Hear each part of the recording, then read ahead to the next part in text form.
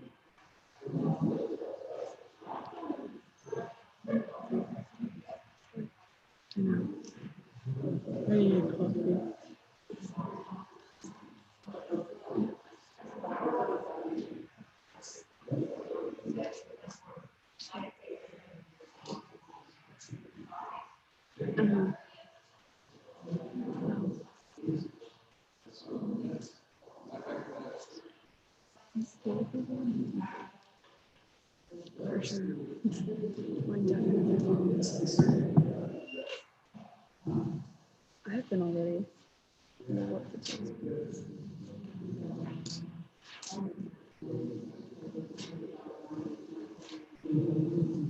What is that?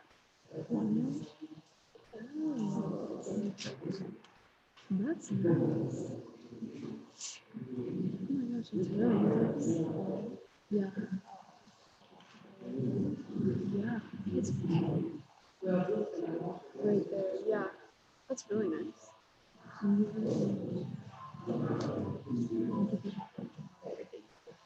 Okay, okay, that's good enough. Programs and stuff. Yeah.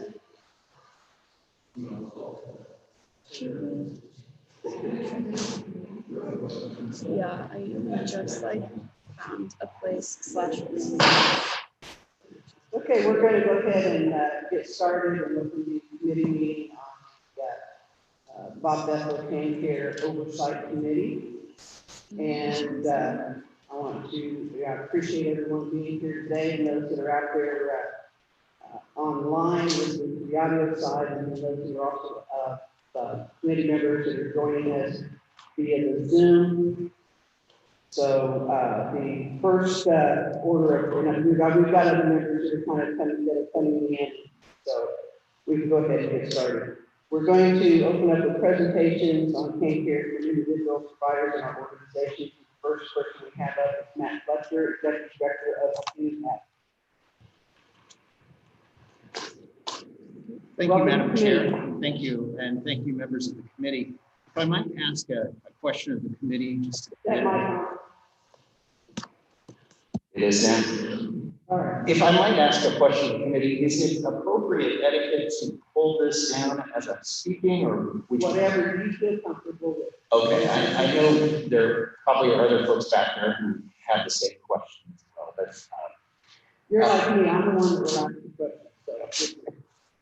well, thank you for the opportunity to discuss the fiscal impacts of COVID-19 on the Kansas Community Service Network for persons with intellectual and developmental disabilities.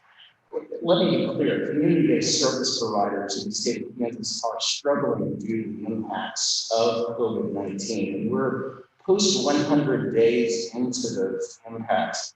I'd like to share with you some of the impacts that we've been able to discover and learn more about so far in the pandemic.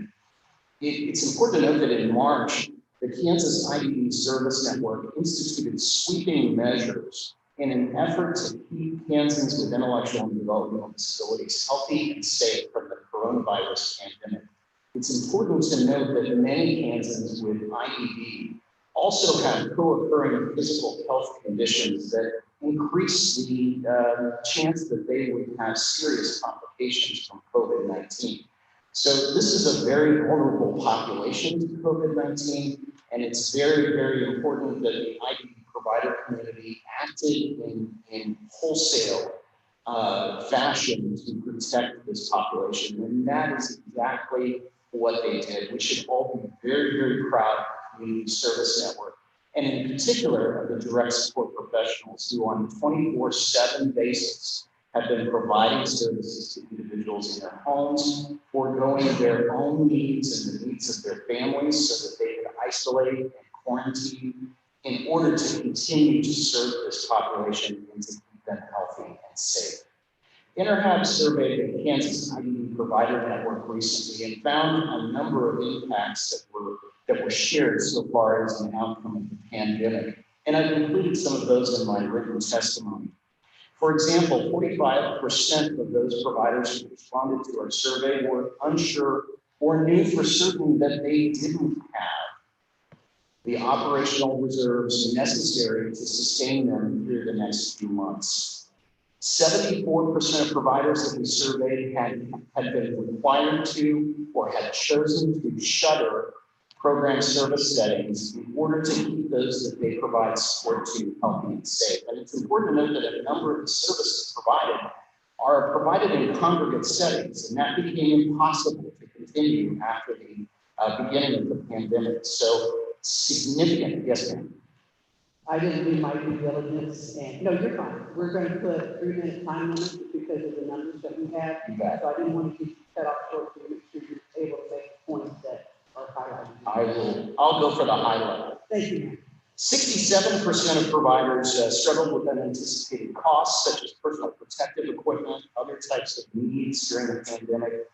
And most importantly, we found a significant loss in service revenue. As these program settings were closed, as they were shuttered, that meant the end of being able to bill for services provided, and that has had significant impacts already on the bottom line of these providers. In fact, we estimate now the system may be approaching the $20 million mark of lost revenue due to the COVID pandemic. Now, I want to point out that 100+ days into the pandemic, there still has not been any form of state relief provided to these providers to help them deal with the COVID-19 pandemic. We began in March to discuss with the appropriate agencies the need to put mechanisms in place, mechanisms that other states have put in place to provide relief to these types of community providers.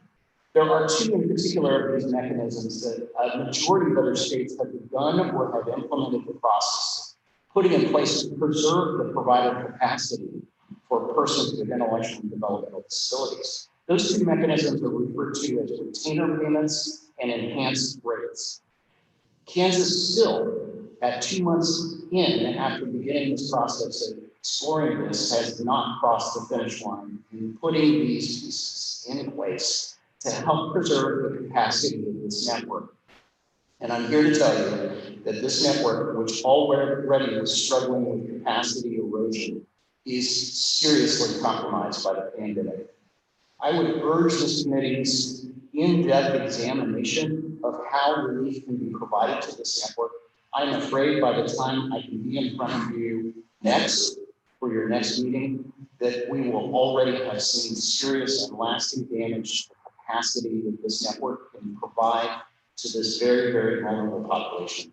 One final note, and then I will close my comments. It's important to realize that for the IDP provider community and Kansans with IDP, COVID-19 will be a reality long after Main Street reopens and the general population returns to normal, quote unquote. We will need to protect and provide for the well-being of this population and to continue to isolate and to quarantine and to be very mindful and to modify our program settings until really there's a vaccine. And that could be well into next year before we have that. So I ask again that this committee prioritize the needs of persons with intellectual and developmental disabilities and the service providers who help to support them, and to continue to examine the ways that we can provide relief to this very important provider network. And with that, I'll stop and see the question. Thank you, Matt. I think what we'll do is we're going to go ahead and get through the conferees, and then committee members, you'll prepare your questions at the end, and we'll go through them at that time. Thank you. Thank you, Matt. Next, I have Nick Wood, Associate Director with KanCare.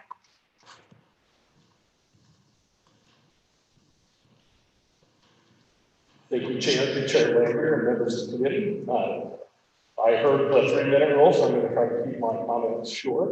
Can you hear me okay with the mask on? We can, and we do have cards, so Okay, yes, display it. So you heard Matt talk about kind of the financial impact of COVID on the IDP system. I'm going to break down these issues a little bit further, and I guess I would just explain the way CMS did this for states was really to kind of try to make use of what's called Appendix K, which is an appendix to all 1915C waivers. In Kansas, we did this for 7 of them. It was a seldom used provision under Medicaid before this. It's there by regular statute to allow states some flexibilities to deal with disaster. They've been used in hurricanes, and earthquakes, and tornadoes, and that sort of thing, but it's fairly seldom used, and it's based on some guidance that came out in 2003 as sort of the authority for CMS. So through all of this, you saw CMS kind of trying to interpret their own rules and then work with states to come up with some guidance. So I just want to preface by saying it was a complicated affair.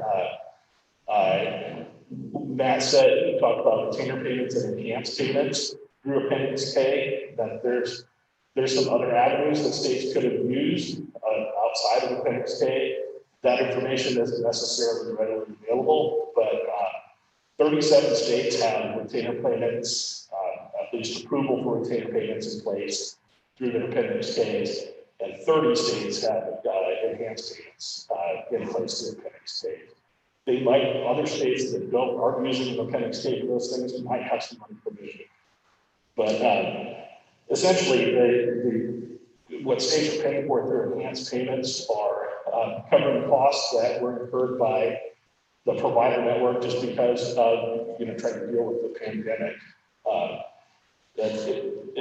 Essentially, you have 2 things that went on here. A lot of providers were out serious billing, so they weren't able to make payroll. So a lot of their staff had to basically pursue unemployment, and they had to close the programs.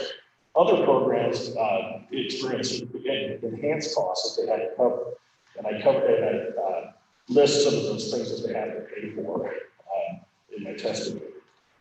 Since I don't have very much time, I just want to say we did our best to try to come up with what we thought was a good estimate. It would have been nice to work directly with the state agencies and probably the MCO, since they had control over the claims databases that would have provided this information for us, but we didn't have that. So we came up with our own estimates. I would very much like to have future discussion on where those estimates are at.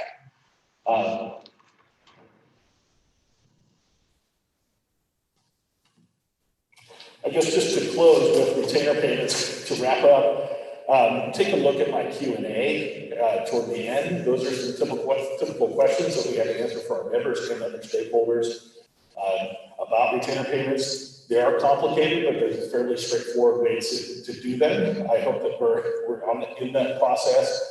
KDES has been very responsive and willing to talk to us about these things, but I'm not sure about the other pieces that are needed to connect to make this happen. So with that, I'll end my testimony. Thank you. Thank you very much, Nick. Next, I have Linda Mowbray, President and Chief Executive Officer, Madam Chair. Healthcare Association. I don't have next testimony. Could someone from the staff provide that for me?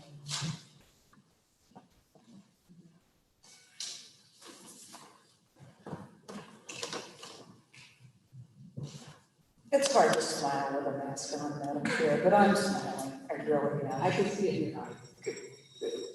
Good morning, everyone, and I'm so happy to be here today. I'm Linda Mowbray.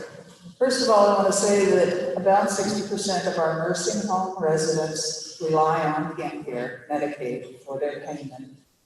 With that, the nursing home providers themselves rely on you for their money, for their support, for their guidance, for their survey efforts.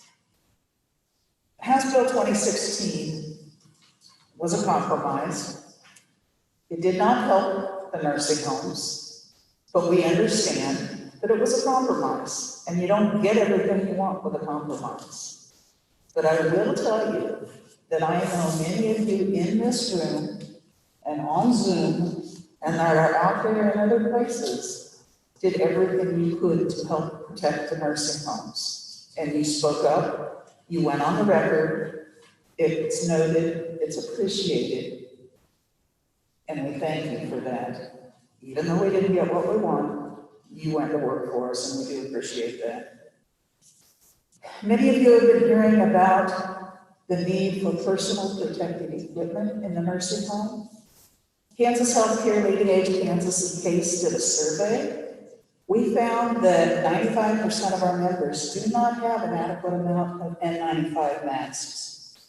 84% are using homemade masks. 90% are reusing masks. People will tell you that they got a shipment from the federal government. They got PPE. I would show you what they got from the Hanes Company, a mask, commonly referred to as a tidy whitey. And this was supposed to be adequate PPE. For gowns, we have the ever popular blue trash bag. It has a hole on one end, a place for your head on the other, and you get to cut out your own armholes on it to customize it just for you. Even the best infection control nurses haven't figured out how to dock, how to take it back off without contaminating. And that's what our government sent. We have child-sized goggles. So for those of you who have tiny-faced people in your buildings, these were the goggles you got. We have been told by KDH&E that they have 2 storehouses of PPE. Please help us get that. We don't need to have an outbreak in a home to have supplies on hand. We are working closer with KDH&E and with emergency management to try to release those supplies, but we're not there yet. Finally, the federal government did allot Kansas $1.2 billion in COVID CARES relief aid. We have requested some of that. We have requested about $21 million, which translates into about $20 a day for 120 days to help pay for supplies. Chief Seattle says what befell the earth befalls the sons of the earth. I would say to you that what befalls the nursing home providers befalls the residents in those homes. Please help us make Kansas seniors a priority and help them live and thrive. Thank you.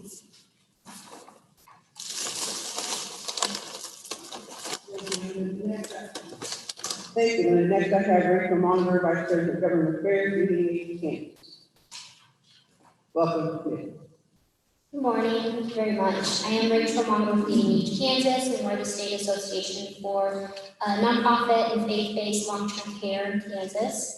And the long-term care associations are trying to split up topics so we can try and cover everything. There's never enough time. So I hope you will look at my written testimony as well. Today, I'm going to touch on testing needs in long-term care. As you may have heard already, we are now 4 months into the worst pandemic in a century, and our state still has not much more than a patchwork plan for protecting older Kansans' lives.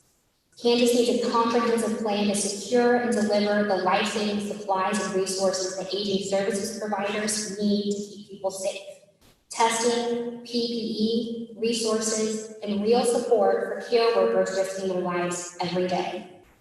We also need comprehensive state and regional plans to respond to COVID-19 resurgences that value the lives of everyone across the healthcare spectrum. So again, today I'm going to touch on those testing needs, and specifically that we need on-demand and fully funded access to rapid results testing for older adults and their care providers. Long-term care needs access to critical testing tools that will help them identify and isolate staff and residents who have been exposed to the virus. They are forced to wait days for test results and are often limited in who the health department is willing to test. Our state testing resources for adult care homes are only triggered by symptomatic outbreaks, and this policy remains despite knowing that COVID-19 has a large number of asymptomatic and pre-symptomatic victims. And this is particularly true among the elderly, where CDC studies have found that asymptomatic rates of up to 50% in elderly people and when they study nursing home outbreaks. There's no funding or priority for testing asymptomatic residents and caregivers in adult care homes until after an outbreak has already spread through the building. And even then, the state and local health department do not offer testing for everyone in the building. KDHE informed us last week that they are offering testing to all residents and staff in a building where there's been an outbreak. However, the stories we are hearing about limited testing from our membership are from well within the last month. So it's clear that there continues to be a lot of miscommunication and confusion among state and local governments, which then leads to a lot of confusion and miscommunication with providers and their residents and families, which is the opposite of what you need when you're battling a pandemic. I hesitated to kind of share the story in case it, kicked a hornet's nest, but I do think it's important to share what ends up being a particularly egregious example of the lack of communication and support our providers are sometimes receiving from governments and agencies during the pandemic. Recently, a member nursing home discovered a COVID-19 positive case in their building. They reported it to their local health department as required. The health department did their investigation, offered testing to only a limited number of people, which according to their algorithm, whatever it is, they decided that would be appropriate for who was exposed. A family member of a resident became upset that testing was not being done on all the residents and staff in the building, contacted someone at KDHE to make a complaint. And apparently, the staff member she contacted at KDHE did not offer any resources to help access testing, but did urge the family member to start a social media campaign against the nursing home to demand that the testing be performed by the home. Our member told us that they had contacted KDHE about this incident, and the agency is supposed to be looking into it. That's as far as our information goes. But it was an infuriating story to hear that is gut-wrenching enough for these providers and these workers to be fighting the deadliest pandemic in the century without having government workers actively plotting against you. It's an extreme version of how our providers and citizens have been feeling during this pandemic.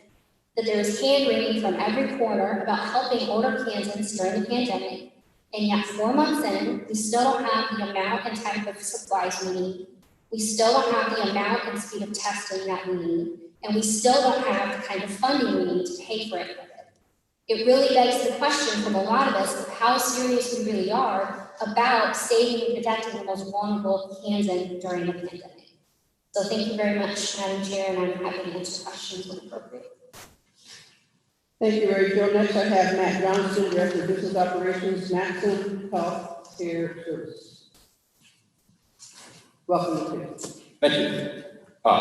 Thank you, Chairwoman. Thank you, committee members, for letting me speak. My name is Matt Johnston. I'm the Director of Business Operations at Maxim Healthcare. We provide specialized medical care to people on the TA waiver and IDE waiver.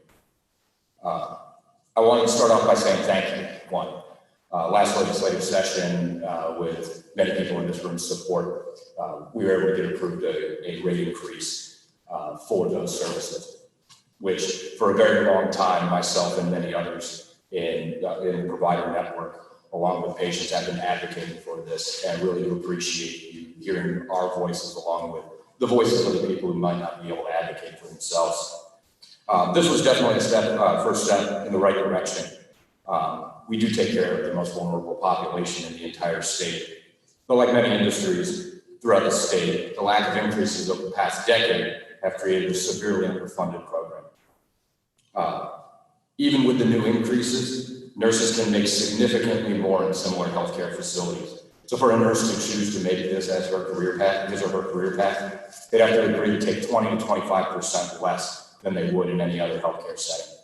It's difficult to recruit, train, and retain nurses, especially in a field that's in high demand. But it compounds the problem significantly when we're offering significantly less money. This committee had given the recommendation last year to the legislature to increase to the national average. Even with the new increase right now, the state of Kansas is still in the bottom 30% of states. Our ask is to increase the specialized medical care rate to $47 an hour from $37. It's a significant increase, but it's also the same amount of money that we've been advocating for years. This falls in line with the rates for surrounding states that have created a strong program to provide care for these patients.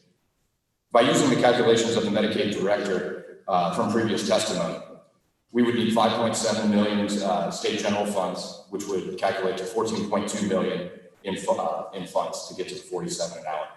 There's also an approach that would be revenue neutral. This would involve transferring money from KDHE hospital caseloads to KDADs. If we look, KDHE has an update on specialized medical care rate increase later on today. Based on the data that has been presented in previous testimony, it would make every patient who receives specialized medical care need to reduce hospitalizations by 5 days in a year. To give you an example, we just brought home twins from the hospital. Each one of those children was in the hospital for a significant amount of time. When they were ready to come home, they weren't allowed to. The provider network wasn't able to provide the nurse, and it had nothing to do with nurse availability. It had to do with nurse availability for the price that they're going to be able to be paid. That family had to wait in the hospital for over 30 days to be able to finally come up with a solution to be able to come home. And the resolution was to be able to reimburse the provider so we could reimburse the nurse higher. On the 5-day calculation, that means these two patients were 6 times the amount that it would have cost to remain revenue neutral.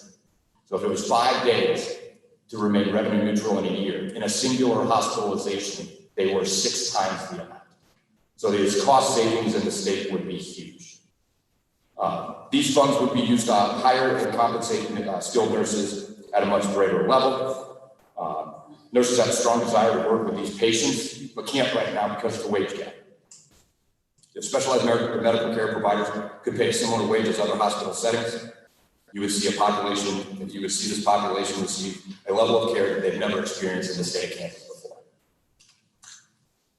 And I'll stand for any questions. Thank you. We're going to, if you have everybody go at the end after this session. Thank you very much. Next, I have Mark Schultz. Is that correct? Did I butcher that name? That's pretty close. It's Mark Schulte. Schulte, and I should have known that. Legislative Committee Co-Chair, Kansas Adult Care Executives Association. Welcome. Madam Chair, committee members, thank you for your service to the state and leadership in this very difficult time. I am Mark Schulte. I'm a member of KACE, which is the Kansas Adult Care Executives. KACE is a nonprofit professional organization serving adult care home administrators and assisted living operators. We have over 300 members, and a lot of our members are both owners and operators in the communities for the businesses. My testimony today will touch on really two areas that I'd like to visit with. We have submitted written testimony as well. But primarily I want to start with Medicaid eligibility and reimbursement. One of our challenges over the last several years has been eligibility determination for anybody coming in Medicaid. As was said earlier, we have a fair number of the people we serve whose services are paid for by Medicaid. That number is over 60%. The eligibility process has been brought into KDHE, and we've seen significant improvements on that. We're very grateful for that. We hope that we can continue on that path and get those things determined quicker. We also do want to talk about reimbursement. My next topic will talk about some of the challenges we've had with this COVID-19, but reimbursement is a significant problem. For getting tested, I've had, in the community I work in, I've had all the staff and all the residents tested. It's $125 per test. It's a significant charge. And it's a challenge to do that in many of the communities. I'm in Wichita, but many of the communities, especially in the rural areas, which I have a great deal of experience working in, can't even find the labs to do that many times. So there's many barriers to getting that done. When somebody is identified as having COVID-19, the per day rate fees are going to be oftentimes exceeding more than $200 a day over and above what we're already paying to provide care. So working on and advocating for any kind of Medicaid rates, we understand there's been a proposal for a $20 per day. We would hope and ask that everybody on this committee can advocate for that, making its way through the legislature. Finally, I'd like to touch on really what this has been. If you can imagine coming into your home every day, having to get your temperature taken, asking several questions to make sure you're not sick, not being able to eat in your dining room, not being able to go out and visit with the people you normally visit, not having any of the people you'd like to come see you come. We're doing this in congregate settings and trying at the same time to do everything that everybody's talked about in doing infection prevention. It's a big challenge. And our goal is to keep everybody safe, but at the same time, continue to have a resident-centered environment that is home-like. So we thank you for your time today. We ask that you continue supporting aging people who we've identified as being the most significantly challenged and the most vulnerable to this disease. And if you have a chance to revisit the legislation that protects us from liability, every day I go to work and I drive by a sign that says, I sue nursing homes. There are people that sue nursing homes just to sue nursing homes. So thank you for all your support. Thank you very much. Next, I have Sean Gatewood, Co-Administrator, KanCare Advocates Network. Welcome to the committee. Good morning, Madam Chair, members of the committee. Thank you for allowing me to testify today. With any crisis, there's sort of phases. And the first phase in this crisis is obviously, in any crisis, is you're sort of back on your heels, taking off guard. I think most of us probably felt that way with this. Sort of ill-prepared, and as we kind of move forward, you kind of get to a plane where you can step back and take stock and plan for the future a little bit, learn, review what we've learned from this crisis. And although there's still, as you can hear from previous testimony, there's still plenty of issues out there, I think that we've come to a point where we can sort of take stock and learn. The clear problem, highest risk issue with COVID is that of anywhere where people live in close proximity to one another. And so with the Medicaid population, that tends to be folks that live in, these various congregate settings. We used to have a program in the state of Kansas called Money Follows the Person. That was a program that allowed money literally to follow the person and get people out of nursing homes or out of these sort of congregate settings where it was appropriate. There are many instances where, various settings are appropriate, but there are times when people don't want to be there. It's not medically necessary. I have to take the time to say thank you. I've become aware of one of our managed care organizations that has sort of developed their own program. And United Healthcare has a dedicated team I've become aware that is working on getting people, diverting them from congregate settings to any kind of different kinds that when it's appropriate, eliminating some of the barriers to keeping people out there. And I'm not aware of the other managed care organizations having those, but I'm not aware of them not having them, if that makes sense. I just know about theirs. Anyhow, I think that is the one thing we can learn from COVID and to be prepared for, is to try to get people out of congregate settings, because that's where the risk is. So that's why we are always pursuing things like money follows the person, protected income level, anything where we can find barriers to people living at home in the least restrictive setting as possible. And so having state leadership, NCO leadership from our advocacy organizations out there, again, that goal in mind, keeping people in the least restrictive setting as possible, living in the community where they want to be, in whatever setting that may be. And I think that is the least risky situation that we have. So I will stand for questions at the appropriate time. Thank you, Madam Chair.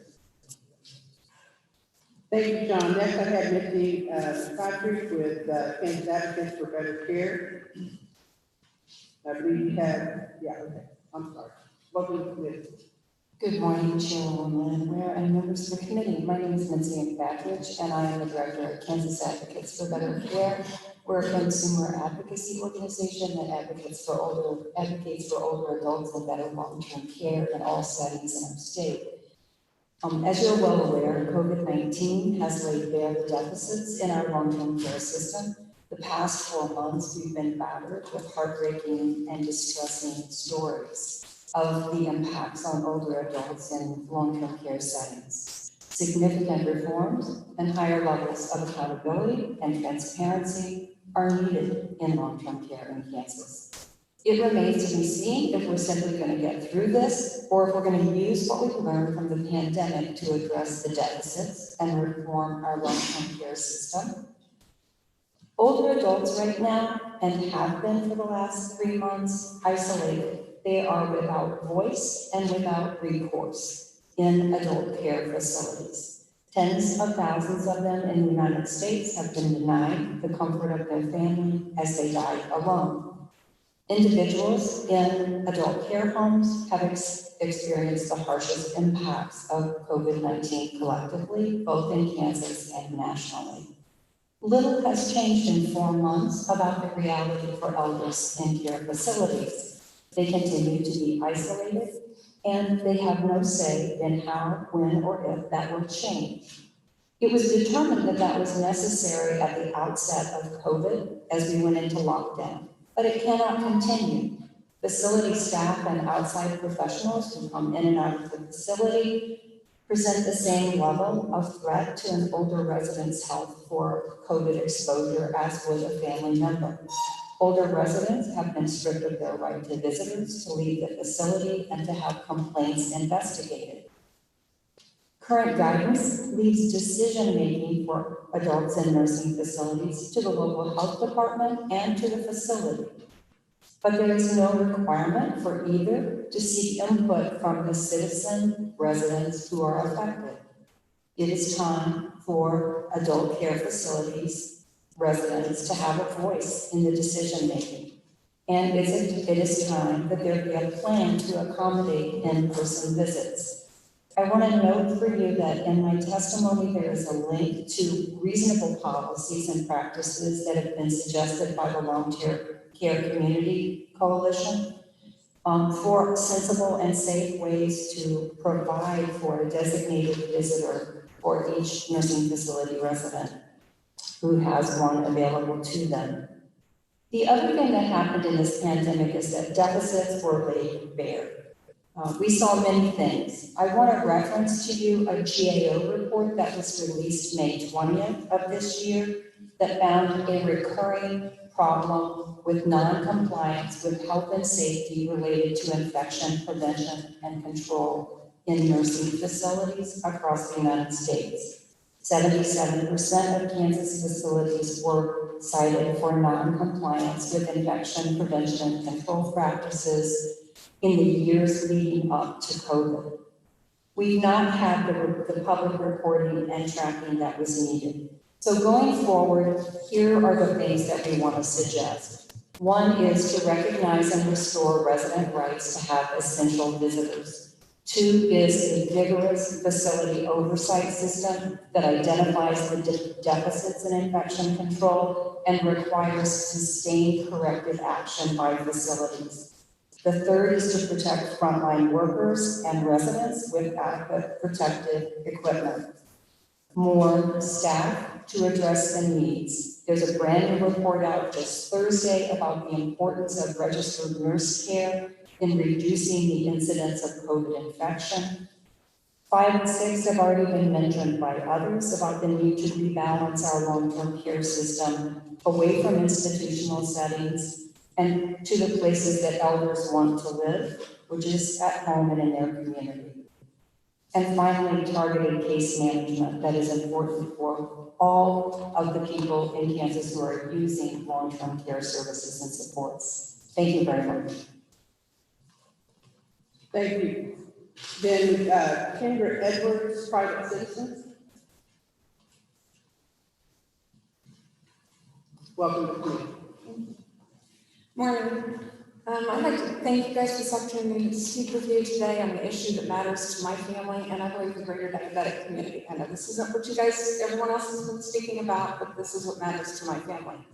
My name is Kendra Edwards. I live in Wichita with my husband and children, 3 of which are type 1 diabetics. Tabitha's 16, Caleb is 13, and Daniel is 11. Tabitha's with me today. She was diagnosed when she was 4. Diabetes is a disease I'm familiar with since I was a child. I have 2 paternal siblings of my dad's that were diagnosed and have lived with complications, which can include kidney failure, heart disease, loss of circulation, causing infection, and loss of limbs. The better a person's blood sugar is controlled, the longer they live, and the less complications involved. Tabitha and her brothers have been using a long-acting insulin called Lantus and a fast-acting insulin called Novolog since they were diagnosed. This was working fine until Tabby started to go through puberty. With these changes in her hormones, it also affected her blood sugar, which made it harder to control. She had unexpected highs. Our endocrinologist prescribed for us a new insulin called Tresiba, but it was denied by Medicaid. We tried Levemir, which was the other insulin, long-acting insulin on PDL, with the same results as we had with the Lantus. So Dr. Spade began giving us samples of Tresiba. Almost immediately, Tabitha's blood sugar levels stopped being so erratic. She stopped having fasting highs, where she'd not eaten in over 8 hours, but would have her numbers go over 300. The other thing that was almost unheard of was that she reduced the amount of insulin she needed for her long action. She went from 34 units to 27 units a day. In December last year, Tabby's A1C was 9.9, which translates to an average blood sugar reading of 237.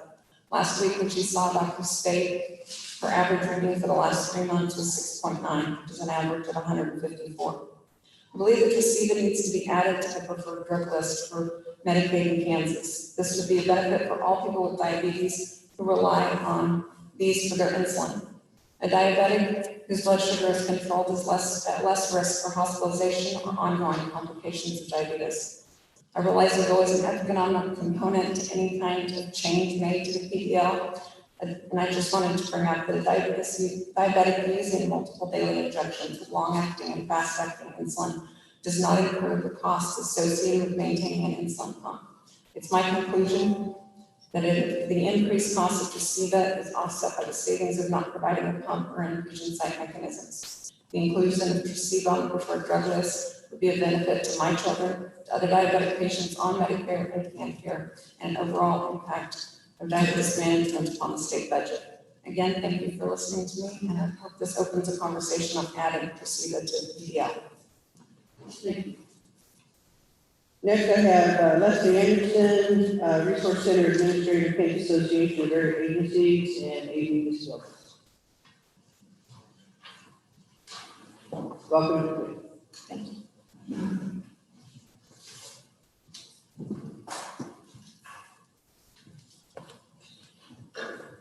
Good morning. I am Leslie Anderson. I'm the director of Kansas Association of Area Agencies on Aging and Disabilities, covering all 105 counties in the state of Kansas. The Area Agencies on Aging were created in 1973 to develop and coordinate services based on the unique needs in their communities. Most people would like to age in place, and sometimes it's very difficult when services and programs are not available in that particular community. So the AAAs also advocate for services. No two AAAs are alike because of the unique demands and unique needs in their communities. The public health crisis has really increased awareness in several areas. One of them is the fragile infrastructure that we have, the importance of addressing social determinants of health, and the need for disaster planning. And it demonstrated how innovation can safeguard service delivery. I'm not going to paint a rosy picture here, but there are some things that AAAs have been able to do during this public health crisis, and one of them is to distribute 127,095 masks, which Representative Langer is part of at the Central Plains Area Agency on Aging in Wichita. Thank you very much. And we were also able to work within the additional FFCRA and CARES funding and flexibilities, and working with KDADs to make sure that people in their homes had meals. Sunflower Health Plan also donated $1,000 to several of the AAAs to continue meal delivery in their areas. In 2018, the legislature had appropriated funds for the Administrative Case Management Program to add a layer of assistance for individuals functionally eligible for the PD, FEEI waivers, and PACE. And on May 1st, we actually had a soft start of that program and helped 113 individuals with filling out their Medicaid applications, completing Medicaid renewals, and receiving documentation for crisis exceptions, brain injury, and other disability-related needs. And we want to thank you for this opportunity to showcase some of this, but also to consider the infrastructure that needs to be shored up and the value of all the providers working together during this public health crisis. Thank you so much. Thank you. Next, I have Audrey Dunville with Kansas Hospital Association.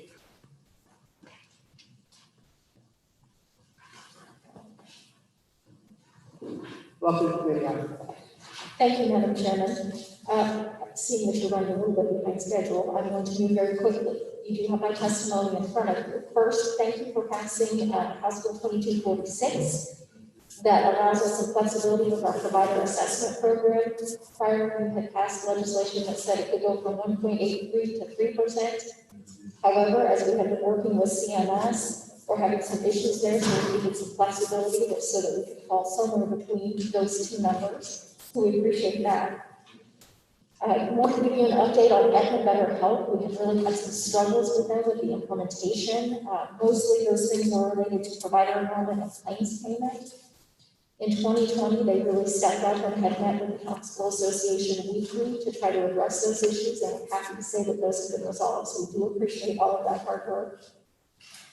Regarding telemedicine, certainly during COVID-19, during the pandemic, we have been accessing telemedicine to a significant degree higher than we have in the past. Our patients are finding that they like using it. And so while we appreciate you adding or extending those flexibilities in House Bill 2016, as it was finally signed by the governor, we also would like you to keep those changes in mind as we get past January 26th of 2021 and look at what policies should be implemented permanently via telemedicine. Next, transition of the staff, the Medicaid staff at KDHE. I think we've had a really good working relationship with the staff at KDHE, and we look forward to having the same relationship with the new Medicaid director and Medicaid medical director as they come in. And then last, the impact of COVID-19 on our hospitals. I think this is certainly a question that everyone has been trying to answer. What we have been doing is monthly surveying our hospitals and asking them to look at what their revenues look like year over year. So as you see in my testimony, the year-over-year revenue impact in March was a reduction of 18.5% from our responding hospitals. And in April, revenues were down by 45.4%. So we are still waiting to see what those look like in the future, and we will keep you updated. I think there's one message to take away from our testimony is that as we hopefully get out of this pandemic, that as we review the policies that were implemented to address it, that we really take a good look at what policies should continue that turned out to be good policies that we tested only because of COVID-19. Thank you. Thank you, Audrey. Next, we have Luann Kibbe, Southeast Kansas Independent Living Resources. Yes. Okay, that's the welcome to the committee. Can you hear me? All right. Yes. Thank you, Chairperson Landwehr and committee members for allowing me to testify today.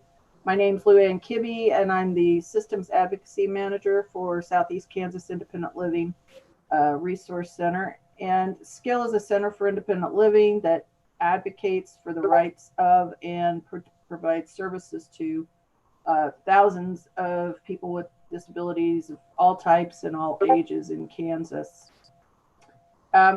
These last 4 months, of course, have been difficult for everyone, but I believe it's been more difficult for many of us with disabilities of all ages across Kansas and across the world. Many of us with compromised health issues, that COVID-19 has restricted us from really living our life, which is not just put a strain on ourselves, but also our support systems, including our family members. Going into the community and experiencing so many people not wearing masks or practicing social distancing is terrifying and could easily lead to many of our deaths. So my written testimony presents some of the things that SKILL has been doing to assist people that we work with in our communities, as other centers for independent living, our sister organizations, have done similar activities also. So I won't go into great detail, just touch on some of those. The first thing we did was to contact each of our customers to ask them some questions regarding their safety, their health, and what their needs are that we might be able to help them with. And we continue working on that. One of the things that we did was we set up mercy boxes outside of each of our SKILL offices in Southeast Kansas with non-perishables and paper goods. You know, take what you need and give what you can, which has been real successful. We've distributed from our SKILL offices or with partnering organizations also TFAP food commodities each month. We've packed up and distributed the disaster household distribution program foods. We've contacted local county emergency management departments to try to get PPE, which has been varying levels of success in those.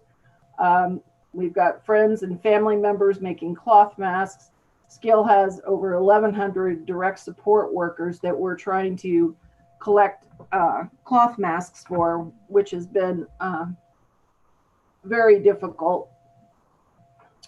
Sunflower did get masks for the Centers for Independent Living to distribute, which I give them credit for, but unfortunately they're the disposable masks, and 3 or 4 of those to each customer for a worker doesn't last long. So we've also been working with our customers on maintaining support workers testified many times about the shortage of workers previous to the pandemic, and this pandemic has just escalated that. Terrible. I mean, people are really struggling out there with their workers. We've got to figure out a better way to treat our direct support workers and make those positions more desirable. So Skill and the other centers for independent living have been advocating for people with disabilities to be able to live safe, healthy lives in the communities for as long as I can remember. And what has been occurring, of course, in congregate settings, such as the nursing homes and group homes across the country and in Kansas, has been devastating to watch. That's why we, as the Centers for Independent Living, are getting more calls now from people that are in congregate settings that are desperate to get out. And it's really unfortunate because we don't have a lot of resources. Our resources were minimal prior to this, and this is just really, the whole pandemic has impacted that drastically. So we're doing what we can to help people get out with as little as possible. And just as we're trying to do to keep all of our other customers that we have in the community safe. But we really need more help and support. We need more funding to help people with the transitioning back into the communities. We need to make the direct support workers more desirable, as I said. We need more PPE, just as everyone else does. And we need to make sure that everyone's daily needs are being met, because currently it's just not happening. Thank you for my ability to give testimony, and I take any questions when you guys are ready. Thank you. Thank you very much. Next I have Brad Lindenkamp, Self-Advocate Coalition of Kansas.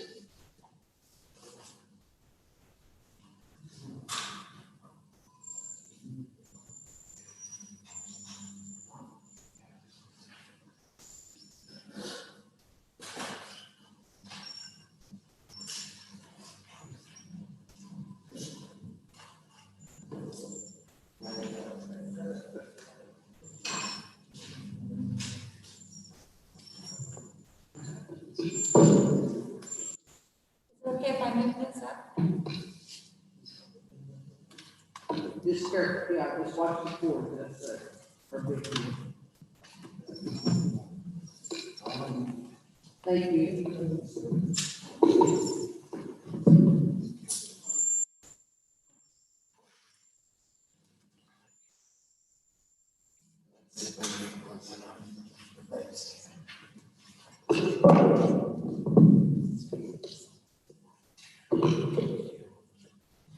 Thank you, Madam Chair, members of the committee.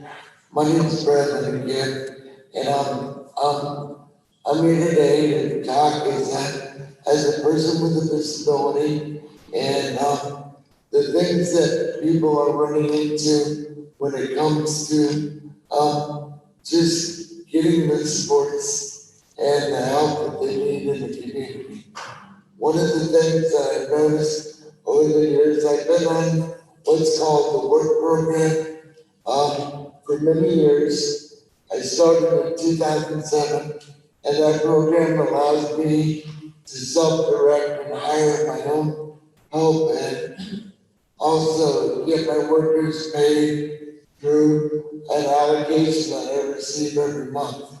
But the one thing that I do notice is that the wages have not changed in almost 13 years, and it is getting harder and harder to find people that want to work for $10 an hour and to also come in and do what they need to do. But when it also comes to the opportunities that now that I have to go through a fiscal management provider out of state to get my workers paid, and the paperwork that I have to use is cumbersome for them, and when they see it sometimes, and people are willing to work, they don't want to because of the process that you need to go through to do that. So, and also with the wages in itself, and it's in my testimony, I'd like to say that even people at McDonald's are getting paid more than workers are today. Thank you for your time very much. Thank you very much. It might be easier for you, Brad, to go through the opening. And then we can have someone move one of the benches out of the way. Yeah, we'll rearrange the chairs. I love rearranging furniture. Hey, you know what? We can do that. We got, and you know what? They're already doing that behind you. All right, thank you. Yeah, already persuaded you. We all have to work together on this stuff, so make it easier for you to get through there.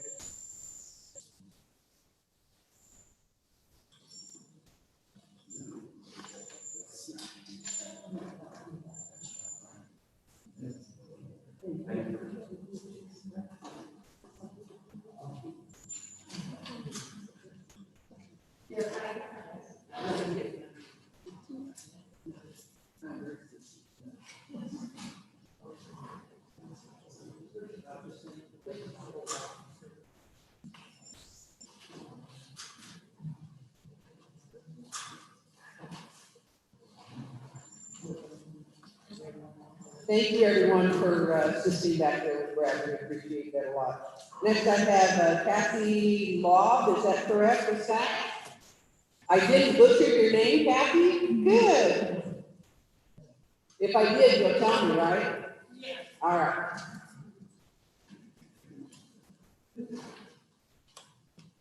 Welcome to the committee.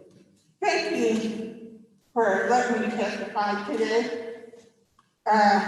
And to speak to you. My name is Kathy Law. I am the legislative liaison for Stop Advocates Coalition of Kansas. For 20 years, I was on the board of directors for the National Park and was in a meeting with the South Advocates, and we were talking about the impact of the Oversight decision. I knew I left that meeting and was returning to a state that did not have Oversight homestead plan. 20 years and many testimonies later, we still don't have one. We are tired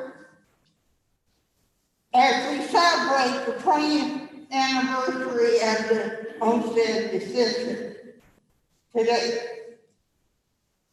Maybe it's finally making some needed progress on this. It is time for the state to stop and disregarding the issue on homestead. It's time for the state to respect, to be respecters of self-government and make changes that we have been asking for 20 years. Before I finish, I would like to add, every year I have testified here and have asked the state to hire staff advocates to provide input, ensuring plain language is used, and nothing is ever come of non-suggested. I hope this year it is different. And thank you for letting me testify. Thank you very much for being here, Kathy. Appreciate it. Next, I have Mike Burgess with Disability Rights Center of Kansas.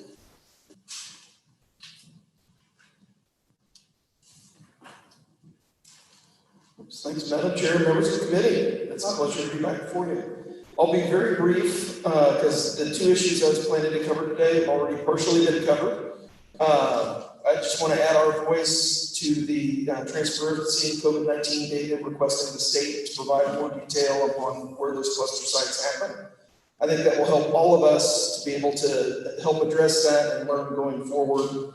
And turn this pandemic into something, there's a lot of negative around it. I'd like to see more positive things come about as a result of it. The second thing, and again, this was previously covered, is just the need to reinstitute MFP. As we know, people who live in the community and out of congregate settings, there are people who can and want to live in the community. It just, if you've been in an institution setting for months, you may need help getting an apartment because you probably don't have a place to stay. You probably don't have furniture, dishes, clothing necessarily. And so there's just a lot that goes with that MFP program to help them make that, to be able to make that transition. I do want to acknowledge the work that the MCOs and others have done. We don't have the scale or the reporting that we had prior to that when we had a full-blown MFP program.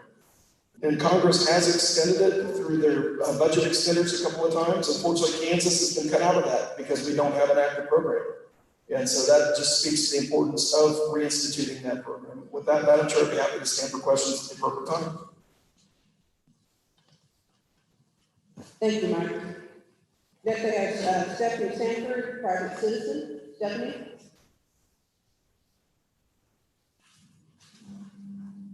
There she is. Welcome to committee, Stephanie. Thank you. Thank you for letting me speak today, and I'm going to speak on a little bit more philosophical level. You have my testimony, and I'm here as my mother's daughter. My mother was blind and raised 3 children. She got divorced in 1972 when the law said that we should go to our father if we decided to because he didn't have a disability.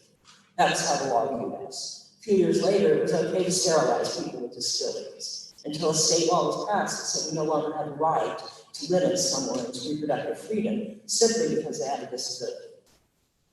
I'm standing before you today, and I want to wish you happy 21st anniversary of the Olmstead decision.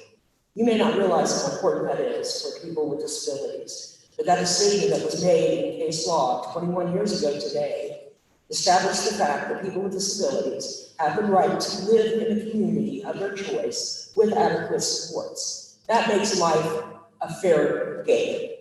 That only 30 years ago, later this week, we will celebrate the Americans with Disabilities Act.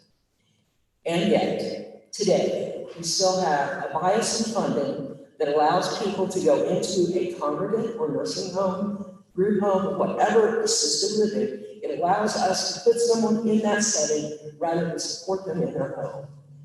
All of the services that we provide for home and community-based services are 1/3 cheaper than anything that can be provided in the realm of a congregate setting. We simply haven't made that as our choice.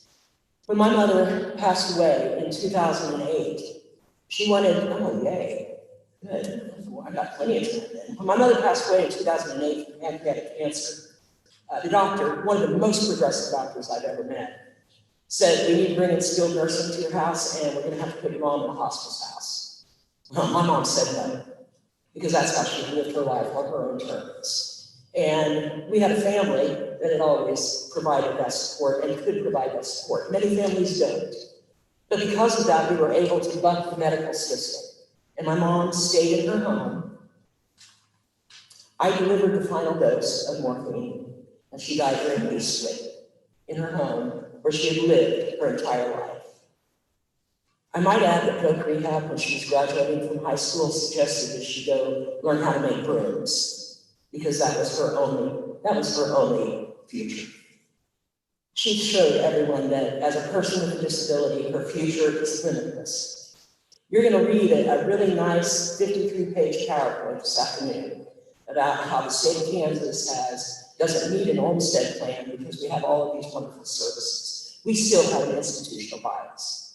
What that PowerPoint doesn't show you is that everything that happened in this state to move us away from that was driven by self-advocates, by advocates all ages, all disabilities through the state of Kansas. And all of those efforts were stopped because we don't have a continuity of a plan. We've been asking for this for 21 years. Just a plan, a commitment by the state of Kansas that says you, as a person with a disability, are worthy of our respect, you're worthy of the life I live, and you're worthy as a person with a disability. I hope that before I die, we make this change, because we can't change the system a doctor at a time. We need to take a bold stand. And let's make that stand today for 20% of your constituents. People with disabilities deserve better. Thank you. Thank you very much. Okay, that concludes our public testimony. Currently, we do have written testimony committee by Bill Dudley, Treasurer of Kansas Association Centers for Independent Living, and Chrissy Wells with Oral Health Kansas. At this time, we'll open it up for questions. And I know this is very difficult because I had a question, I think, on almost everyone that spoke, but let's try to be brief in asking them and trying to get our answers so we can somewhat stay on time. But if we don't, then that's the way it rolls. So I do have Representative Murdan, I believe, has a question. Good morning, everyone. Confirming that you can hear me? We can hear you. Okay, good morning. Quick question on the PPE that we've heard multiple times. Madam Chair, will we be hearing from one of the agencies on an update on PPE in general? We have not, but I think they've been put on notice that they want to hear about PPE from you. That would be great. Specific to the different conversations to nursing facilities and also to skilled care. So that would be great. Second question is for, I believe it was Kendra, the mama with the kids who have diabetes, just confirming that you have gone through the appeal process with your MCOs. I'm sure you have, but. Yeah, we have to step up to the mic, please.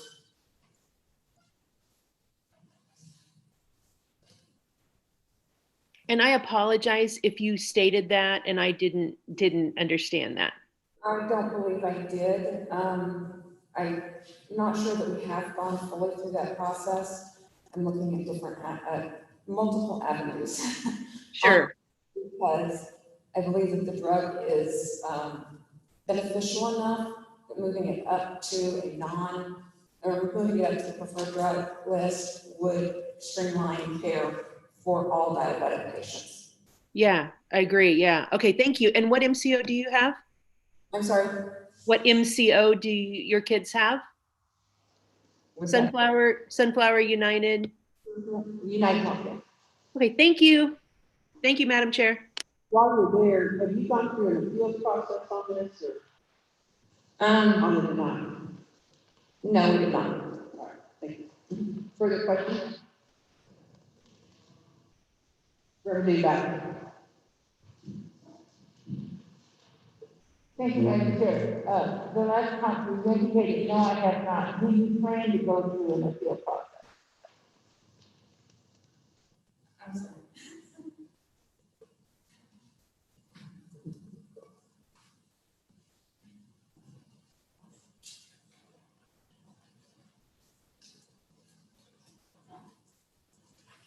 I may need to speak to someone or know where to contact to find out the proper appeal process. All right, stay there for a minute. Okay. Madam Chair,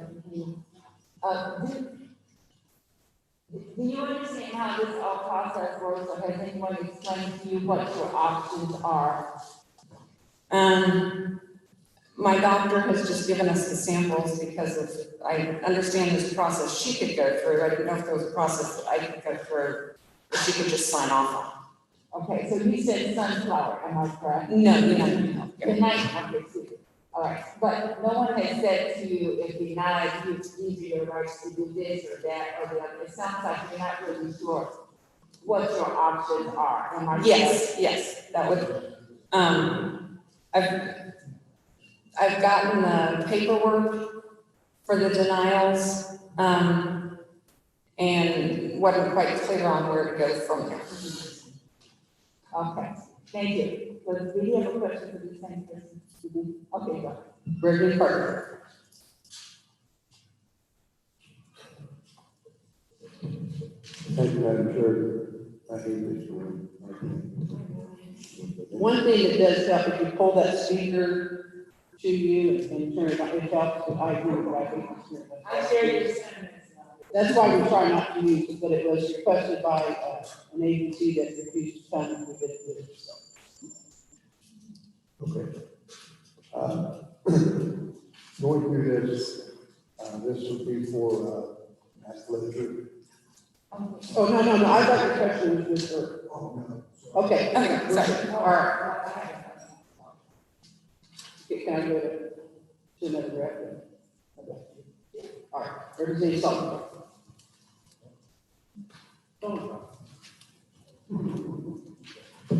Senator, well, you used to be a representative. We're still the upper chamber. Our floor is higher than yours. We'll get over it.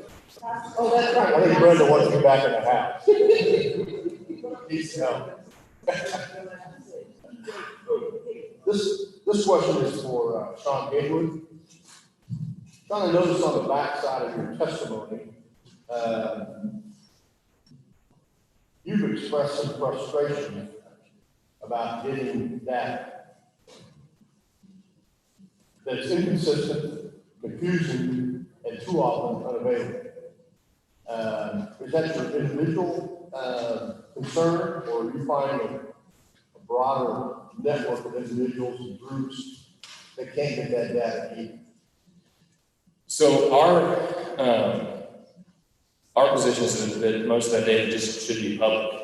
It should just be out there. So yes, I'm aware of some of my members that have requested data and then have been denied. And you know, in particular, where outbreaks are at, the only reason we have the information we have is through a FOIA request through Columbia University and the Wichita Eagle. And what was released there only went down to 15 confirmed cases within whatever institutional setting that is, whether it be a workplace or whatever. And if you're somebody who is looking for a long-term care setting or whatever it is, I would think you very much, or a family member thereof, would very much want to know if there are active cases within whatever setting that is. So I think that information and the position of my membership is that it ought to be available publicly. Okay. Well, thank you for that. You know, I want to echo your concerns. We have, for many, many weeks, had the same frustration, lack of information. And what we're trying to do is provide information for folks to take care of this issue in our community. And so it's with great disappointment that we've got to address this issue with KDHE and Dr. Norman about their lack of information and transparency. I've got great concern about it, very disappointed. So I'm as frustrated as you are. So thank you very much. Thank you, sir. Thank you, Representative Ballard. And if I will ask the committee members, if you have a question for the conferee that happens to be up there at that time, wave at me so that we can try to limit the number of times that they have to come up. Representative Ballard. Thank you, Madam Chair. I have a question for Linda Oversight.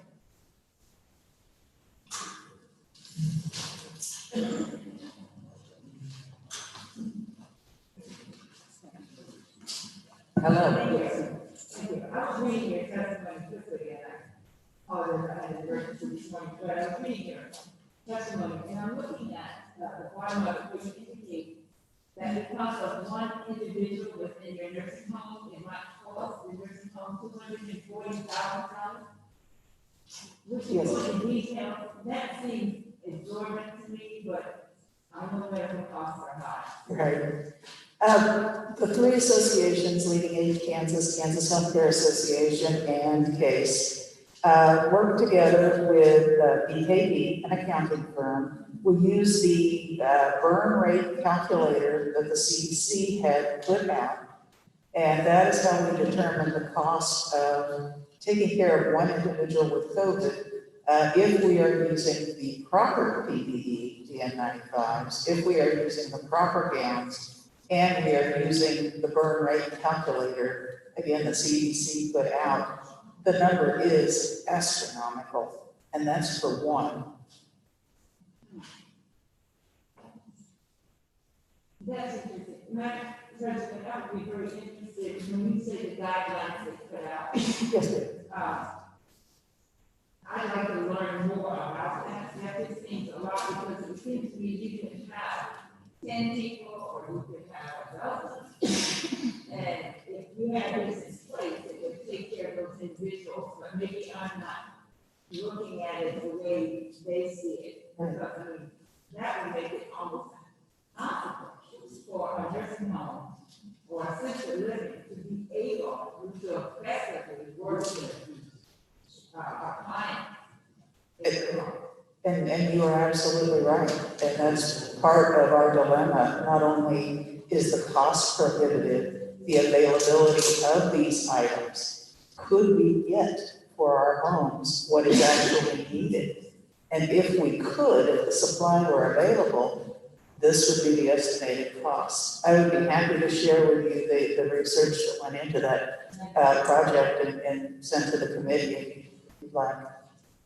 Thank you. I'll have KanCare address that, but I think that would be useful for us because I wouldn't want to do anything that really inhibits people from getting the care they want, but at the same time, we don't really want to put people out of business. Thank you, KanCare. And when you directed it to me, staff, just have it.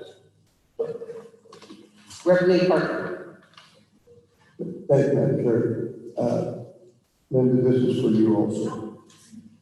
Yeah, you don't disappear unless I tell you. So, I'm sorry. you mentioned here the PPE. What is your protocol for asking for PPE from KDHG? The nursing facility, when they need PPE, has to go through several steps. They have a flow chart, in fact, that I can provide for you that shows they have to look from their normal suppliers. They have to ask for their sister facilities if they have any PPE. They have to go through about 5 different steps before they can actually then request from emergency management.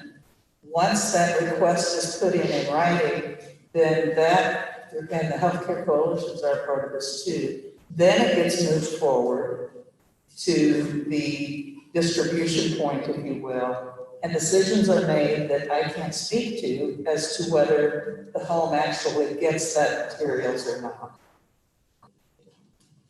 Okay, thank you. I think the question should be to KDHG about that. So anyway, thank you for that. If you could get me that flow chart, that would be good. Absolutely. Thank you.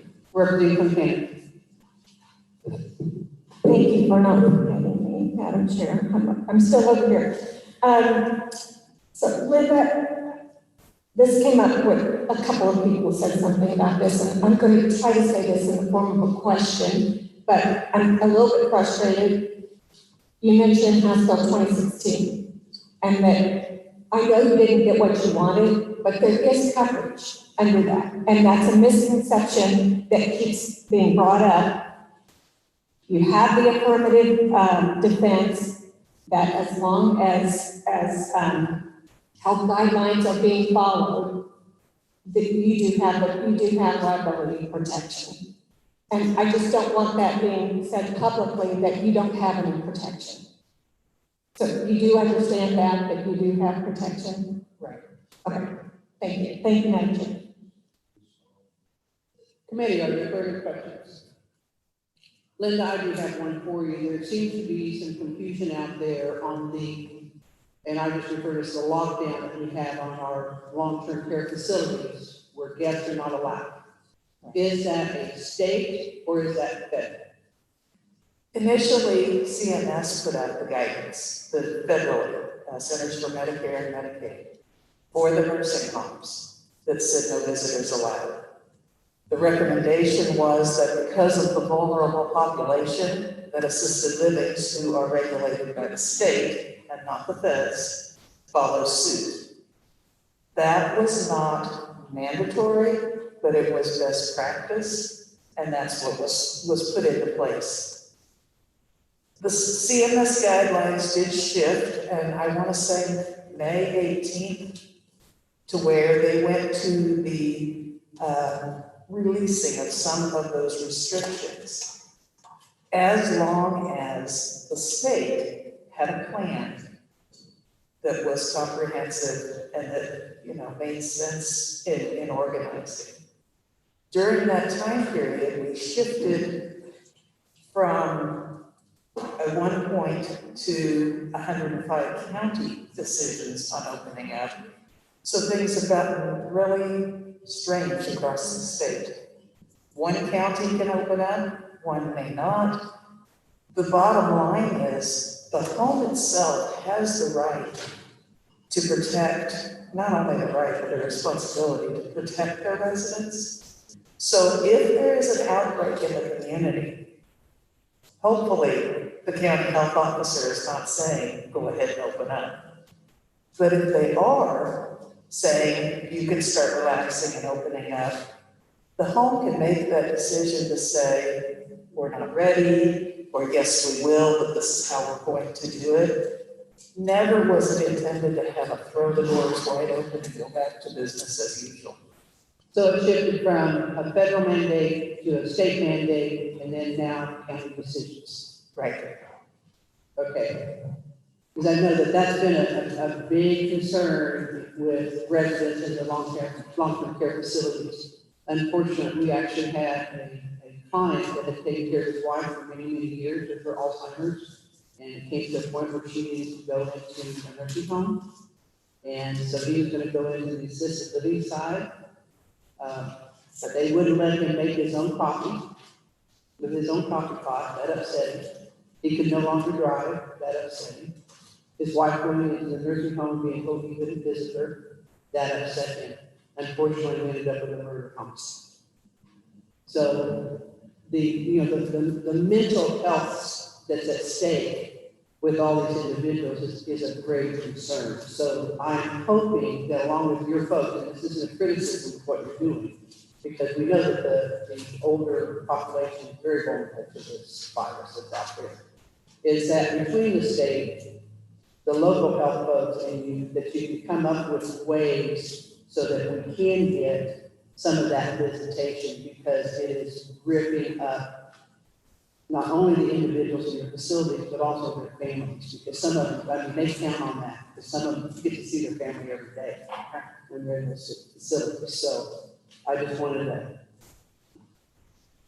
probably something I'm sure that you're aware of, but to make sure that everybody understands how grave this situation is for our long-term care facilities and not having that touch. It was interesting here the other day, I came across a post on Facebook where a family had put up a plastic barrier in their front yard, put holes in it, put long gloves so that grandma could just walk up on the other side of plexiglass and at least get hugs.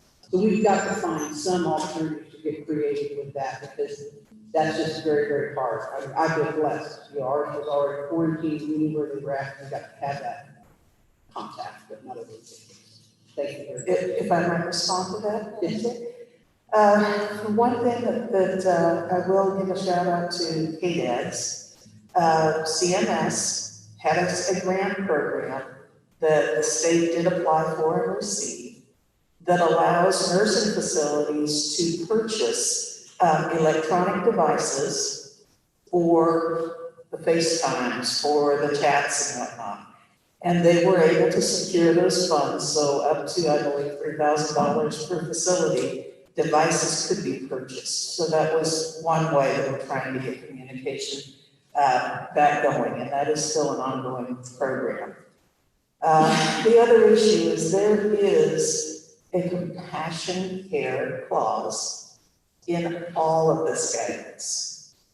And the compassion care doesn't have to be final days, end of life. If a person is suffering, and I think suffering is probably the best word we could use, by not seeing their loved one, for heaven's sakes, do the compassionate thing and figure it out. and get the visiting done as safely as we possibly can, and then go on. You just can't do that. Thank you, Ms. Representative King. Thank you for reading the look on my face. How do you, the compassion care, how do you convince the facility to allow you to do that? The facilities are walking a fine line between rules and regulations and doing what's right for people. So that, that is something that it's just on a very individual basis to where, you have a social service person in the facility, you have the administration. Family members need to talk to those individuals. And I won't say put in their case, but to be able to show, we need to do this. And things can be done. Okay, well, I have a home in my district that did do something like that. That was their interpretation of it, and they got an IJ last week. Then that's an issue that we need to take up with the survey agency, because compassion care needs to continue. Our residents have to be able to, in certain circumstances, without knowing the circumstances, I can't second guess why that IJ was given, but that's the inconsistency of the system that we're working after. And I hope the proper meetings used into that will also address everything about. Thank you, Madam Chair. I'd like to follow up on that. It sounds like that issue is really a liability issue. I mean, I'm trying to figure out how to treat it as a liability issue. If you treat it, then others are to be affected by, I don't know if that's what they're thinking about, or for what reason do you think they're less willing to accommodate the family and the person who actually lives there? I can't guess what their mind state is, but I don't think it's a lawsuit. I don't think it's liability.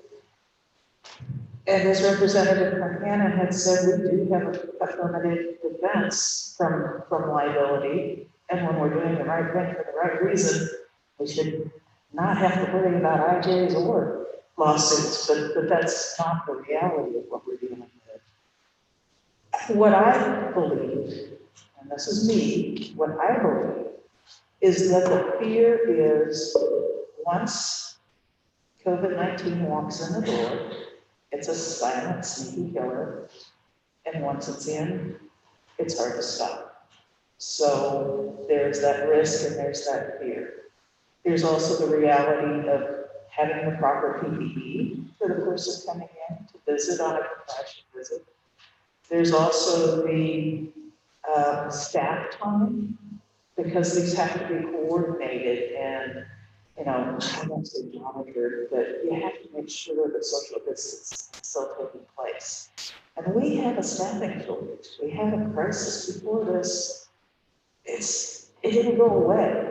So staffing is a shortage, and that scares people. And that's, if we do this for one person, well, we have to do it for everyone. So there are reasons that they'd be reluctant. Thank you, Madam Chair. Thank you for sharing that. And maybe there's lots of things that have to be considered, but I think we also have to consider that they're going to have to deal with depression. Absolutely. Because if they're not dealing with that, depression may not have been the issue before, but now depression will be. And they sound strange, but there's research out there that people can pass away from a broken heart. And part of that is they're missing everything that they value in life. So we may have to put all of those together to decide which of those are we going to give a priority. Because they're not visitors. They live there. That's their home, either permanently or temporarily. But thank you so much for sharing that, because I think that's an issue. With everything else around COVID-19, we're gonna have to deal with it too. And it's not about doing it, you should be able to work through all the other things. And you can sign for this and sign there and sign there. But a limited staff does create a real problem, and that's because either they're sick, they can't do it, or they're not being paid enough, and they go else. Thank you, ma'am. Representative Barker. Madam Chair, you had mentioned in your initial testimony about the immunity law. Initially, in the first bill, it was vetoed. The legislature granted the full immunity. Now, with the, as you mentioned, the compromise bill, we have you have a affirmative defense. An affirmative defense is something that you must assert after you've been sued. So you will have litigation costs. On every lawsuit that's filed against you, you'll need to hire counsel. I'm sure you've probably got counsel, staff counsel, but they'll have to assert, and there would be a hearing on that to make sure that you will follow the procedure. After that, you would be liable. So there is a big difference between the immunity that is granted others and not granted you or your agencies.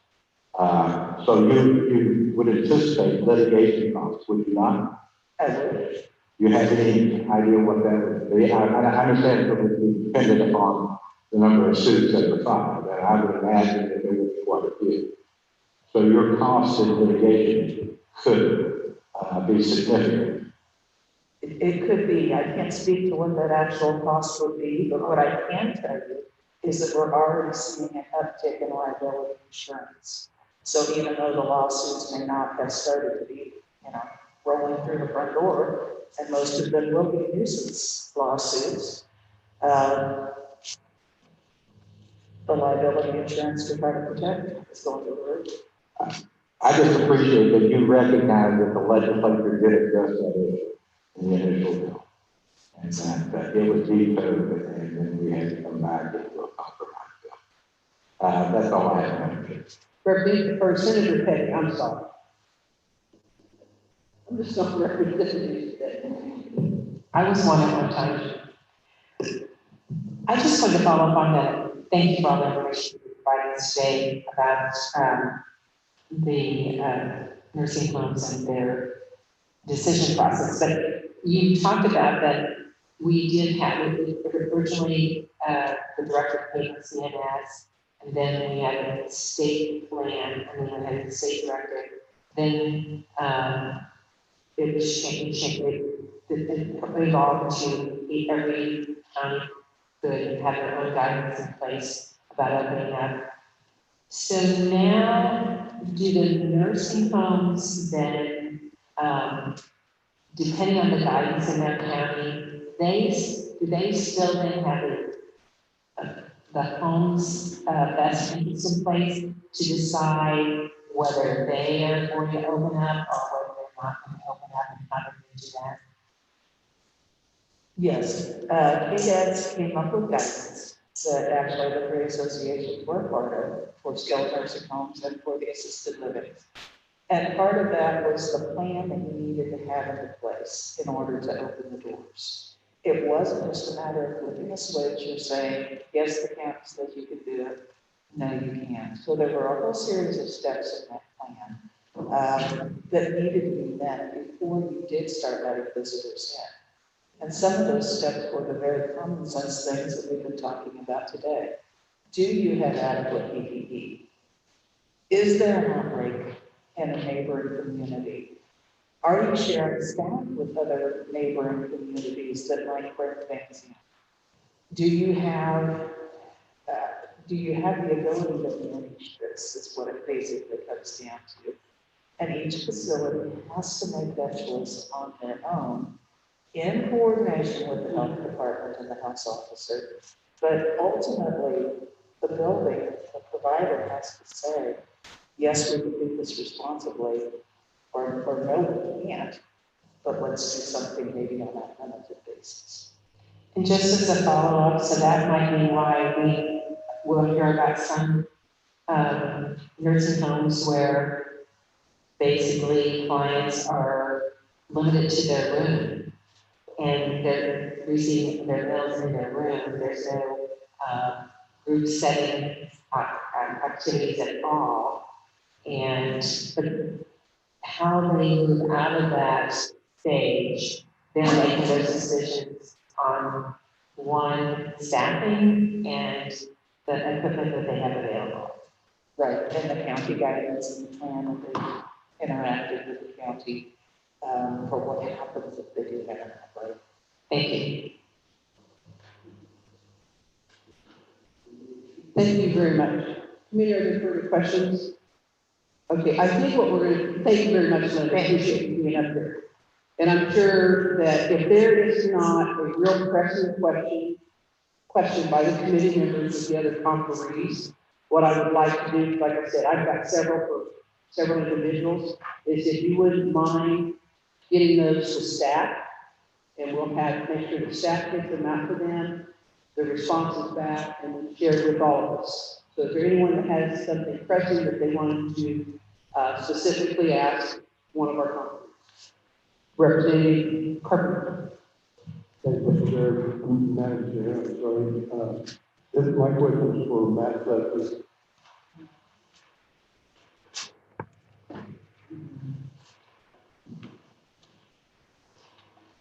Matt, I appreciate your testimony today, especially on the provider rate increases that you talked about. How many other states have already authorized retained payments? So as Nick provided in his testimony, it's a complicated path to the finish line to put these mechanisms in place, and every state is unique in its own Medicaid situation. I believe what Nick shared in his testimony is that 37 states have received some approval from CMS through the Appendix K process to begin putting these mechanisms in place. Another 30 of those 37 have moved the ball down the line significantly. Kansas is somewhat unique in the country in that we have a very unique Medicaid managed care model. And in fact, I believe there's only one other state in the country that has a similar model to Kansas. And so I believe that some of what we have experienced here in the delay in implementing these retainer payments has to do with the complexity of the managed care organizational contracts that are in place with the state and the process to amend or to put provisions in those contracts. I'm probably rambling, but that's my answer to your question. Thank you. Further questions, committee? All right, seeing none, I do have a comment for KDAD, and I assume, Connie, you're the point person today, is that correct? Is, if it's possible today or at least by tomorrow, is the and this may be a combination between KDAD and KDHD, but it goes back to the issue on rates with the TA population that where we've asked for data to be brought to this committee that demonstrates the possibilities of hospitals and how those could be reduced in order for us then to pay a higher hourly rate, which would in essence end up kind of saving us money. And I know at one time that, even Adam Profit, our Medicaid director at the time, made a comment that, yes, we all know that hospitalizations would be a lot more, but I think that's just important for us to get that data at some point be presented to us. Madam Chair, Connie Hummel with KDADS. That's most likely a KDHD question if it's a rate question. And that's fine. So whichever one of them was kind of process line. I'll visit with them and see if they can respond by tomorrow. Okay. Thank you. Thanks. Thank you very much. All right, committee. Like I said, as the questions that you have for individuals that we did not address here today, go ahead and make sure they're items with them, and then we will get the responses back to all of the committee members. We're just a little bit behind here. Right now, we have a presentation by the KanCare Ombudsman, Carrie Bacon. Welcome to committee, Carrie. Good morning. Thank you for having me here and giving me an opportunity to give an update. The report is with this along with my testimony. I mostly wanted to focus today to let you know how we've been handling things since March, first week of March. So in the second week of March, we closed all of our satellite offices.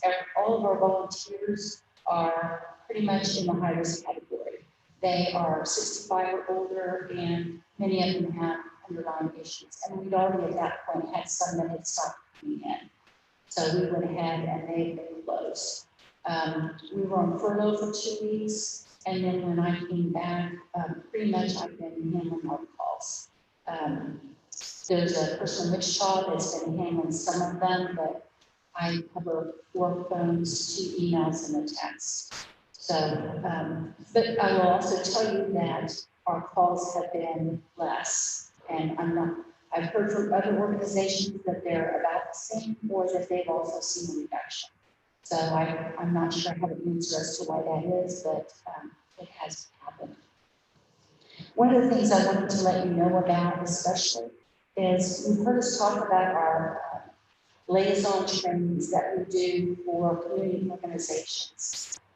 Our volunteer coordinator put those trainings into video and made them accessible. So we now have 10 videos out on our website under community training that people can go and do the whole thing in order and have the same experience, similar experience as having been in a training with us. Or if they want to, they can do it as they have time, because many times they don't have time to do 4 hours of training.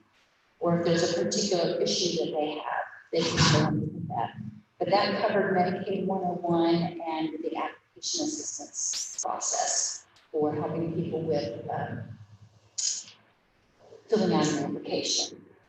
And then finally, I wanted to also tell you that our offices were planned. The plan is in July, we're going to be opening the Johnson County office, and that office is being moved from the Catholic Charities over to Department of Children and Families in Overland Park. We have several reasons why we were doing it, and it was in plan. The plan had been in place before COVID-19 happened, but it will also probably be a better environment for our volunteers. All of our volunteers, 100%, are coming back, which is incredible to me, considering that they're a higher risk. But also what I had told them is that we will not be doing face-to-face application assistance until there is a vaccine that they are able to take, just for their own health and safety. We still will be helping with applications on the phone. If we need to do the whole thing on the phone, we can do that once our volunteers are back in place. And that's my update at this point. If you have any questions, I'd be happy to answer. Carrie, one that I have, is there anything, short of us trying to read through this very quickly, is there anything that is a major issue that we feel needs to be pointed out to us in the current report? One thing that was a trend that happened just in first quarter was that the appeals and fair hearings amount had doubled.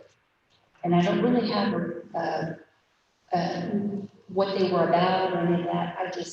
When I went through the data, I noticed that, and that was significant to me. But otherwise, I think that would be it. Thank you, Senator Sullivan. Thank you, Madam Chair. Carrie, what about funding the Ombudsman Department procedure today? Basically, there has never been like a line item for funding for the Ombudsman office. KDAS took on that ombudsman role when it was one person, and we have grown, and they have continued to fund it just out of their funds with no additional help to cover that. Is it safe to say it's fully funded by the state? Is it safe to say it's fully funded by the state? Well, because we are Medicaid only, it's partially funded by the federal government. Okay. So they are able to do that pull down. And then we also have a contract slash grant that we do with Wichita State that the volunteer program falls under. And so we have a staff person that helps with that program. And we have, because of that program, the volunteer program, we're able to hire vistas, those kinds of things. So that's a little bit outside the normal. Do you and other staff members go out in the community to the grocery stores and other retail establishments through the week, through the month? You mean to assist with? Do you and other staff members go out into the public, to grocery stores and other? I go shopping. Yeah, I go shopping. Are you talking about? The reason I'm frustrated with this, that you're not going to do anything face to face, because it's the same problem we had with the Department of Labor. I asked the secretary, because we had vacant office space all over Kingdom Come. They got $9 million to restructure the center. They would not take the time to establish a center where folks should come in behind plexiglass with all PPE and stuff on, so people could appeal their problems they had with unemployment. And now we again are sending state dollars to care for these other individuals here, and we won't let them come in. We won't let them bring their paperwork in. We won't be communicating with them face to face, even in a fully protected environment. I don't understand that. Now, I do see Secretary Garcia resigned today, and I think it's probably for numerous reasons. But please explain to me why the general public can go out and mingle and communicate and do all these things, but when the government has to do something, we restrict it. So I can't speak to the whole government, but in our instance, we have very few people that come in and do need assistance face to face. It's less than 5% of all the people that we help. I have to go back and look. And because the people who help them are the volunteers, it's not necessarily staff. There's maybe one staff person who helps people who come into KDADs. But other than that, it's volunteers. And because it's mostly volunteers that do that, and it's such a low percent, we are limiting that for their protection. If I wasn't doing those kinds of things, our volunteers would probably not come back. Yeah, I understand that, and I appreciate that. And, understand my frustration too with the Department of Labor and other governmental services that don't want to get out there and communicate. Some of them aren't even allowed to come here and testify.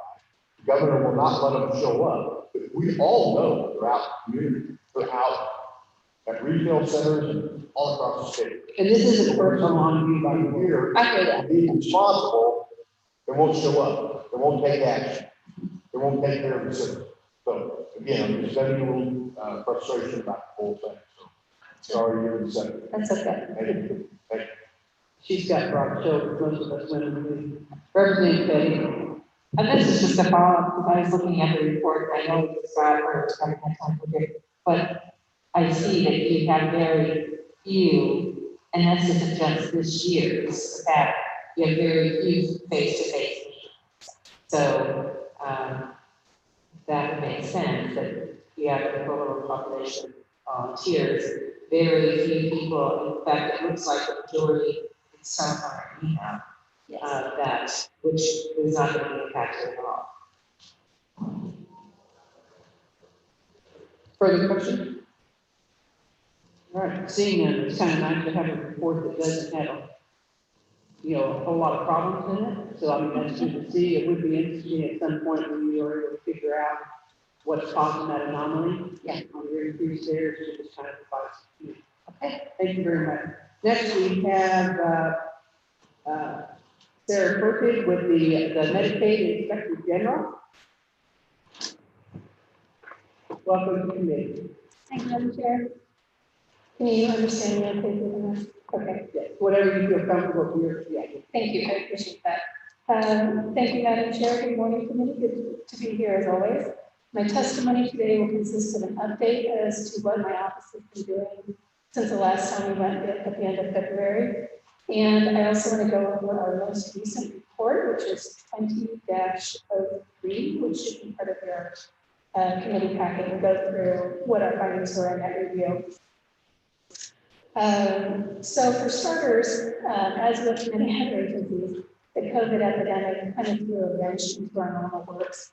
And so we decided, while some agency staff were on administrative leave and we were having trouble reaching out to other folks because their work hours shifted so dramatically, we decided we were going to focus on just looking at some data. So stuff that we can do from the safety of our offices without having to do any face-to-face interactions. So one of the things that we've been doing is some COVID-19 related monitoring. This probably won't be a surprise to you, but the pandemic has created new opportunities for fraud for those who seek to take advantage of the pandemic. Kind of shocking. So to stay on top of these trends, we've been in constant communication with MCOs, with KDHE and KDA's program integrity units, with other state attorney general's offices, and with our Medicaid fraud control unit in the AG's office, as well as our consumer protection division. So anytime we see something that looks like it might have a Medicaid component, the first thing we do is we look into the MMIS data to see if we can find any instance or any hint that scheme of fraud is coming to Kansas. So that's something that we're doing on a daily basis. For instance, some weeks ago, the Kentucky Attorney General issued a bulletin to let folks know that there's a legal kickback scheme going on in Kentucky, where a laboratory and telemedicine companies would provide kickbacks to providers in order to order unnecessary, let's say, it's called respiratory pathogen panel RPP tests, along with the COVID test to try and artificially increase their billing. So that was a scam that was going on in Kentucky. We keep looking for this, and the evidence of this in Kansas, we're not seeing it yet. So hopefully that won't come to us. We've also been monitoring KDHE's compliance with the Families First Coronavirus Response Act, and in particular the Medicaid eligibility provisions of that. That act conditioned the temporary FMAP 6.2% increase on the state not terminating Medicaid eligibility for any reason other than either one, the beneficiary requests a voluntary termination, or two, that the beneficiary ceases to be a resident of the state. So that means that in order for Kansas to receive the temporary 6.2% KMAC increase, Kansas may not terminate eligibility for failure to submit a complete application or a renewal application or for fraud or for any other reason other than those that are in the FFCRA.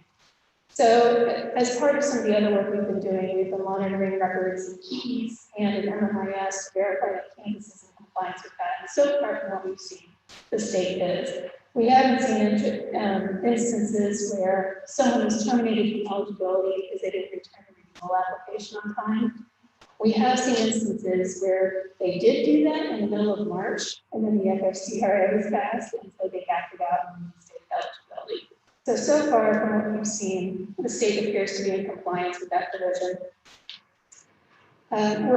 We've also been monitoring encounter data related to COVID-19 testing that's in our MMIS system. This is not a real-time process for us at all because, as you know, there's a lag in encounter data in the system. So it's not as though someone goes in for a COVID-19 test and it shows up moments later in the MMIS system. There's a lag in that data entry. So we realize it's not quite real time. But as of June 9th, 2020, MMIS counter data showed that there were 2,344 claims for COVID testing among the Medicaid population. And the two top providers submitted the greatest number of claims with Plus Diagnostics and the Automobile Clinic. Together, they had 750 of those claims through June 9th. We've also noticed that the amounts billed for COVID-19 testing vary widely. For instance, claims under the procedure code U0002, which is COVID-19 testing by a non-CDC laboratory, we saw billed amounts ranging from $35 to over $920. However, the actual amount paid by Medicaid averaged a little bit under $100. So even though the bill might be large that's submitted to Medicaid, the amount actually going out is much less. But we're continuing to monitor that to see if we see any improper activity. We've also been in conversations with our consumer protection division to make sure they're aware of these trends, and they've been seeing the same thing on their end as well. So it's something that we're monitoring. Lastly, on the COVID-19 front, we've received some comments from members of the provider community expressing some concern over paid ads and rules related to COVID-19, in particular as they relate to home health settings. And I know one of the agenda items is to talk about COVID-19 rules, so I'll let KS respond to that. The concerns were that allowing parents and cohabitating spouses to provide personal care services creates an incentive for fraud because the monies paid for those services will stay in the household. There are also concerns that express that waiver participants will opt for personal care services provided by a family member in lieu of specialized medical care, something that's provided at a higher standard of care and hurt health impacts.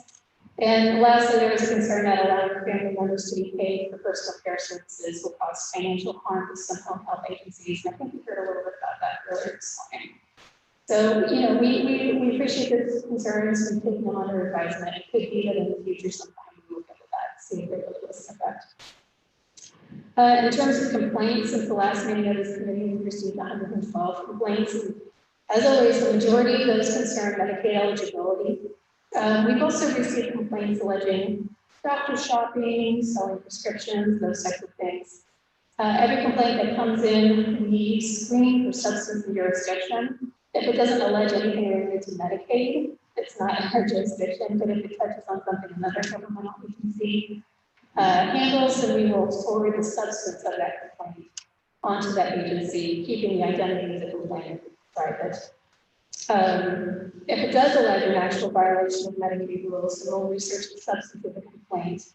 For instance, we did receive a complaint recently alleging that a beneficiary was allowing another person to use their KanCare card in order to access ER visits. So, of course, the first thing we do is we dig into the data, we see if that individual has had any ER visits in the last couple of years. They had not. So it didn't look like that complaint really had any merit. The data just didn't bear it out, so we closed that one for no violation. When appropriate, we'll also make a referral to the Medicaid Fraud and Abuse Division of the AG's office. One topic that we've heard about this morning is the TA waiver and T1000 hours. Madam Chair, you may be pleased to know we're looking into that as well. So we've heard a lot of testimony.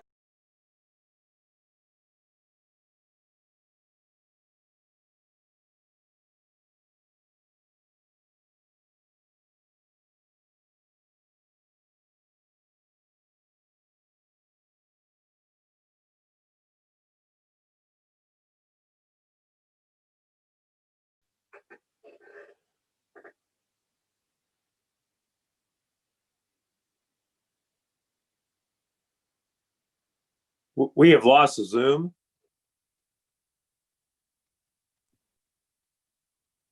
Ed, I'll send a message to Robin. Thank you.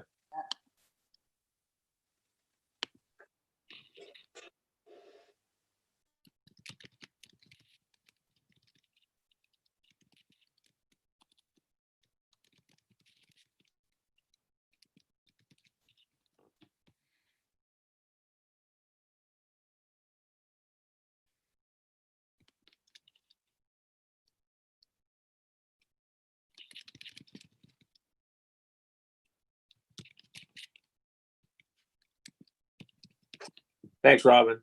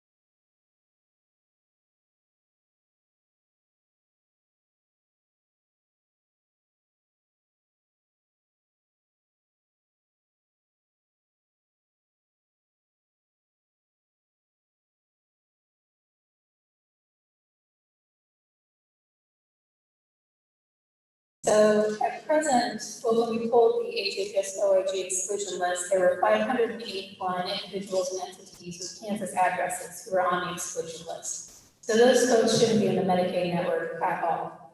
As providers, as people giving referrals, anything like that, they should be completely absent from the Medicaid system. And we found 4 individuals who had some recent billings who happen to be on the exclusions list. And on page 10, we describe some of those individual findings. So the first PCA is somebody who was employed by a home health agency, and they were hired on a provisional basis before their OIG exclusions check was done, which is in contravention of KDAD's policy. And they ended up working for about 8 or 9 days, and then they ran the HHS exclusions check, they got a hit, and so they terminated that employee. But in the meantime, that employee was working about 12-hour days, doing about 4 hours of personal care services, and then 8 hours of overnight enhanced care services. And so there's a total of about $550 that was paid to that individual when they were not allowed to be paid from the Medicaid program. The second PCA, in this one, the individual was also hired by a home health agency, and that individual ended up working a total of 4 hours, almost no time at all, but they happened to be paid from other funding sources. So we were not able to identify any Medicaid money going to that individual at all, so there was no loss for Medicaid there. We also identified 2 PCAs who looked like they were actively providing PCS services to Kansas Medicaid beneficiaries at the time we did this review. At the bottom of page 10, we talk about PCA number 3. This individual was hired by a self-directing beneficiary in October of 2019. But the FMS provider who was assisting the beneficiary in hiring a PCA never conducted an HHS OIG check at all. We asked the FMS provider if we were perhaps missing a copy of that, and their response was that they only do the background checks that the state requires, which suggests that they were ignorant of the obligation that they needed to do that. In total, there's over $5,000, about $5,300 in Medicaid payments made for personal care and enhanced care services to that individual between October 2019 and February 2020. We didn't find any claims for that individual after February 12th, 2020. This case is one that we referred to our Medicaid Fraud and Abuse Division of the Attorney General's Office. And the last PCA, this individual had been on the exclusion list since January 2013. They were hired in March of 2020, so this is pretty recent, to provide services for a beneficiary who's self-directing their care. The FMS provider ran an HHS OIG exclusions check on this individual. However, they used the wrong search option. And instead of searching for that individual as an individual, they searched that individual's name as an entity. And you can imagine, you probably wouldn't get a hit. There aren't a lot of entities named Sarah Furtick, for example. So if you were to run my name, even if I'm on that list, you wouldn't get a hit if you ran it as an entity. So that one seemed to be a case of human error. Although we were also concerned that we looked at that individual's nurse registry check, and they did have a prohibiting offense as well.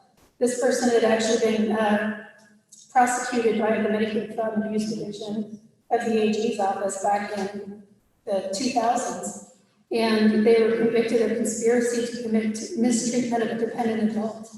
So they should have been out for that reason as well. We made the FMS, because it looked like that individual was actively and continuously providing PCS services, we made that FMS provider aware of this promptly as soon as we got a match. And the FMS provider informed us that they immediately terminated that PCA, notified the beneficiary, you cannot have this person work for you anymore. And they sought and received reimbursement for the monies paid from that PCA. So the net harm to the Medicaid program in that one overall seems to be zero. So in all, we identified a little over $6,000 in Medicaid funds that were paid for services provided by PCAs who were on the HHS OIG exclusions list. And we did have a couple of recommendations. They're mostly for KDADs. It seemed like there was some ignorance as to what the requirements are for background checks and to make sure that the OIG background check is done. before someone begins looking for the Medicaid program. So one of our recommendations is for KDAS to revise their policy to make that abundantly clear.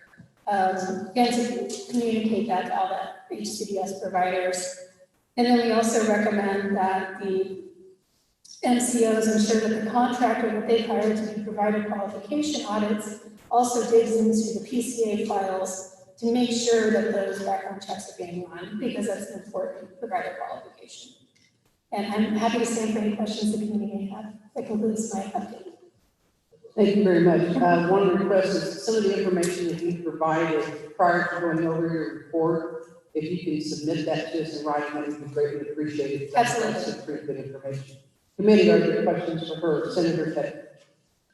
Thank you. I just wanted to clarify for this correctly. Are you recommending that family members do not be approved as providers, personal care providers? We don't have a position on that. We just wanted to make the committee aware of some of the concerns that we had received with respect to that. I can tell you that the Centers for Medicare and Medicaid Services, CMS, they have some concerns from the fraud side there, because when there's that type of close relationship, there's a greater incentive. But our office does not have a recommendation on that one or the other. We haven't studied it. I would be concerned if that was brought forward. I mean, if that's pushed, because we hear about the issue of personal care providers and that family members are doing all of this work and help with their family member, and to have them excluded because of a concern but no real issue seems to be not the best approach for the families that and their person that needs the care. Sure, I think that's the consensus with KDAS.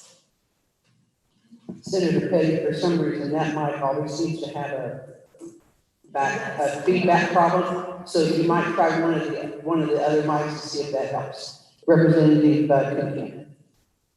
Thank you, Madam Chair. Thanks for your report. This is exactly what we had in mind back when we were pushing to have an inspector general. So thank you. I don't know if you can answer this, but in my committee, Children Seniors Committee, we talked a little bit, we've had legislation before us talking about the provisional employment. And you happened to mention that.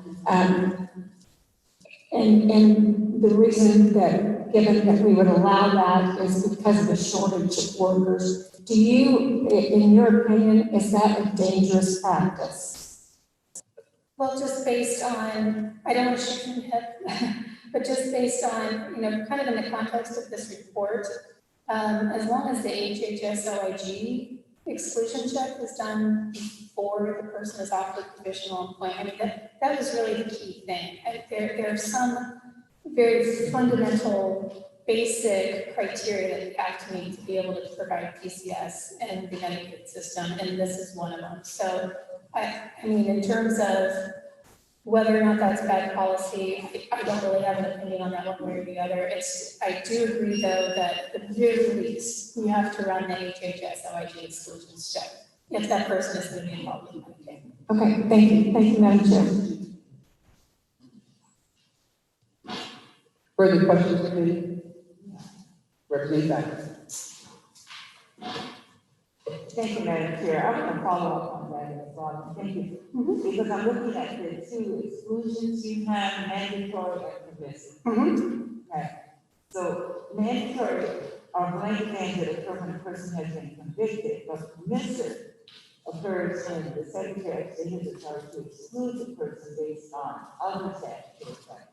Did we ever find out what those other statutory factors are?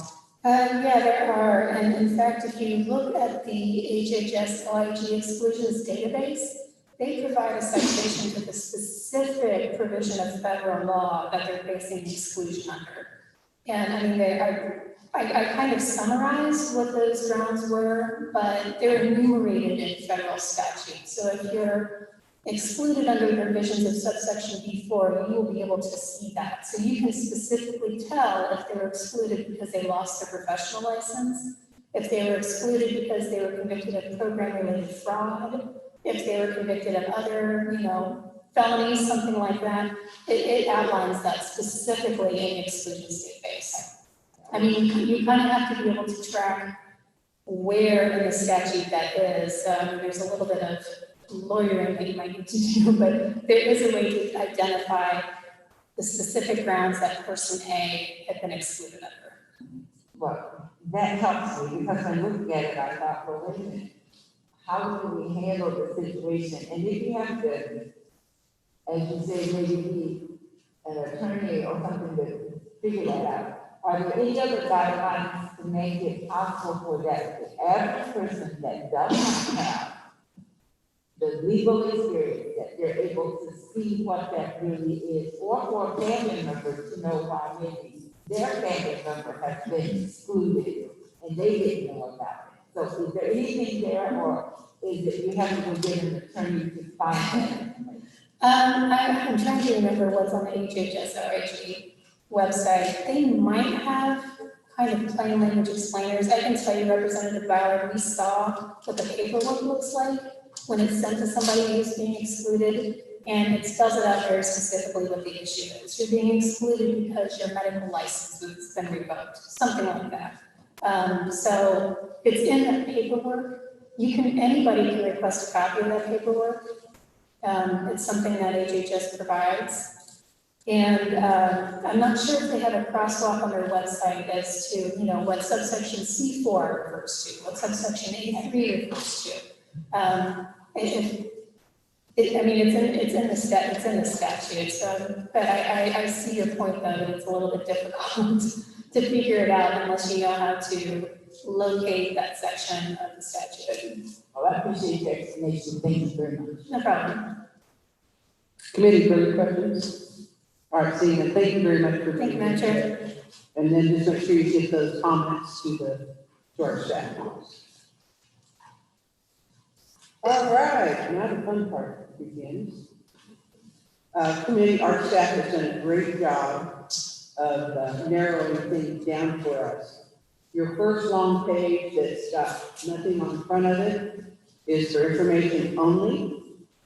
We don't have to go over that stuff. Yeah, the next one you pick up, you will see resolution reported by state agency, and at the bottom is green. That's the one we'll go over, and we're only going to hit the green sections that are on that report.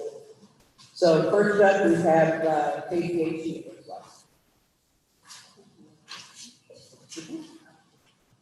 Welcome to the committee. Good morning, Madam Chair and members of the committee. I'm Chris Sports, I'm the Animal Medicaid Director, and I'm here to present proposed updates to the committee on the specific issue on the resolution law. I'm talking from the document that I'm sure you have the same documents, and the numbering hasn't changed, hopefully. Starting with the first issue is issue number 2 on my paper, which is continuing the issue with eligibility processing raised by we show number 3. Oh. Yeah. That's all right. Okay. All right.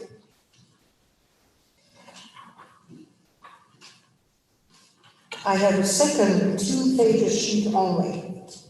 That's the one that I had. You have this, there was sheet 1 and then sheet 2. So I will start with this one. All right. That's okay.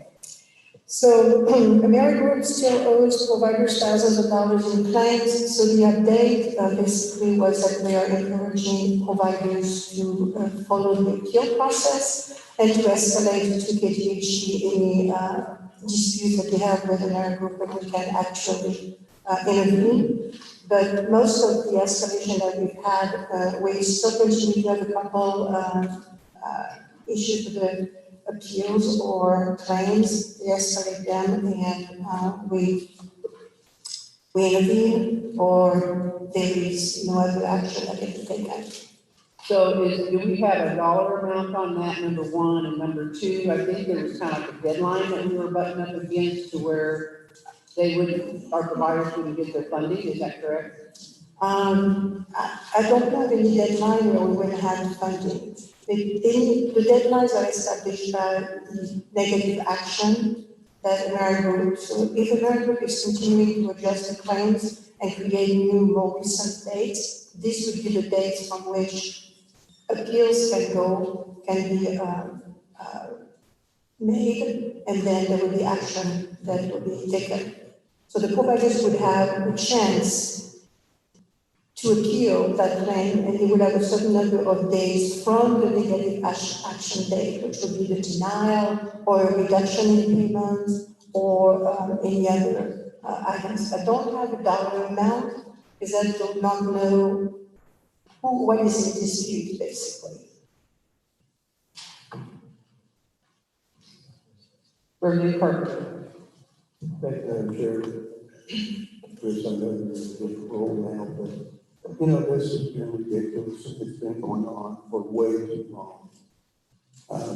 Do you have any idea what the appeals process, how many are out there, how many are being denied, how much are owed our constituents from America? Do you have any explanation for that? Well, I don't know. I don't know how we would get that information. They do not process claims anymore, they do not submit and count data anymore. So all of the disputes are either generated by something that we did to the claim to adjust it, and it could be coming from the provider doing an adjustment of the claim, or from the NCO doing an adjustment because they discovered something wrong with their system. The adjustment could be up or down. We will know about this whenever the provider actually files an appeals with the NCO first and is not successful with the appeals.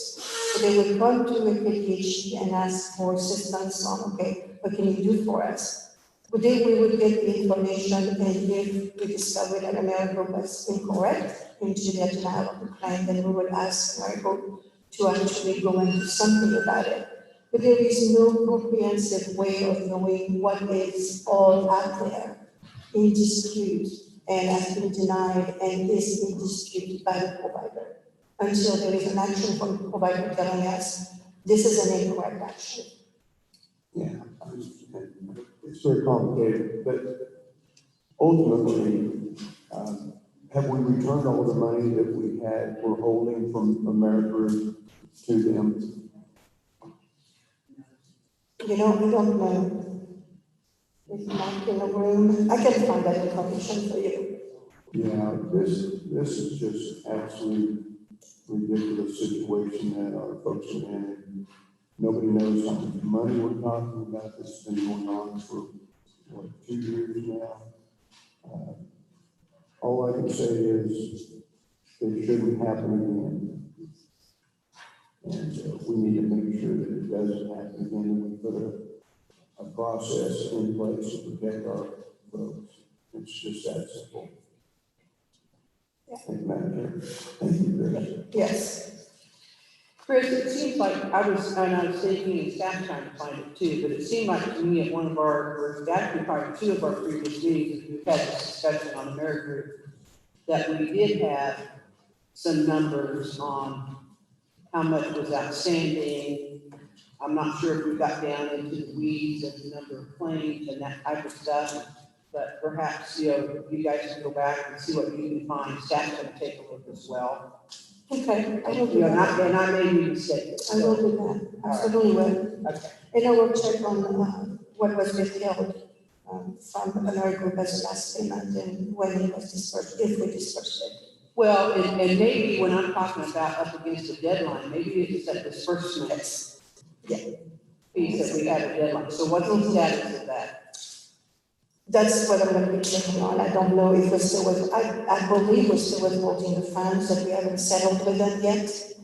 And I wasn't aware that there was a deadline and then we're using a federal fund because we've already put that into our budget for, as a capitated payment, and that would have been part of our base budget. Generally, there's about 8 quarters before we can continue claiming federal funds or doing adjustments and still allow federal funds. It seems like, and in my recollection, Chris could be wrong, so don't take it to the bank, but it just seemed like we had that discussion maybe in December, November, or December. So. Okay, I will check on all of this. And then should be page 7? Correct. And that will correct me if I'm wrong. If I skip page. No, that is it's correct. okay. Yes. You. So correct, page 7 was a, which in number 15. Number 15. So it is related to the pilot program, the employment pilot program, and the update that I have, there will be a better update into my presentation this later this morning or this afternoon. So the pilot is continuing to be designed with the guidance of an advisory board. And the implementation date that we have now is July of 2021. You have got to be kidding. Okay. I'm not, but.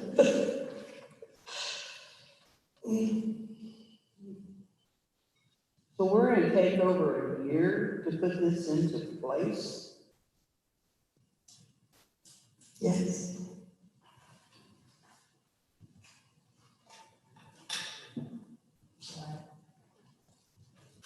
Why? I guess the design of the program and then implementing it is complex. I mean, there's a whole advisory group that is working on this and developing the policies and the benefits and hiring the benefits staff to actually provide counseling to the people that will be participating.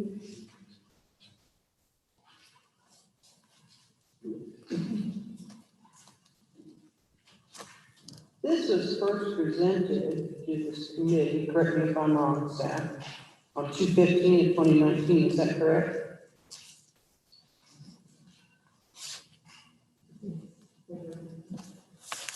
So we already had a year in February of 20. So we're talking 2 years. I guess this committee needs to understand, Chris, what these complexities are that are taking so long for this to be designed. HCBS is not something new to us. And I don't understand why a 500-person pilot can't be up and running before 2 years. Okay. All right. We'll provide on that. Thank you. The community service coordination to assist KanCare beneficiaries, there has been no change on this, it's still on hold. And I think we started doing a little bit of this with KanCare Kansas, so we are using coordination of care and referring people to community resources or linking them to community resources, but there hasn't been a lot of updates since November of 2019.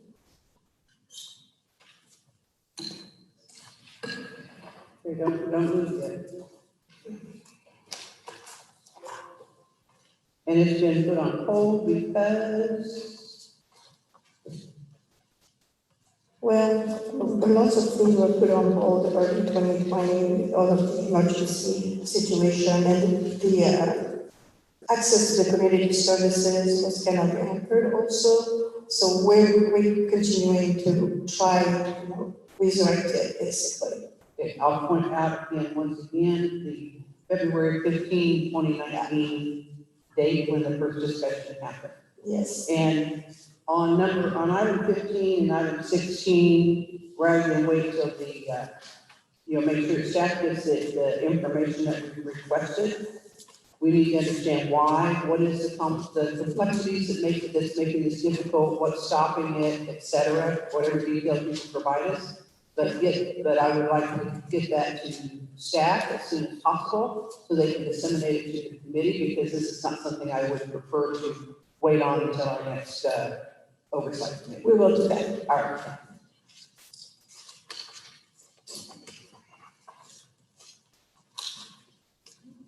Representative Ballard. Thank you, Madam Chair.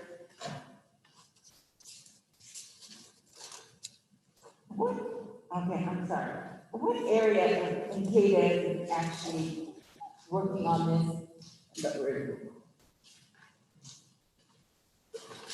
I didn't get the question, I'm sorry. I'm still on 15. Okay.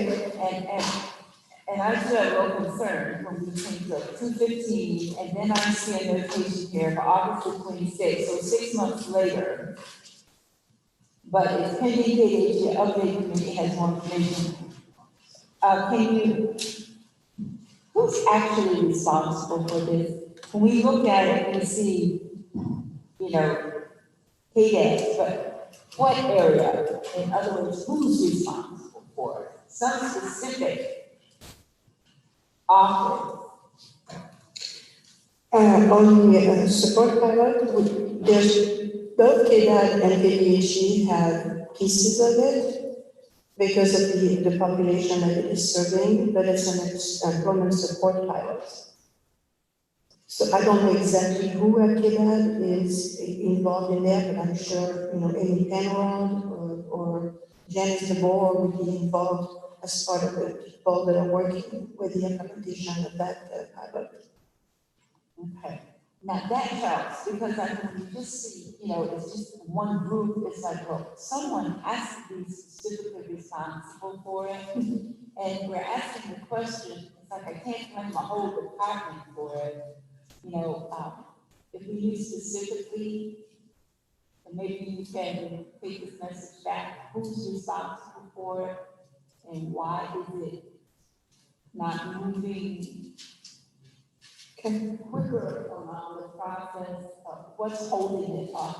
Because I think when we look at it, we say,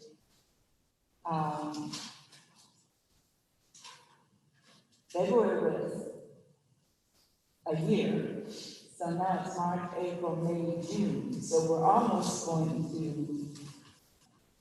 6 months again, and nothing has really happened that we know of. See, that's the point I'm saying. I can't say nothing's really happened, because I'm not sure what people have been doing in the process, but it's not clear to us, or it's not clear to me, let's be more specific, of what really has happened, and did it start in March because of, or February because of COVID, and now it's like a standstill, and now we're getting ready to pick up again. I'd like a little more detail on that. Okay, sounds good. The next one would be page 10, item 25. Yes. So on page 10, it's the increase of the protected income limit that was part of the 2019 budget. So the increase from $747 to $1,177 protected income was implemented in September of 2019. And we also amended the waivers, all 6 waivers, to include the new protected income level within the waivers. These were submitted to CMS and approved by CMS. And the final piece is to present the amendment to the regulation. And I don't know if I have to have the regulation there. So our legal department is preparing the regulation packet, including the budget piece, for submission to the amendment of that regulation. There is, even though the regulation is not active yet, there is language in the budget appropriation of 2020 to continue the DIA at the same level of the $1,177. Thank you. Questions on that, please?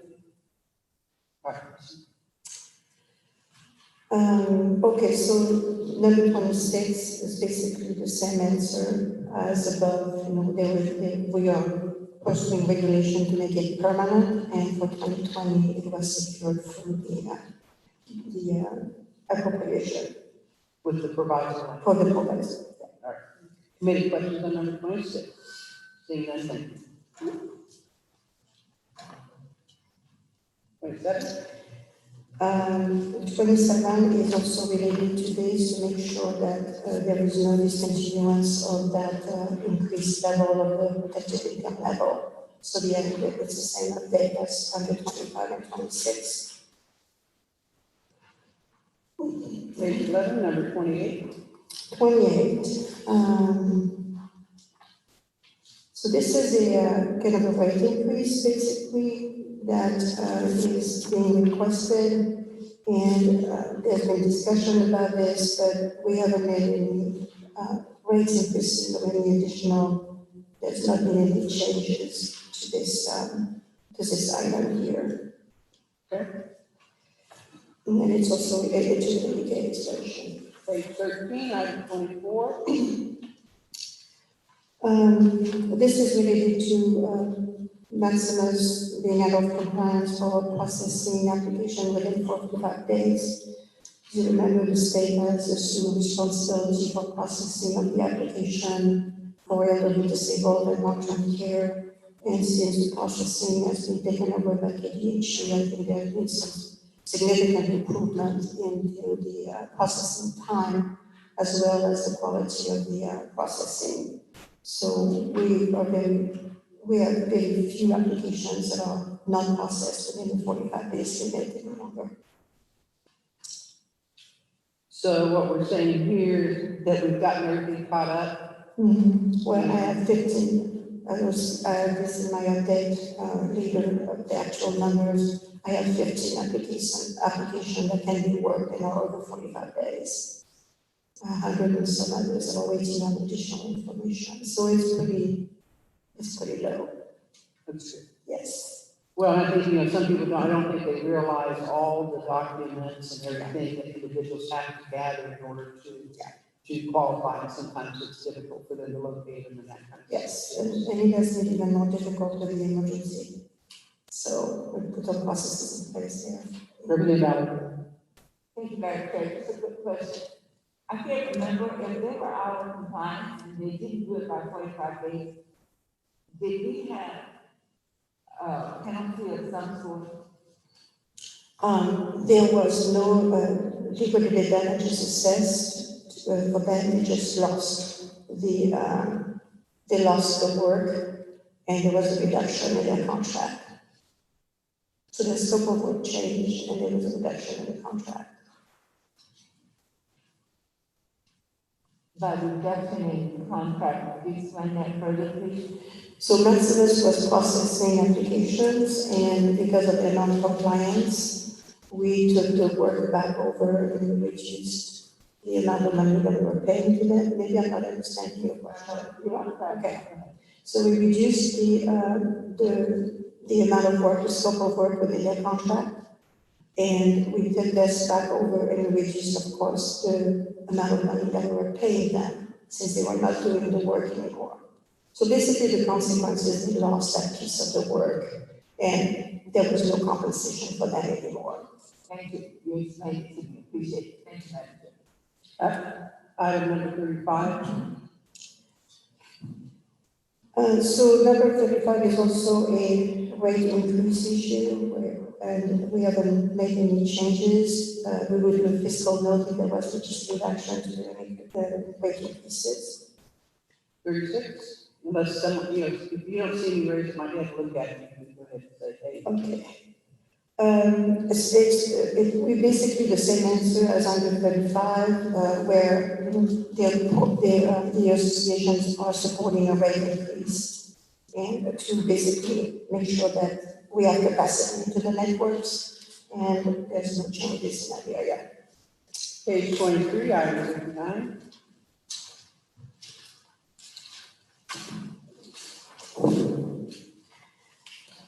So I have more information, but I can address it now if that's what the committee wants to do. So that's basically the rate increase for the technically assisted program to increase the nursing reimbursement rate from the current $31 to $47. Of course, there is a fiscal impact to this, there's no change in their Is that So you are increasing to the 47? No, we're not. Not with that permission to do that. That's why I think This is like a 22.7 million notes to this, requesting it from the 37 to 47. The SGF for that would be about 9.2 million. That's if we had absolutely no cost savings generated in other areas. And this is the problem, and I don't know if you were in the room when I talked about this earlier. The issue is that this has been discussed, asked, and talked about with everybody for a long time right now. That these individuals, when they don't get their services here, because we can't have enough nurses in place, because we're not competitive in what we pay, they're going to the hospital. Yes. So it's trying to look at the hospitalization money spent, because you don't get a choice on that. We have to pay it, correct? Correct. And when they go in the hospital. Yes. So if we were to look at all those hospital stays that could have been avoided, had we had a nurse in place for that individual, there's the cost savings. Yes. And that's what reduces that fiscal note to where it's probably zero. Well, to reduce the fiscal note to zero, we would have to save about 8 days of hospital stay. Well, some of them are seeing 8 days and more. Okay. Which is, a lot of money, but we've asked for this data, the folks that are serving this population has offered to help up and step up with on this. They were also committed to receiving that information and they haven't got it, so we want it like yesterday. Well, the calculation is there. I mean, based on the cost and the number of people, we know that we need to reduce it by 8 days, 7.8 days to ramp it up. And that would set off the $9.2 million. If we were reducing it only by 1 day, it would be only $500,000 that we could reduce and cost, The savings are not going to occur immediately because you're going to need to be building up the number of people that would be attracted into this field and become providers in that area. I mean, all those providers, which is the nursing staff, basically. But the numbers that I have show that, and these are all projections, there is no real data because we don't have real data. So we can't access medicated utilization data to enhance our analysis? Well, we can access the utilization data, but the utilization data is currently based on the fact that there is a shortage into the nurses, the specialized nurses, and the hospital stays are, whatever the hospital stays are. But we don't know how many people we're going to attract and how many days we are going to be shaving from those hospital stays. So the child, instead of staying 10 days in the hospital, 5 of those being there waiting for the wraparound support of the home services to be put in place. We don't know how much we're going to be able to shave from that current stay of 10 days or 15 days or 20 days or whatever the amount of stay is. But I am almost convinced that you guys have the data available to research through it and calculate what that savings would actually be with the hospital utilization. And if it takes the agency in conjunction with the providers, I live in 10 to 1, I can't speak for the providers, but I bet you they would be happy to provide any data from their clients or clients that are not able to get, services, and people are going into the hospitals because of that, and that's how we can calculate it. I mean, to me, it's a simple formula, just pulling the data together. Now, I understand sometimes the data is difficult because you're pulling it from, 10 different places. Yeah. But we have to have it, and we've been asking for it for a long time. The population's been asking for it for a long time. And in other words, we want it. Yes. We have that data. What we don't have is, if we increase the rate, how many more people is it going to bring into the, so let's say now we have 10 nurses available, so there's a shortage of people. When we when we raise the rate, are we gonna double the providers? Are we gonna have sufficient capacity to actually take care of all of the extra days that they're staying in the hospital waiting to be discharged? Or are we gonna shave only 10%, 15%, half of the number of days that they stay there inappropriately? That's the piece that, I think we're missing. Well, those are excellent questions, and I understand that. Then this is a population that we have not done a waiting list on. And perhaps that's what we need to look at in order for us to have some kind of control, what you're talking about there, and I understand that. I've had, I had about 8 or 10 years of social services budget. So I get that, and I understand that. So what we need to understand, though, is, okay, then let's look at a waiting list of this population, and what would that waiting list look like? How would we, put that into place so that we can take and monitor this as it continues to improve? Because you're right, it's not going to happen immediately. They're not going to be able to go out and hire them. But if we can't get them to a competitive rate, this problem is only going to get worse. Mm-hmm.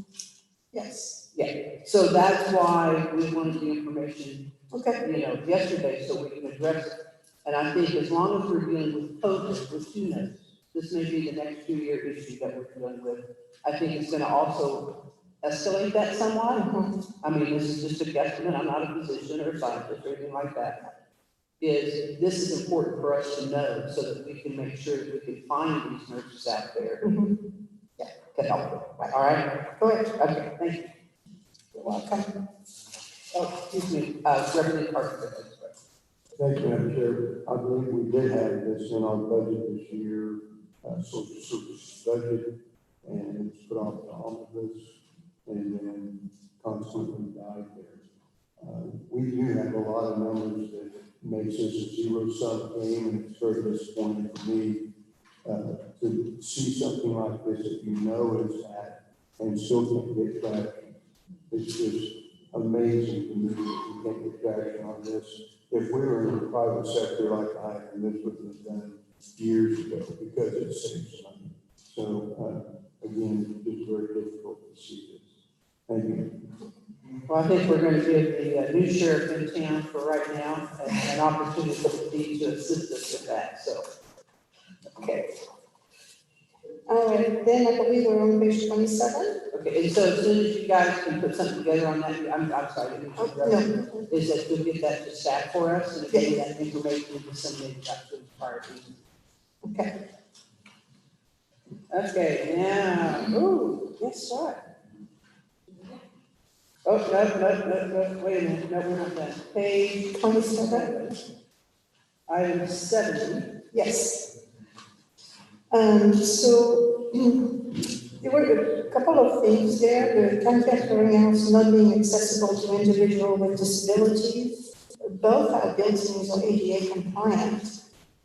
So I'm going to need to contact Ms. Heidegger and see what the specific issue that she had was. I'm not aware. And then the process not being streamlined, this is going to be something that will be addressed by KDAD. It is their process. And the process in place to identify people that are dual processes also KDAD item. Okay, and again, you're the messenger, so we're not going to kill the messenger here. Okay. But the one thing, and I think KDAD learned this at one of our previous meetings, is we don't want to see months later that we will contact X person about specific concerns because that should have been contacted prior to this meeting. I agree. Okay. I agree. Well, just for future, the agency should give us those answers. Yes. Thank you. And I knew you were going to have this comment. That's why I like working. I know. Okay, so you'll get that to us so that staff can get that out to us. Because I think because of the irregularity of the issues that we've had and trying to put our meetings together is for them to get the information to us and then we're not just looking at it with, our eyes on the next meeting. We want to know that things are moving. So number 74. 4. So it's also, it's increasing the reimbursement rate for special medical care, which is basically the same issues as the item that we discussed earlier. Or maybe we discussed the other item in the wrong place, which was increasing of the code T1000, which is the specialized medical care for the TA population. So it is the same item that we just previously discussed for the TA population. Staff, can we take combine those two, and then we're dealing with one number, or is that not That would be great. possible? It would be 70 and 59. I think they're same subject matter. Mm-hmm. Is that good? Yes.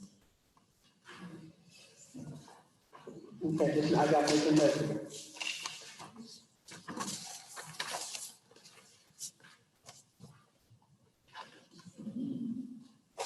So, and the last item that I believe I have is number 75, which is on page 28.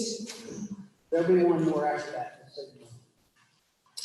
And there is a request to increase access to benefit planners, which would be assisting people with Kansans with disability to navigate the system. And the request is acknowledged, and we haven't taken any action at this time on increasing the number of people that could provide that assistance. Any questions? All right, seeing that in page 29, item 81. Yes.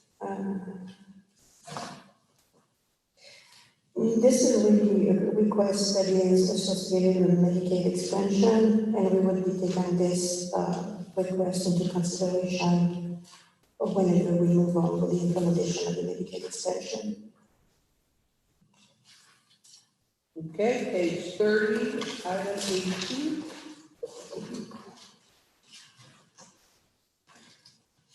So that is also, I think, associated with the Medicaid expansion and some of the requirements that were listed into the proposed bill. And we acknowledge the concern, but we do not want to put people into direct people towards the market. And our current eligibility policies do not include any conditions that would require the beneficiary to first look for coverage at the market before they would be considered for eligibility.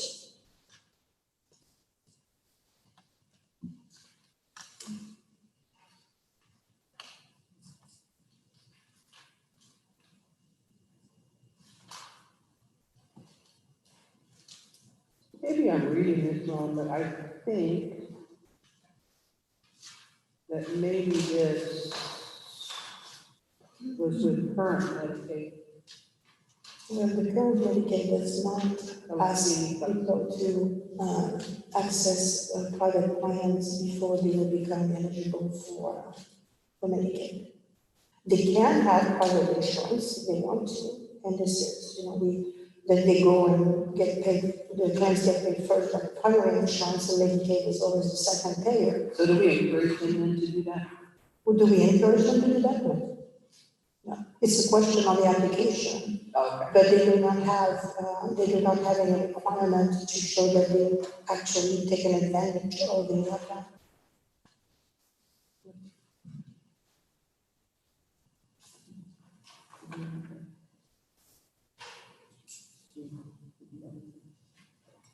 Item 83. So item 83 is concerned about the background, nursing home eligibility application. And I think this was raised, earlier when the state had just been taking over the processing of eligibility for elderly, disabled, and long-term care. And, same information that I provided earlier, we really do not have a backlog of any. So staff, I think that's, if I'm not wrong, is to be combined with number 34. That way we just keep monitoring it. Does that sound good?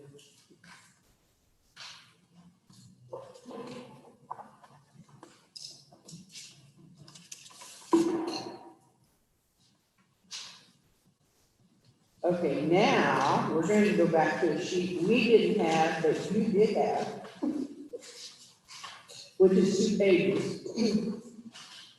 And we have item 2 on that is the only item.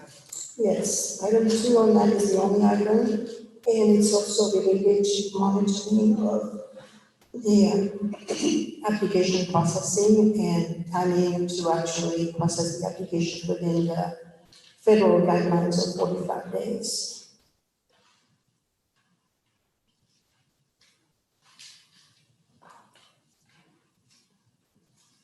So can we combine that with number 83, Seth?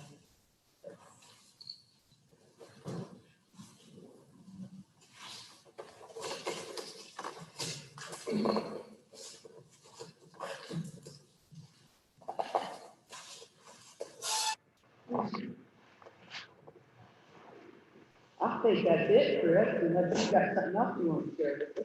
No, I think I am done, but I thought there may have been another item related to processing of the application, and I don't find it now, I will just send it to the staff. That'd be good. Thank you very much, Chris. Good job. All right, now we got KDAD. Who's presenting for KDAD? That would be Dennis.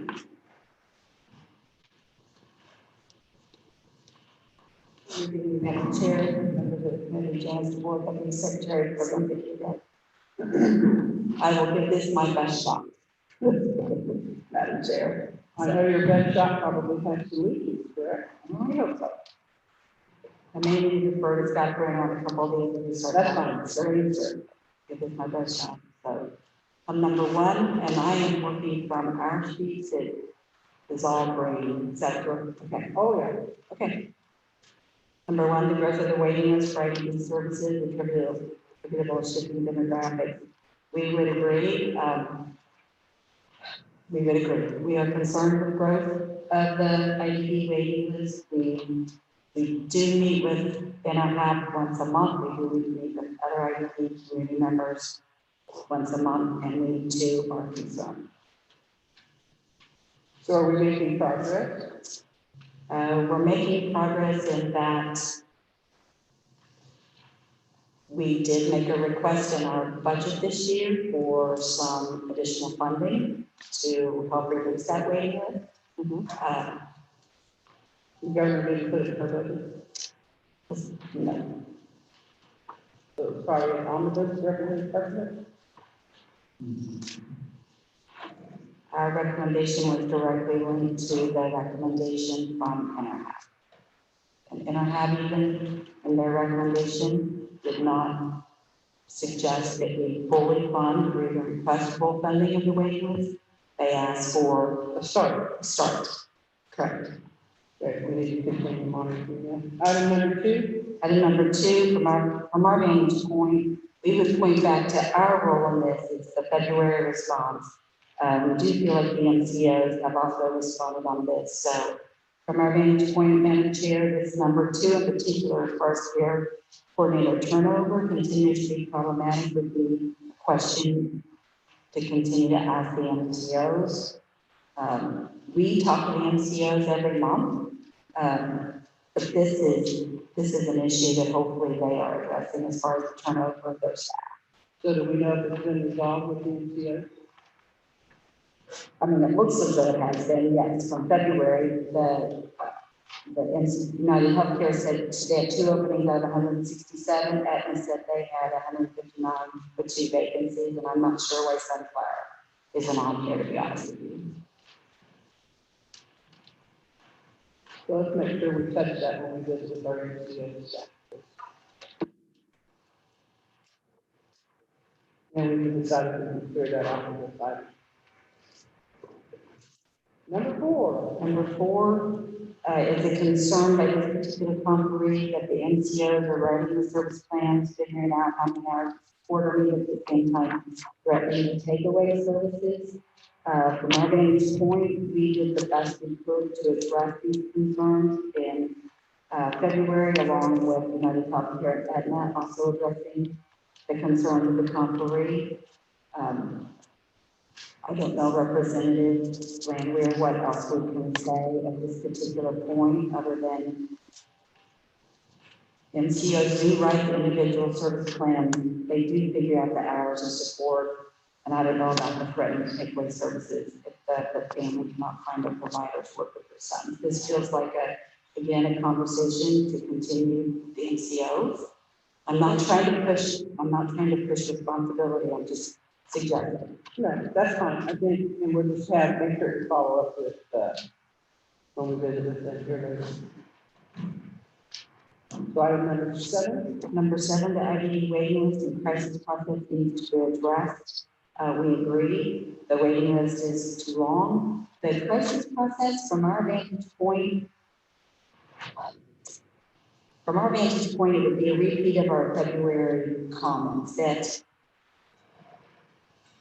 it does take us a while to process a crisis exception request. It absolutely does. Whether that's too long, we feel that we do our due diligence to make sure that when a crisis request comes in, which means that person will be months ahead of other people who have been waiting, we take that seriously.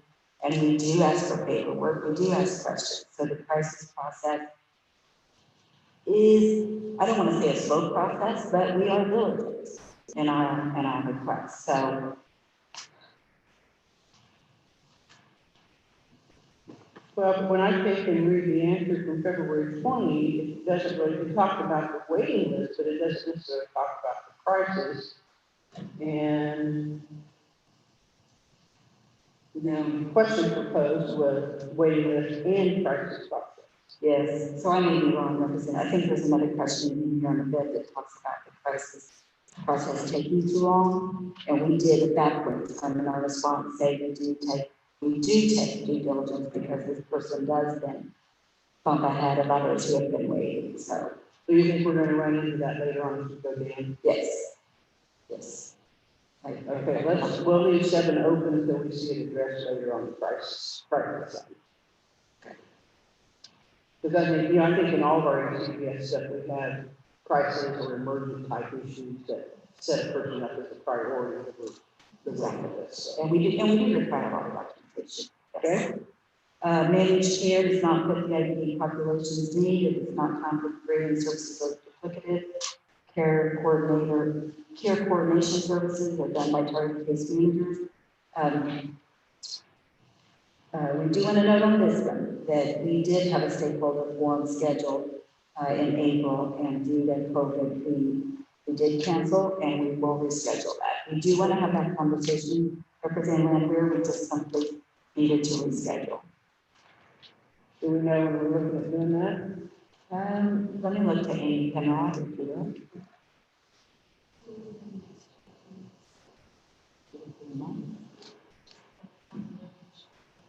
Oh, 2 to 3 months. We'll see if we can speed that up a bit. So, Is that possible to do that all via Zoom or some other type of? We could. We have recently, well, I won't say recently, within months now, we've been using Teams, called Microsoft Teams, which is very comparable to Zoom. It does allow us to invite individuals who don't necessarily use Office 365 or use Microsoft. Very similar that we can invite them, but there are some nuances that aren't quite as sophisticated as Zoom, but yes, we could do that. Well, maybe you have to break the meeting up into a couple because of the load handle or not handle with it, but this is the type of thinking that we have to have outside of it. So I'm just a little bit disappointed, James, that I had to ask that first. Noted. Number 9. Individuals who self-direct HCBS should have control over their own financial resources with support available as needed and would benefit from flexible. Representative Landwehr, we don't have a system in our state that is a cash and counseling kind of system. We simply don't. So we don't have an emphasis on giving individuals their own budgets per se.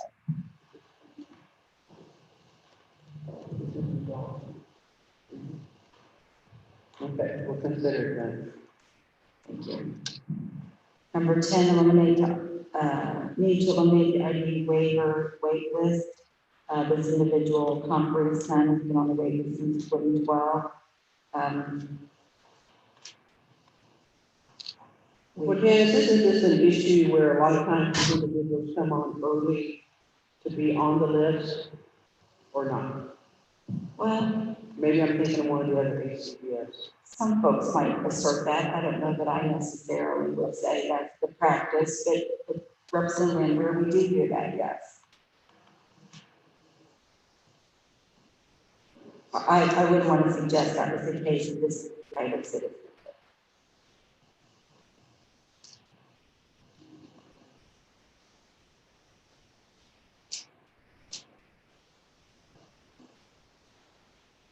Okay, so from February to June, we're still in a mode of identifying the care model. Are you on 11? I'm sorry. No, yeah, I'm on 11. Oh, wait, I jumped, never mind, never mind. Okay. Okay, no, I think we're done. Go to 11? Okay. That was the need to explore a better model for managed care on PSS than that available on KanCare. From our vantage point, we will just continue to work with stakeholders and keep our eye on what other states are doing with managed care when it comes to the IPD community. I think you heard Matt say this morning that, you know, across the nation, IPD and that particular network of consumers that we serve aren't necessarily in the managed care systems yet. So Kansas is still, I'm not going to say unique, but Kansas is one of the states where everyone came in one fell swoop, IPD came in a year later, and all states haven't moved in that direction. But we will continue to watch what's going on in other states and continue to work with and are having that community to say, how does this work? Well, there is an advantage to having that because then you tie in one place the healthcare needs as well as the disability thing. Right. And that was something that we heard back in 2011 or 2012 when the whole KanCare idea was first proposed, and that was one of the big things to talk about, is how now we're actually have coordination with their healthcare. Because some of the providers out there are the healthcare providers as well as the providers. Okay, let's continue to monitor. Number 12, we define nursing home in accordance with statutory formula based on 3 years actual cost. We are aware of the statute. We are very familiar with the fact that the nursing facility program is an entitlement program. The funding, however, at the end of the day is based on the annual appropriation. Representative Landry, that's the way it's been. That's the way it is today. Was that a bad answer? Sorry. Okay, could I replay and say that over? So when you request your budget, do you statutory request? Yes, through the caseload process and through our budget, yes. We can request increases in the nursing facility program, yes. So can you off the top of your head tell us what that looked like this last year? Give me a minute and I think I can. Representative Landry, you know, I've done this for a very long time as part of the nursing facility caseload process. And then the statutory requirement now that requires within the 3 years. So, nursing facilities is an entitlement program, which means it's in the caseload process. But somehow, over the last few years, it seems as though some of the conversation about the nursing facility program in that caseload process got lost. Now, keep in mind, I wasn't at the table, but somehow nursing facility caseload has to be talked about during that process. In addition to then having the statutory requirement that we use 3 years to fund. So what we tried to do last year is make sure that the conversation in the caseload process itself was very clear that we anticipate this many nursing facility residents and we anticipate this rate based on the cost support that needs to be in the caseload process. And then at that point in time, when we were funding appropriation, we recognized that in the funding appropriation, that the 3 years would require rebasing of those 3 years every single year. And then how do those two connect is where we land in with the funding from the legislature. Okay, you totally blow my mind, because unless I'm misunderstanding it, and do I see Linda back there? No. Is the rebasing is done when the agency does their budget. And that's what's given to the governor, and the governor provides us a budget. The rebasing is not done at caseload time. The caseload estimate will come in later on in the fiscal year, current fiscal year. Yes, I would agree. So, and rebasing has been in place since, oh my gosh. Huh? Early or mid-2000s. Since the statutory. The statutory, yeah, so it's like, okay, why all of a sudden now are we hearing that we've got a disconnect with nursing homes caseload? Not following that one at all, yes. Okay, well then let me say this to see if this would help. So maybe. Not if you just got a new answer, I don't want a new answer, I want, what is happening? I'll give you. So the statutory language that says rebase every single year using the three base years doesn't necessarily preclude us from having a conversation about nursing facility, caseload, and spend projected costs in the caseload conversation. That's what I'm trying to say, Representative Amber, that this statutory language doesn't preclude us from doing calculations and having this conversation with the caseload. That's my point. No, and I get that. Okay, you can have that whenever you want to. So if you want to add that into the caseload, you can go ahead and take through that, knock yourself out. But it still doesn't say, are we indeed doing the rebasing statutorily like we're supposed to? What happened this last year? Did we appropriate 1%? You gave us 1%. So you gave was that the statutory amount? No. What was the statutory? You gave us 1%. He's going to give us. Let me check with Brad. I'll check with Brad on exactly when we get back to him. Okay, so the question is, what was the rebase amount? What did you request? What did the governor provide? And then what did the legislature do? Representative Parker. Thank you, Mr. Chair. It's a 3-year rebase on actual cost, and the recommendation was for 3%, and the governor has 1% in the budget, which is not uncommon for the governor to not recommend the full amount of the rebase. And I don't remember the amount that it was. It's supposed to be 3%, and the governor had 1% in the budget. And that's what we have at this point in time. It's been kind of one of those rules that hasn't been followed the actual section by more than 1 million. Well, I don't even know why we have statutes. Let's say I'm talking. You're right. Not all of them again. I mean, it's.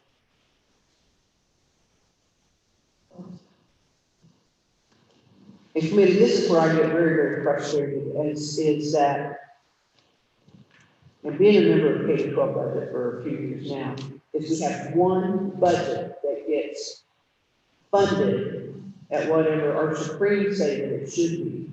But yet we have a budget that deals with our elderly who paid a whole heck of a lot of taxes before they got to this point.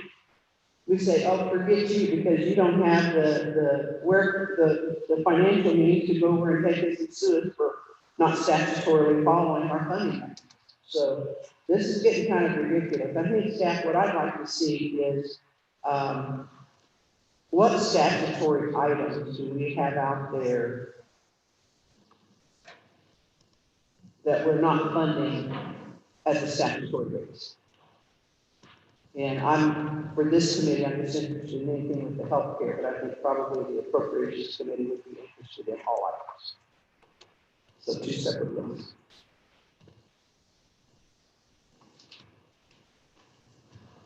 Okay, so we'll continue monitoring on 12 and then number 13. Representative, I will ask you a request. May I make a request on number 13 and 14? I do defer to Scott, but he said a few more in the slide, in the sheet also. So could I finish with what I consider mine and then ask Scott to come up?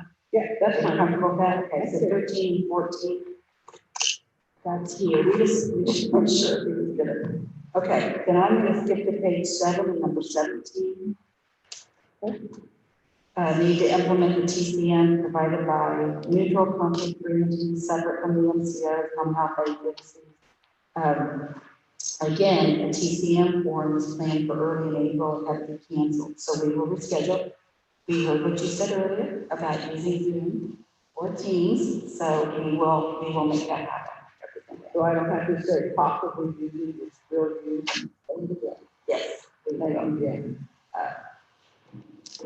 On number 18, need to look at what happens to dual diagnosed individuals who are dropping the SED waiver and are years away from getting IDD services. Once a child leaves the SED waiver, he or she should transition to the IDD waiver automatically. The services will be included. The transition to the IDD is automatic for individuals on the TA and autism waiver. Currently, we do not have a waiver that automatically transitions from the SED to IED. We would need to have extensive conversations, and representative, we haven't had those extensive conversations with folks as to whether or not that would make good sense for all the populations involved. Again, we can, from our vantage point, that has not been a policy that we have necessarily supported and would be in favor of. If we need to bring stakeholders together to have the conversation, we will, but that has not been a policy that would not be something we would be necessarily in favor of. That when someone leaves the IED waiver, child, that they just automatically transition to IED. There's a long waiting list on the IED, and so for SED kids, they just automatically transition when a lot of other families are waiting. For us, we struggle with that. So we need, I guess I would recommend that you do reach out to folks so we can decide if we can close this item or not. I understand your concerns, and I think they're very legitimate. We can't just keep saying, well, we haven't looked at it, we disagree, and it's like, okay, but how can we close this out in this year? Okay. Does that make sense? Yeah, we'll make a note of that. All right, thank you. On number 19, there's an urgent need for behavioral health services for Kansas society that can be addressed with a system-wide competency-based training and development of specialized service delivery programs model after evidence-based practices from other states. We don't have a further update. We will have virtual meetings to meet with Nick and some others on this particular issue. We do agree. We've actually had a lot of conversations with Matt Fletcher and Nick on this, and we've had conversations about a tool that we were going to use called SEN, and you'll see represented later when we get to another topic here in a minute. It's also a concern about dual diagnosis with individuals who interact with the judicial system. We would still like to bring in some experts to help us use a tool called sequential intercept model to help us identify gaps. So I didn't write as much down on that as you would like for me to, so we will do that next time to keep you up to date on what we're doing with the dual diagnosis. We're fully engaged in this conversation in COVID rates, so we'll re-engage. Okay, thank you.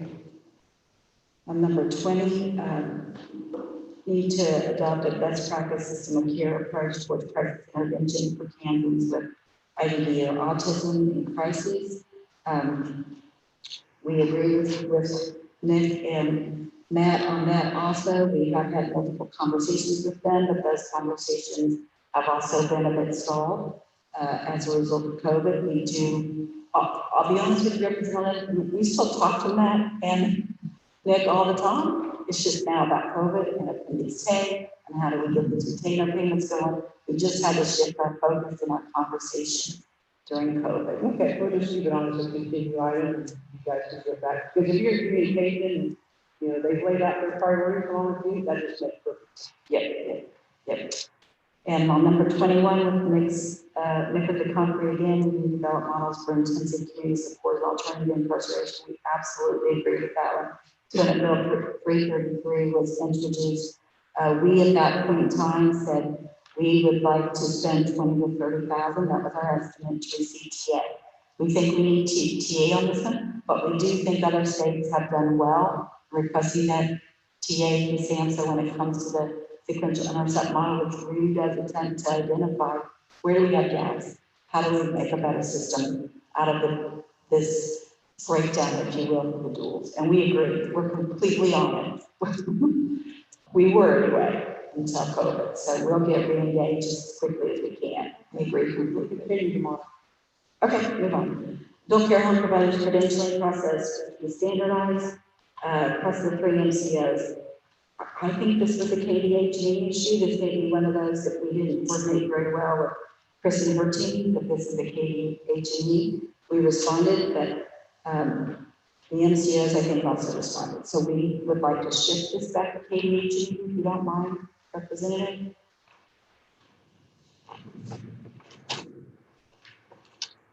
Okay. Gee, is it cold in here? Is it just really? Oh. Number 23. Oh, jeez. I did not address the third that would be valid.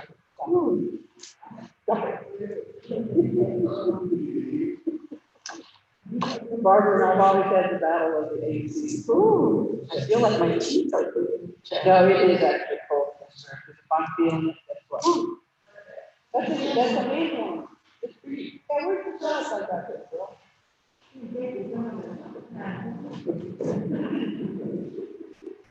Okay. On a very serious note, on number 23, we are pleased to report that we do have a history of Olmsted. Overview of Olmsted history of HCBS in your packets. We did, at the suggestion of the chair and other members of this committee, we did sponsor a report to be done. Mary Ellen Wright, many of you know her, she worked at AHD for years, she's been around for years, she was retired. She said she would come in and help us do an overview, just do the history, just tell us the history of HCBS and the Olmsted decision and the ADA and bring it all together. So you do have a copy of that report in your packet. So Representative Landwehr, I'm pleased to say we got that done. So which? It's number 23. No, I know the item, I'm just the report.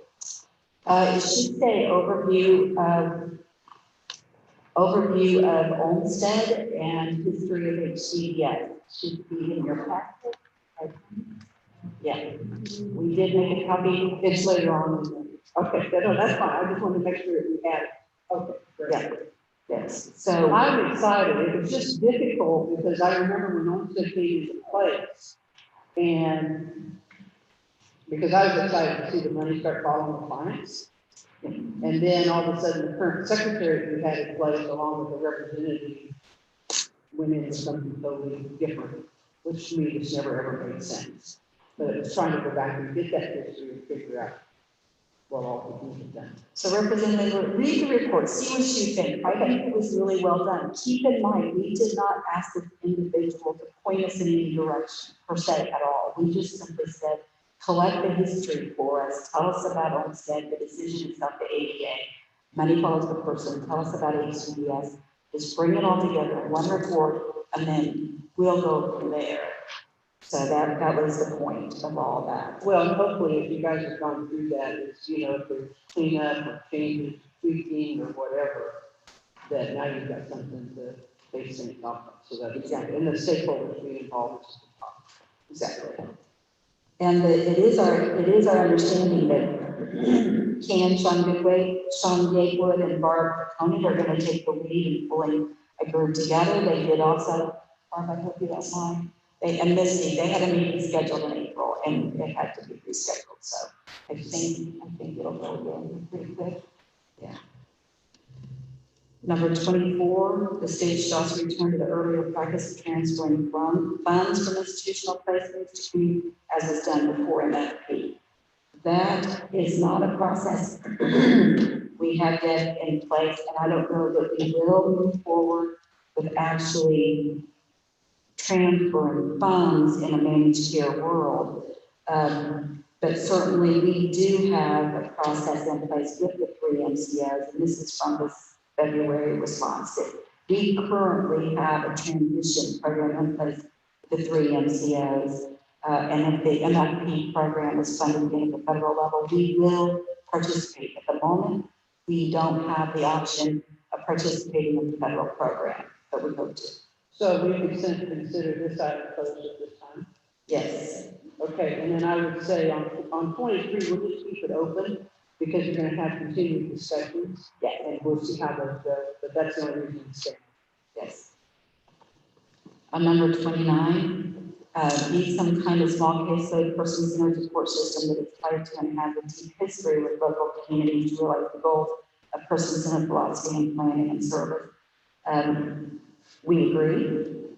You heard from Luann Kibbe earlier today, and Luann certainly, I thought, was very articulate in suggesting that there are limited resources for the cells at this point in time across the state to help really push the person-centered philosophy of planning and service and support. So we would agree with her on that. So continue to monitor? Yes. With the incorporation of LTSS in the managed care system and policies changes at the state level, self-direction is under threat. I won't read the rest, but we do have conversations with Amy Heitland and Kitty. We also feel that self-direction is significant. We've mentioned several times now that we included the significance of self-direction in our strategic planning document, and we actually do agree with the companies on this. That self-direction has got to be something that we at the state level continue to talk about consistently with our MCOs. I feel we've done that, and I feel the MCOs have heard us within reason. So, I mean, So we can close? I think so. All right. Just sit then. Yeah.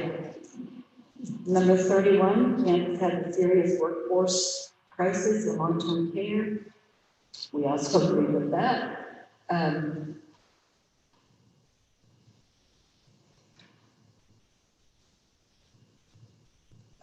Let's see. The stable workforce hampers any progress in this basic quality improvements. That came from Rachel. We actually agree with that. We are, okay, let me read this. From February, we said we were working with hospitals on CNA. That needs to be CNA. That's what was thrown off. That's a typo. Should be CNA classes and stakeholders.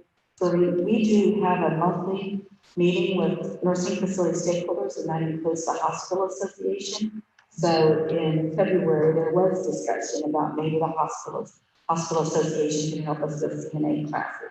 And those conversations continue. However, COVID did again stop those conversations, and we shifted to other conversations between the hospitals and the nursing facilities and transfers and all that. So we haven't had conversations specific to workforce crisis issues, other than, as Linda mentioned this morning on the Mowbray, the crisis hasn't changed with COVID. If anything, it's probably been exacerbated. So, Right, I think that we need to somehow tie 31 back to the rebasing deal. We need to get all the nursing home stuff kind of in one deal, because you can't talk about staff, really getting staffing if the funding's not there. Does that make sense? So we need to figure out what the representatives. I would be hesitant to agree with that because the workforce shortage is way bigger than just nursing homes. And I guess I'd like to see workforce shortage, those issues grouped together rather than this one put in just the nursing home. Okay, I'm fine. No, I have a question for this one too. Is that okay? When all of the coronavirus started, I heard a lot of talk about students who were trying to finish their nursing degrees and having trouble getting their clinicals finished up. Oh, am I gonna have to back up on that? But They're writing petitions now. whatever happened with that? Were they allowed to do their clinicals in a different manner? Were they allowed into the hospital to do their clinicals? That was what I was hearing, was they weren't allowed to come into the hospital. Make sure you tell us who you are, so everybody's Scott Ritter, I'm the Deputy Secretary at KS for hospitals and facilities, and I oversee the team that does certified nursing licensing and certified medication-aid licensing. So we did a couple of things because of COVID and because of the issue that you mentioned, Representative. CNA students have to do a clinical component to complete their academic program before they can get licensed. Part of that can be done in a clinical setting, like a nursing home or somewhere where they'd actually be working. We accelerated some of those timelines so they could do the part of the clinical that's in their curriculum coursework. So they have practical experience that they have to do. And they also have some clinical work they need to do as part of their academic program.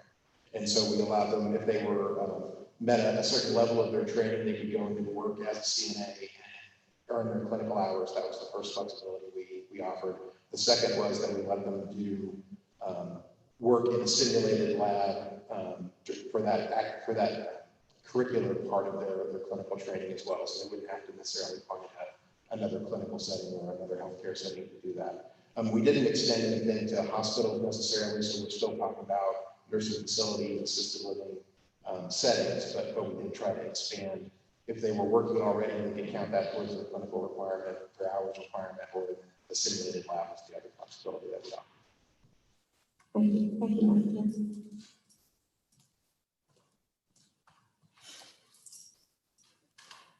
Number 32 on page 12, temporary healthcare staffing agencies are continuing issue affecting the LTSS workforce. Oh, that's Scott's too today. So he will talk about this 32 also, and that works for me. If you don't mind, representing Lane. 32 say that. That's you. You're gonna have Scott come up and do that one, or? Yeah. Go ahead. We'll add that to his. He's got okay. He's got several coming up. And you know, Scott and I have worked together for a very long time, and I am so glad he's a He's been everywhere. Yeah, we're so glad he's here.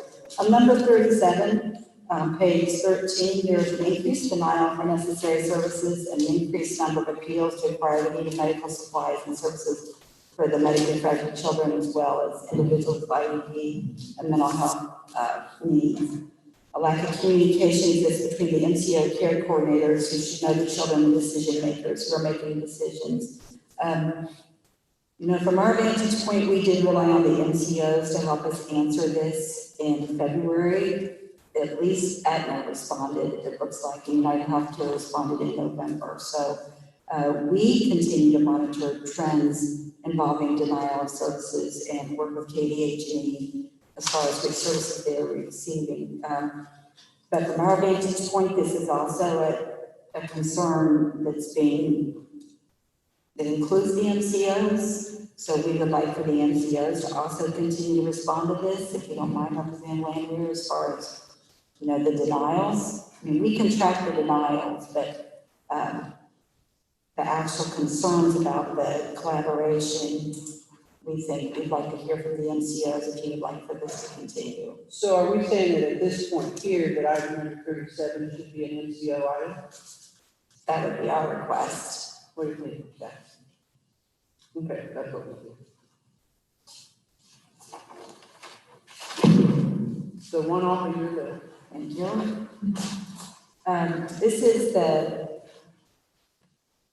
This is number 38 is a IGD waiting list that we aren't making much progress there as far as the rate of growth. Steve Gabar did suggest we look at Louisiana. We did look at Louisiana. I will be honest with you, we didn't care for the Louisiana model. Just to be perfectly blunt, it seemed to us that they broke what would be our waiver into several waivers, which then reduced what looked like the number of people on the waiting list. But for Kansas, we didn't particularly care for it. If we want to look at states, and we shared that with Steve. I mean, we talk to Steve all the time, so we shared with Steve that we didn't particularly care for Louisiana, and that please bring to the table other states, and we would continue to collaborate on how we can better address the waiting list in Kansas. Representative Carpenter. Thank you, Madam Chair. This and other items here are a direct result of the COVID and the legislature going home early. And we've also lost some personnel at KDHE. The serious emotional disturbance waiver. I am former director of profit. We're working on it, Jim. The ID waive this. I missed the February meeting, so I'll be looking for the report on the Louisiana model. But just to remind folks, our ID waive this now. We only offer that to people that will take all 6 services that we offer. And some of the solutions for the Louisiana model were the fact that we could apply for separate waivers for people that would take maybe 2 services, 3 services, or something like that, and therefore reduce the wait list with people that just need that, but it's a separate waiver, and we kind of lost some momentum here with the director leaving, and believe me, though, next year when we get back to this, one of the first things is probably require legislation to have to do that. But anyway, this little update on that, and it's very unfortunate this session left early because I think we could have made some progress on this. Thank you. So we'll keep the item out there and continue discussions with it. Okay, number 39, Kansas should incentivize competitive integrated employment. I won't read all of it if you don't mind, but we agree completely. It will take us some time to make changes to how Kansas integrates employment into our waivers, particularly the ID waiver. It will take time. However, we do have the help of the federal HCBS final settings rule, which does specifically speak to how to make changes in delivery systems, including competitive integrated employment. So Amy is going to provide an update on where we're at with the final settings rule during her presentation this afternoon. So if you don't mind, we'll hear from her this afternoon on specifically where we're at with the final settings rule. We'll keep on with number 40. Number 40, Kansas needs a direct care workforce initiative to address the crisis level shortage in direct care workforce. This is again Representative Concanon. We agree. In this particular conference in particular, we appreciated the fact that she has the Kansas Personal Care Directory, and we appreciate the fact that Representative Carpenter supported this initiative to continue and maintain the direct care workforce. The MCOs did help with that, as I recall, so we don't have a further update at this time, other than we agree workforce concerns are a real issue. Do we need to do this, Representative Carpenter? Thank you, Madam Chair. And I just might add that, everybody that's been here today has also talked about workforce and what an issue it hasn't gone away. COVID has postponed things and this and that. But again, that's one an item that because of the shortening of the session that I did not have time to work on, but it's just kind of frustrating because it's there. It's going to be there for a long time until we address it. And anyway, very frustrating is all I can say. Do we need to keep this item on here, Representative Carpenter? What you're saying? That we need to keep number 40 on here to monitor? Well, it's part of just a huge, long-term conversation that we're going to have. And, as our population ages and more folks are in nursing homes, it's kind of like the little boy crying wolf, but this wolf is going to come get us one of these days. And I don't know what the answer is. It's difficult. It's not going to go away. It's very multifaceted. Anyway, huge problem. Let's leave it on the list until next month, and then we can start figuring out how we can, address all this. And I mean, I know it's not something that's new to you, Janice. This discussion's been around this building here for many, many years. We knew that, in 2011, the baby boomers started turning 65. We are currently in the middle of the baby boomers right now turning 65, and that number is going to continue to grow. So, all right, so we'll just continue. Number 41 from Sean Gatewood, in the 2020 budget, we should include funding for additional in-house staff and adequate resources to coordinate, facilitate, and oversee stakeholder engagement. I don't know that we specifically asked in our budget for staff to oversee stakeholder engagement per se, but I will share this with you, members of the committee, that we just simply had a conflict in our scheduling. We meet in our leadership team every Friday morning. That's the same time that CAN meets with all their members. We just literally had difficulty getting to the CAN meetings as frequently as we would have liked. We did ask Bart Conan if we could move their CAN meetings, if they'd be amenable to moving theirs to Thursday and let us join via Teams. And the answer was yes. So we very much appreciate Sean and Bart's willingness to, and all of their members' willingness to move to Thursday. So at this point, we are meeting with the CAN group once a month on Thursdays, and at that point in time,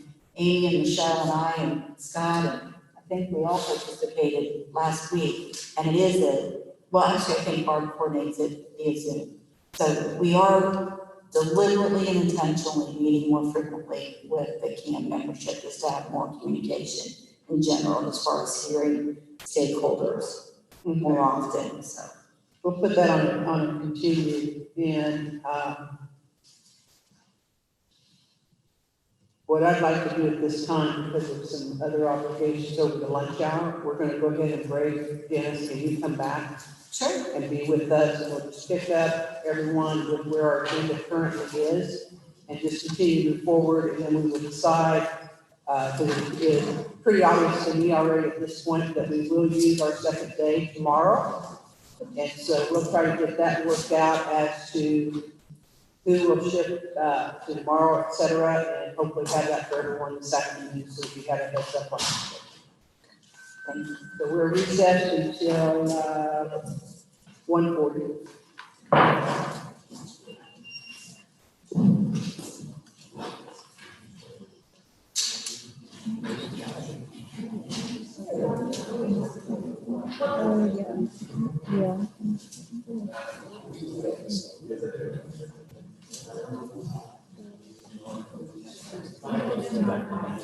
Yeah, I need to do that before I leave.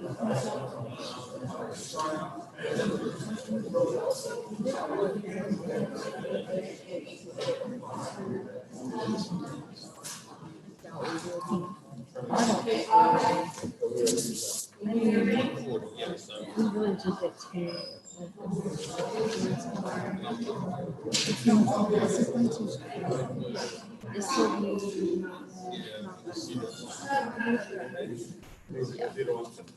Yes, ma'am. What's the question? I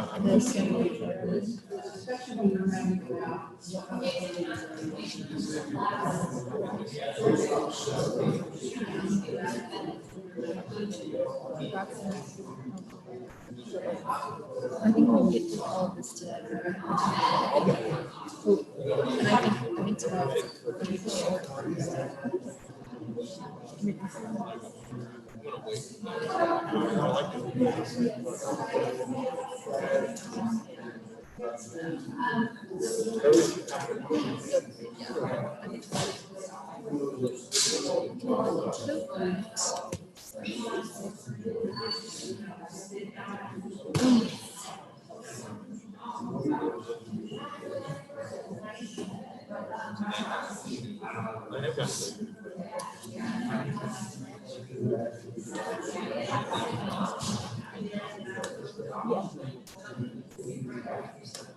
No, not for the afternoon, like.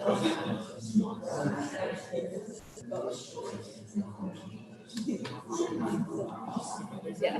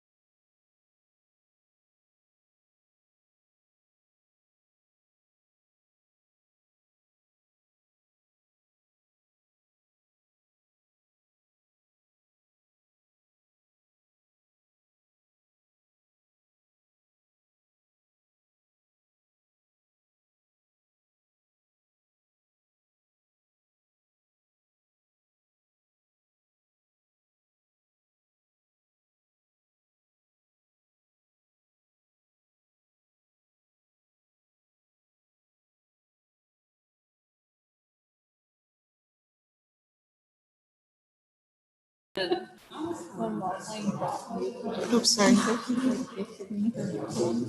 Didn't make it to, No, but I will. Sorry, I went up to Tom.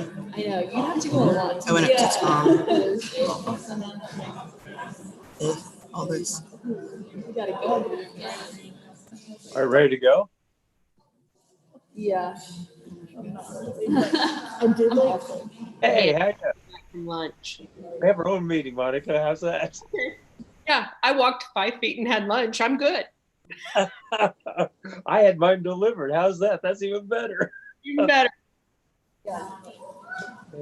That you know, I literally have no like concepts of anything. Because so good. Yeah. Yeah. It would be nice to have some sense of like the scoring. Yeah. Certain. Just the little that I know, but only people. Yeah. Oh, that's fun. You can guarantee that for the final.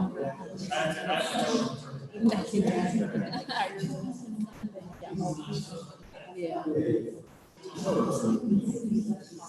And it's like soothing. Oh, or so like monotone. Yeah. Yeah.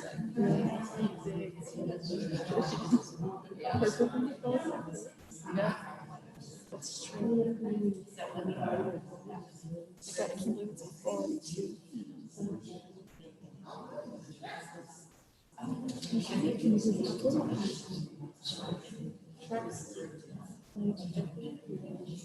Oh, I bet it does. Oh, it does. Oh, you have to download them for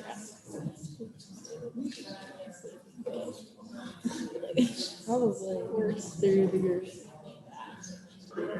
Probably doesn't. I see. Yeah. Huh. I know. Facial recognition. It's scary how much my Alexa at home like will not do what I tell her to do. So I'm like she's forming her own brain. She'll like do like something that I don't ask her to do. Yeah. Like I think she's like trying to take over my house. Yeah.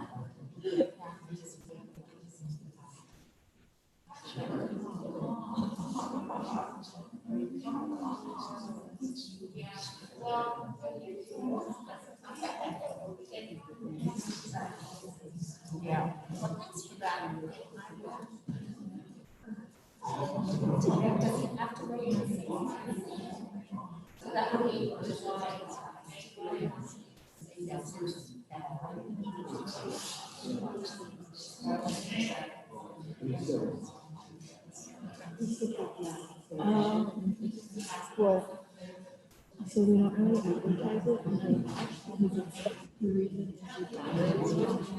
it's like it's something that makes sense. It like not running time. It takes. That's true.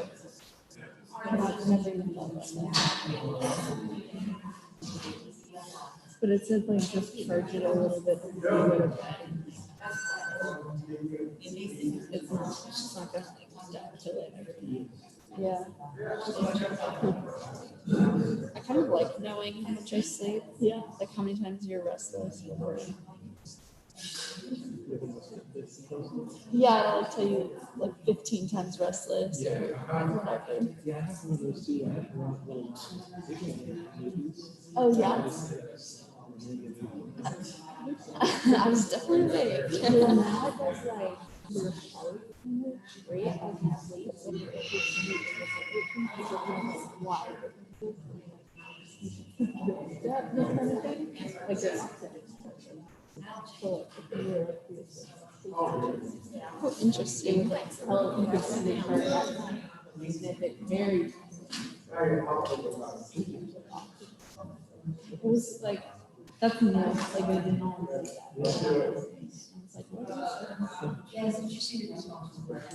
But yeah, so I just bought a score. It doesn't have sleep tracking.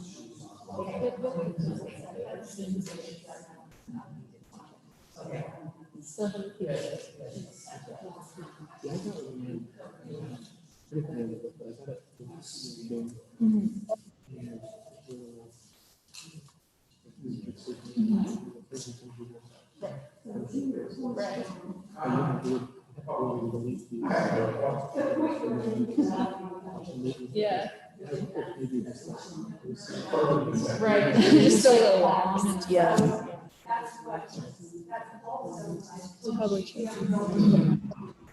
Right. Yeah. Yeah.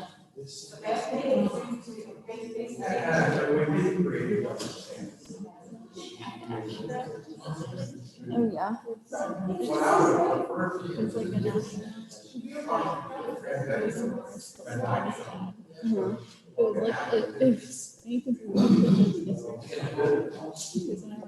Just like kind of a specific.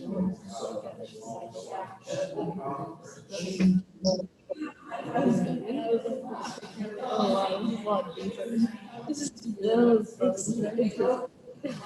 was it good? It's kind of like it was pretty. Yeah, the way they did the face. Yeah. That it did it. And like a lot.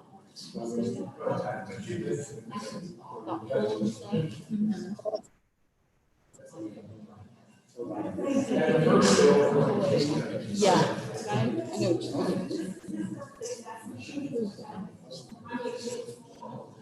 We did that because then I watched and I was like, that's really good. It is really good. I would have watched it again, but I was like, I need to watch that. Yeah. It was I don't think if I watched it, it'd be interesting. No. For what I'm thinking, I'm serious. It's so funny though. The movie is awesome. I need to watch the movie. Yeah, yeah. And it's about these like in the series, it's about these Americans that move to London and become friends and stuff. And it's just I don't know, British accent. Yeah. I don't know, drives me. I think like sometimes. Yeah. I don't know what yeah. Yeah.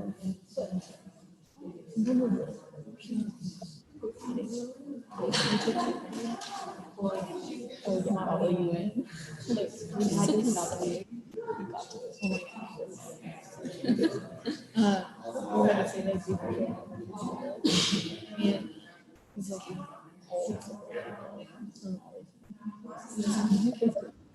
we're the only yeah. And so in our community, we got voted like within our like all the different things out loud. Oh yeah, reading things out loud or whatever. Because we didn't have yeah, like a bit obvious. Yeah. He's like yeah. Yeah. Because I'm sure like if they really wish they're watching like American like movies and shit. It's like or like is that how it works? No, not as far as I know. It's like I'm not still but I like I do so.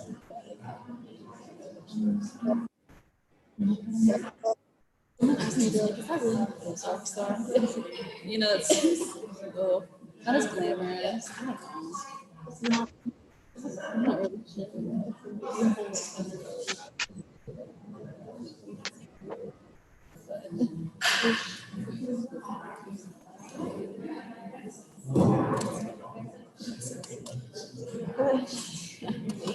What are we looking? It's a whole nother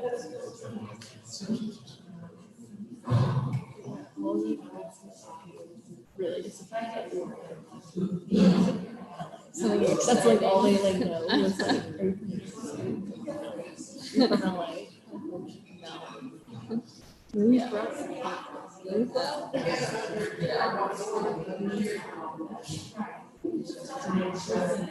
Yeah, nothing really. Yeah. Yeah, it doesn't matter. At least you can just say it's like, it's right in the middle. You don't have to say like it's. Well, we're looking for like.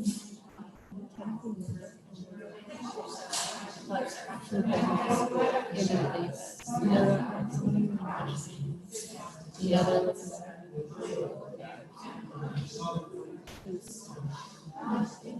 That is cool.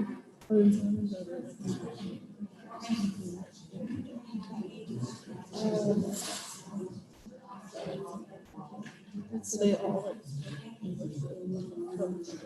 Yeah. One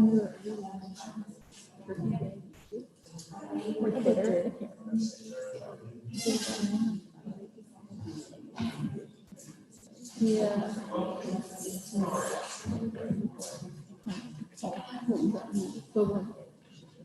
Did you find a mic that worked over there?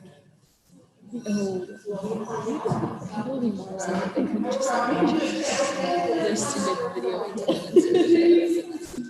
I don't remember. Yeah.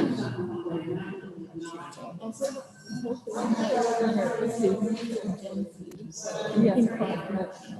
I like really. Is it?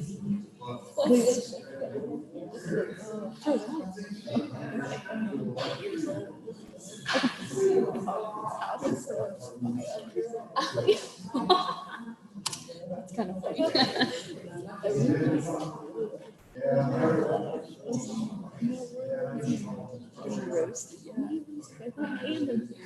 Yeah.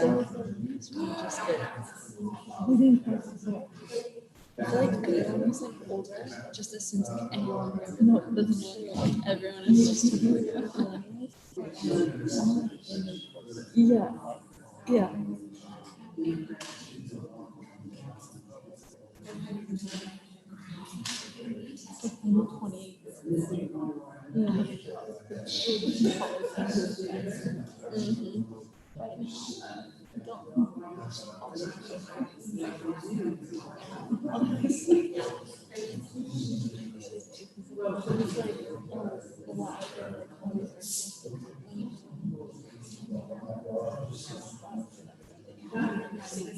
Oh yeah.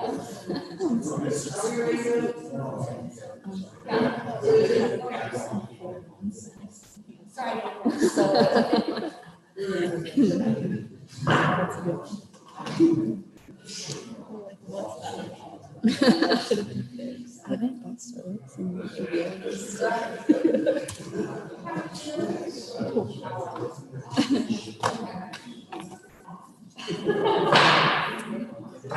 Okay, we're gonna go ahead and get started. I do apologize for the delay, but we have a couple meetings we have to handle on the lunch hour. So as I told my staff, I'd like to say that I came back from a really great lunch. I believe Janice is back up, and we are on item number 42. And I might let everybody know out here that's been dealing with these sheets. One of the things the staff's going to do is items that we are continuing, and unless there is an update or an upgrade to it, you're going to see a different way she's going to mark them. I don't know how she's going to do it, but then that way we wouldn't have to go through things that are just continue because we're waiting for the things that came on. We'll come back with the answers on it. So that'll shorten some of this as well. So number 42, Kansas needs an independent legally based KanCare ombudsman program. So representative from our vantage point, I mean, we certainly are responsible for the ombudsman program now, but if that changes, you know, so be it.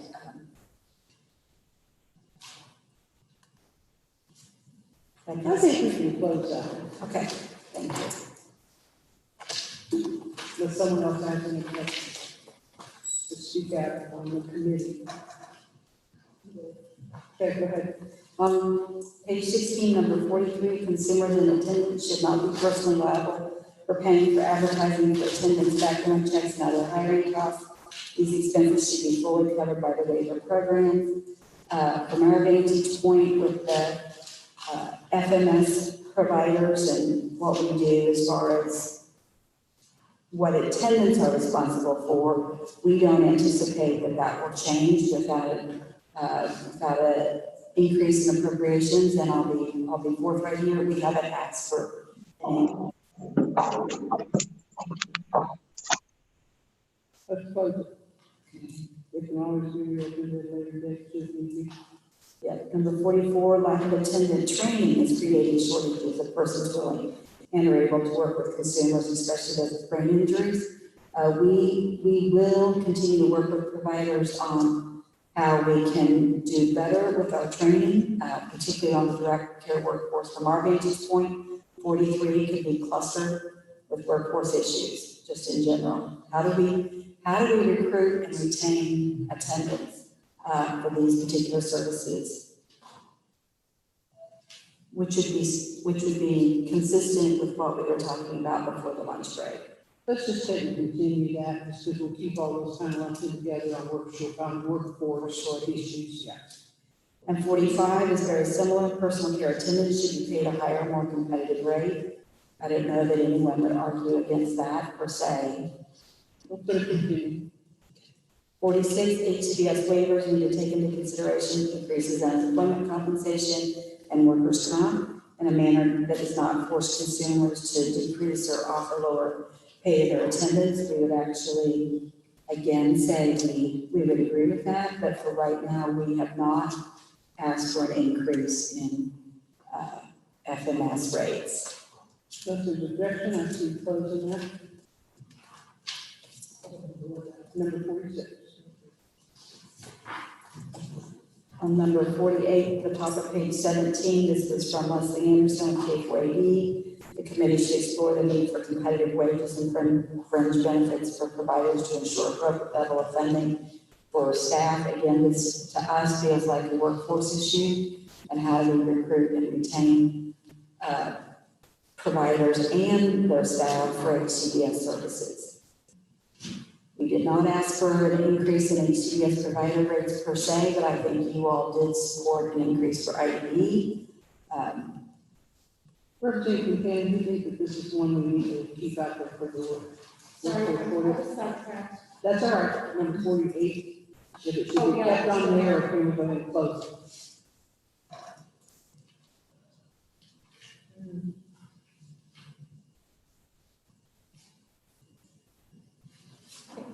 It fits in with the worship course, actually. Okay. It's in, so you can close it because those issues are not top of mind.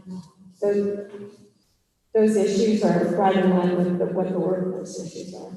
Let's close it. Number 49, this has to do with the committee should focus on the HCBS final settings rule to ensure an individual's personal choice and quality of life are integral to all supports and services.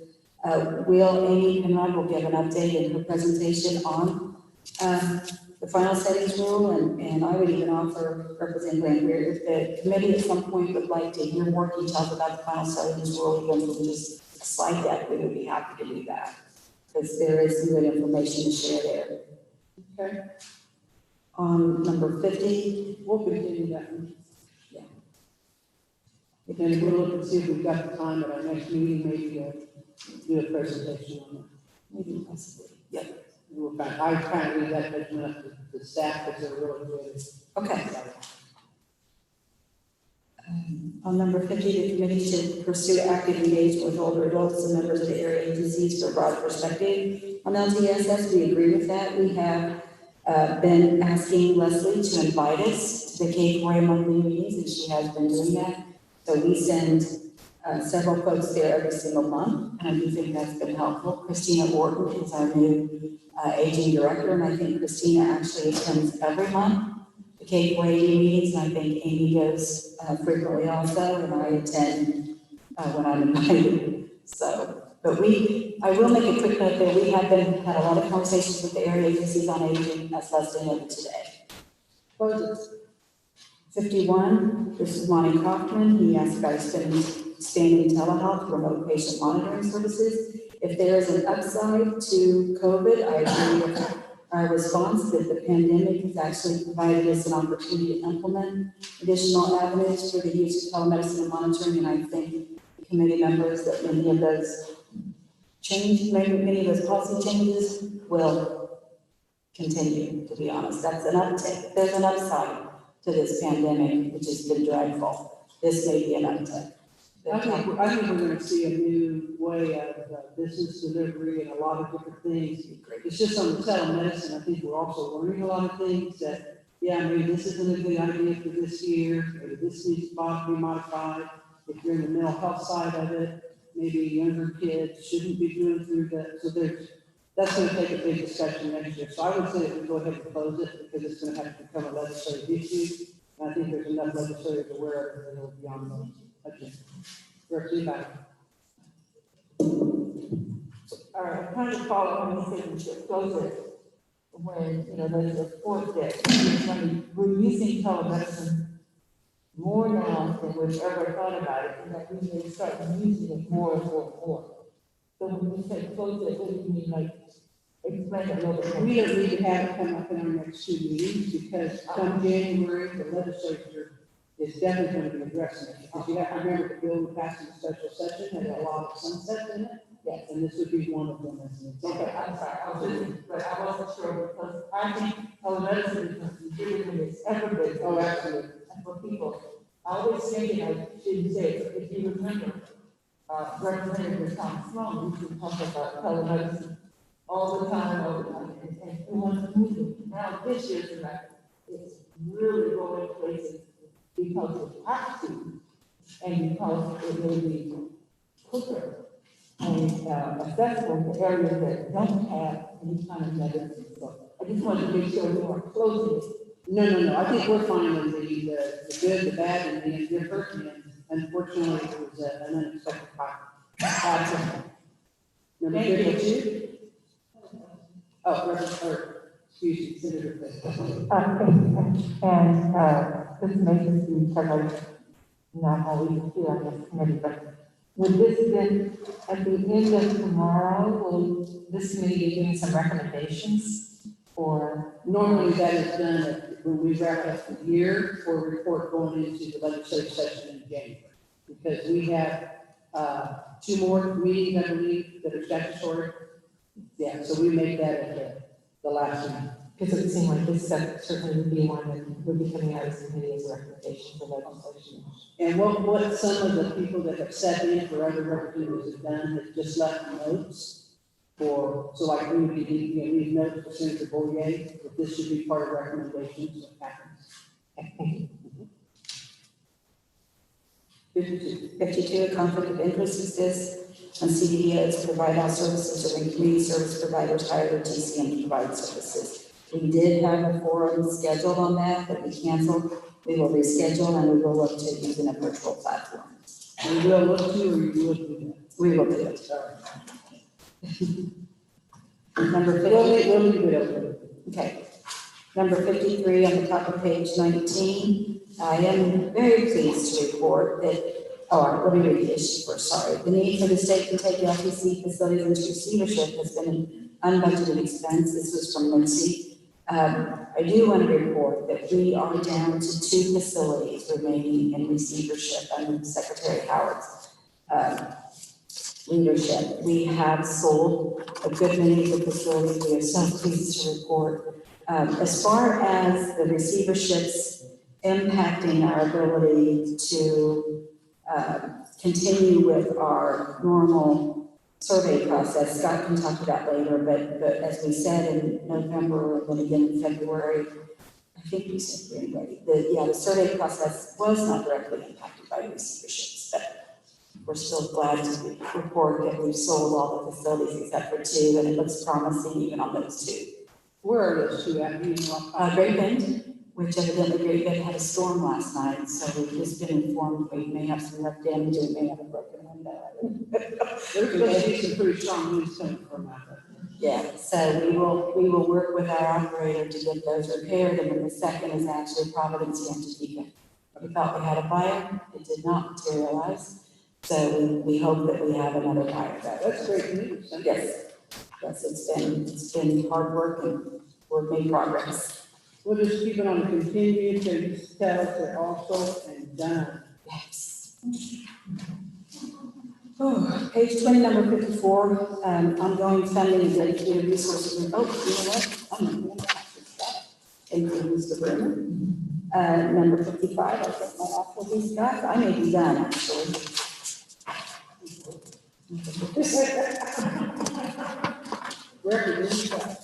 If you don't mind, Representative Lambert, I think I'm almost finished on the top of page 23. This is the TA nursing reimbursement rate, which I think we could probably combine with the, page 23, number 59. Okay. This is once again the TA nursing reimbursement rate. If we could combine that with the KDHE response, and we will continue to coordinate with KDHE on what that might look like. Yep. Number 61 is a concern about staffing agencies and due to staff shortages. We would suggest that be combined in with workforce issues and House Bill 2629. If Representative KanCare is okay with that, just a suggestion. You have a comment? So what are we doing with 61? Oh, okay.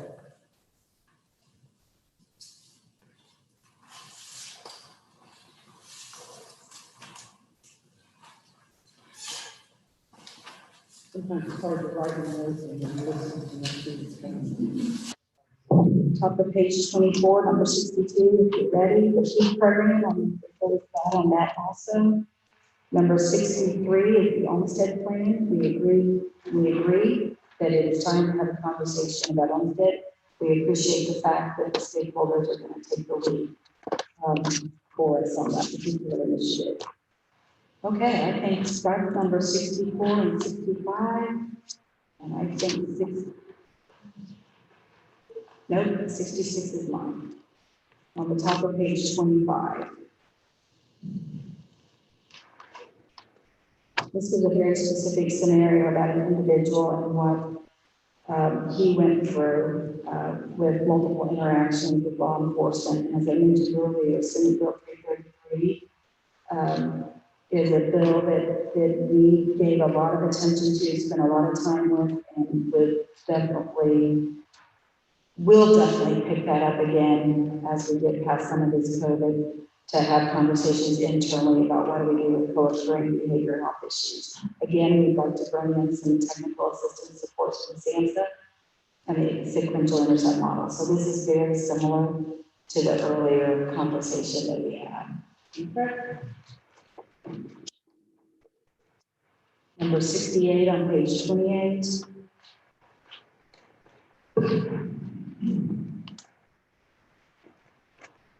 This is about the TA waiver again, the grievance and appeals process.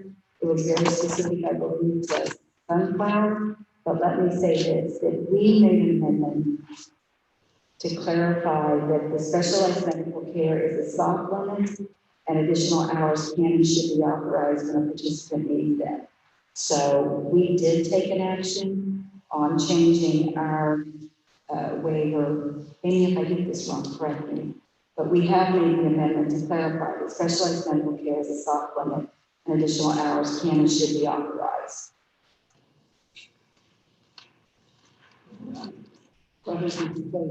Yes.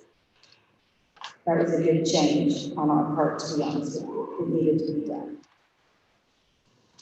Number 69, this came from Matt, that it's time to develop a strategic plan for elimination of the IP waivers. I mentioned earlier that Matt has shared with us on several occasions that they do have a strategic plan that they are working on as a network, and we agree with those strategies as far as work on a plan, share it with us, and then we'll share it with you all.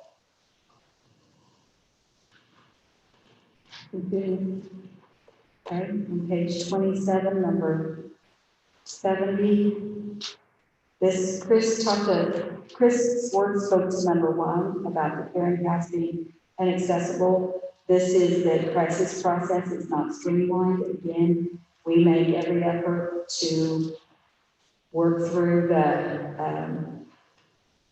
the request for crisis as best we can, but we point out here again that whenever we make an exception for someone to come on for a crisis, someone else is going to wait longer. So we do take that seriously. Okay, number 71. Oh, this was new. Actually, I don't think we had heard this one from Linda before, that the change of ownership process was extremely burdensome and was taking too long. We were surprised to hear that. Well, you know what? That's Scott also. That's Scott. Sorry, Scott. I'll let Scott talk about it. That wasn't an issue for us. Number 72, need to add all providers serving individuals on the waiting list vision of House Bill 2550. That came from Sean Great Gatewood. Our perspective was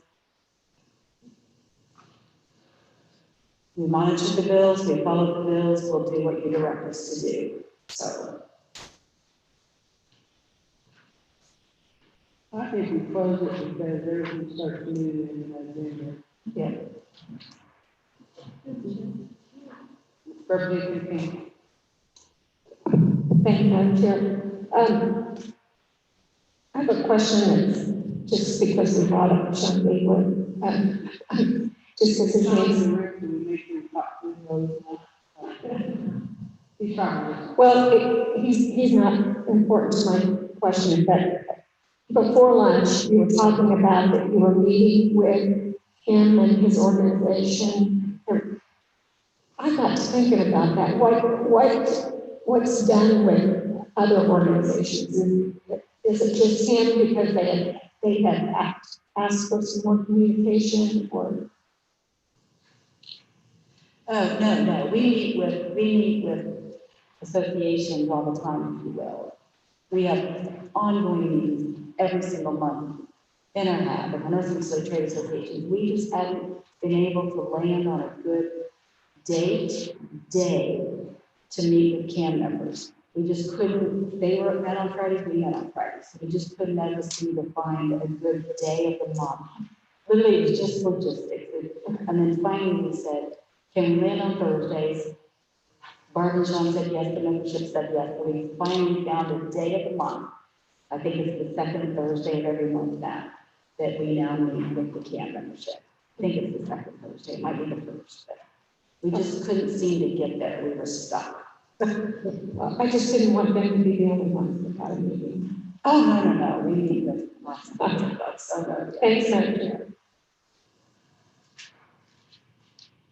Number 73, case, and this was Haley, that is highly opposed to any removal of language in fiscal notes at 22, 29, and 311 that would allow case that have been added to be admissible in the court of law. From our vantage point, we just monitored that bill and will continue to do so if it focuses again. Okay. Number 74, again, is the increase in the provider rate for specialized medical care, the T1000 service code. And you had that conversation earlier this morning with Chris.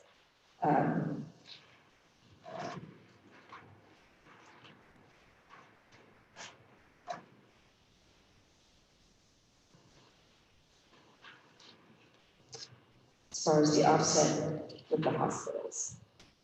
I wonder if that should be tied back to whatever that number was earlier.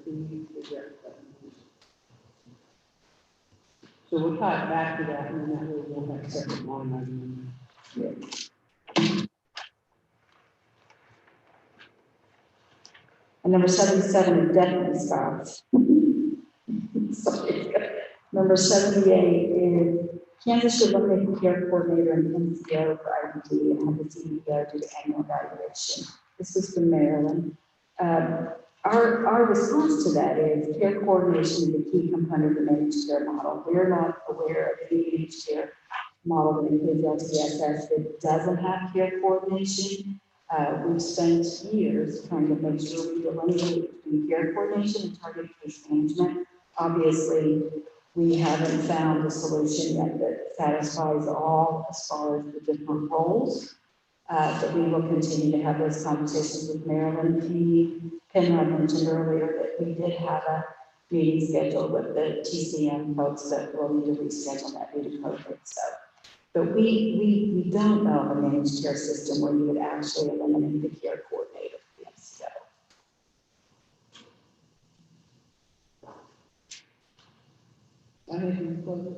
Okay, number 79, the opportunity to talk about the Senior Care Act, and it should include those folks under age 60 who have been diagnosed with younger onset Alzheimer's. There was some conversation during the session, and definitely we would be supportive if the AAAs and Leslie want to come to us and have conversations about that. We haven't heard from them directly, but I think that's just because of COVID, to be honest with you. So we'd be happy to have that conversation with them. Okay, we'll continue. Number 80. I'm not sure if this is Scott or me, but I'll take it, and then Scott might want to add to it. This is the quality improvement provider assessment. It's actually probably me.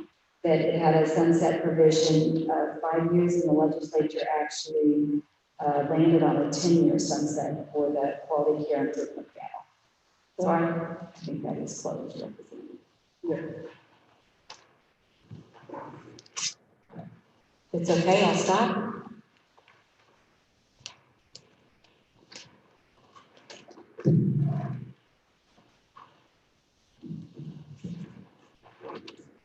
I guess my question is, will retainer payments on IDD be reviewed or with that? Or okay, all right, don't even forget to ask that. And with Janice, not with KDHE, but with Janice for sure. Scott Rivera, Deputy Secretary for Hospitals and Facilities. I'm going to refer you back to item number 13.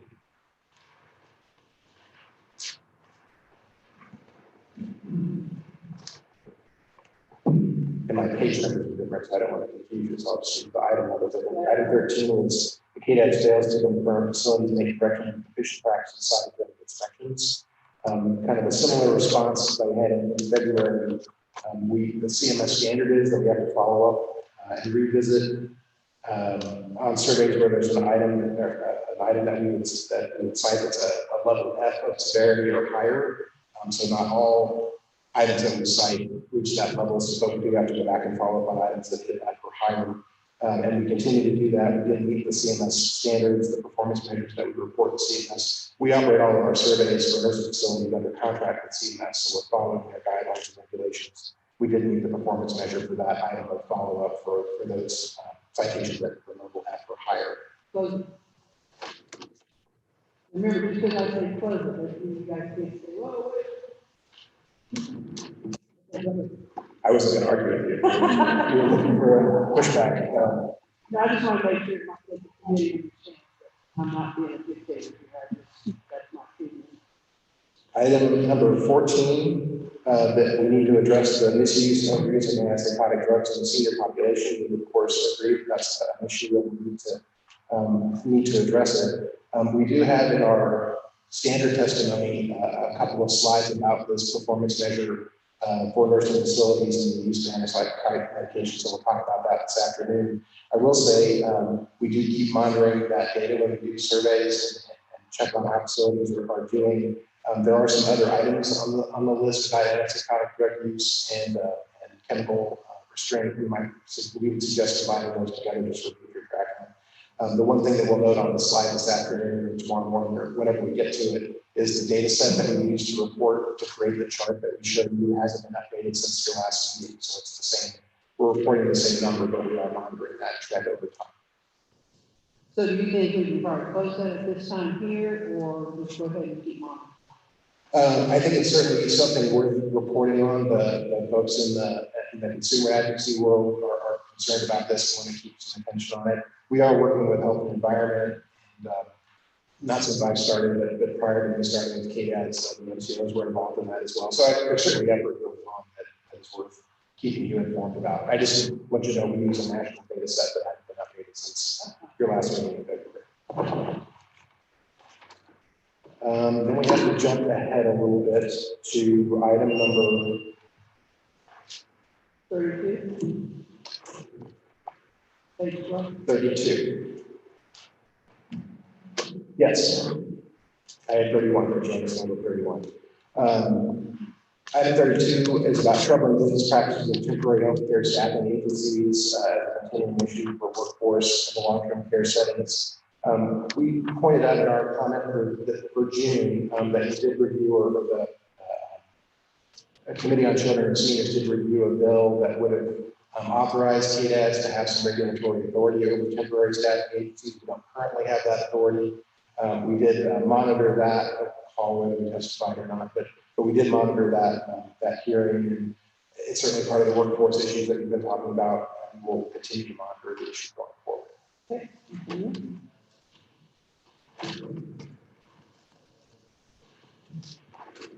Apologize for having to turn the Looks like item 54, page, for us. Thank you. Item 54. This was an item permits about ongoing funding and dedicated resources needed to ensure surveyor and survey staff have salary competitive, so that we can recruit qualified folks, making sure that the units are fully staffed and able to do all the things we're required to do. There's a lot of information in the February update, which I won't repeat. What I will say for June is that since I've been in this role since January, this is one of the issues that I started to look at prior to COVID-19 being an issue and our entire team being charged with primarily doing infection control surveys. My assessment is that we do need more folks to do surveys in state licensed facilities that are the kinds of settings that assisted living, home pluses, things like that. We've got a team that's currently full. We don't have any vacancies on that team. There are only about 7 people that actually go out and do inspections for those more than 300 facilities. So I don't think that's sufficient. So I'll be preparing a budget enhancement request to go through our internal agency process. I haven't told the secretary that yet, so I guess that's out of the bag. But I do think there's a need there, both given the work that we had to do and the work we're going to address. On the CMS certified side, we do have some vacancies on that team. We've got 52, I believe, nursing facility surveyors. That seems like about the right size given our performance measures, what CMS requires us to do. So that seems about right. But on the state license side, we could definitely justify having more state staff to do that work. Thank you. Let's see the objection, we close it and see what comes to us next.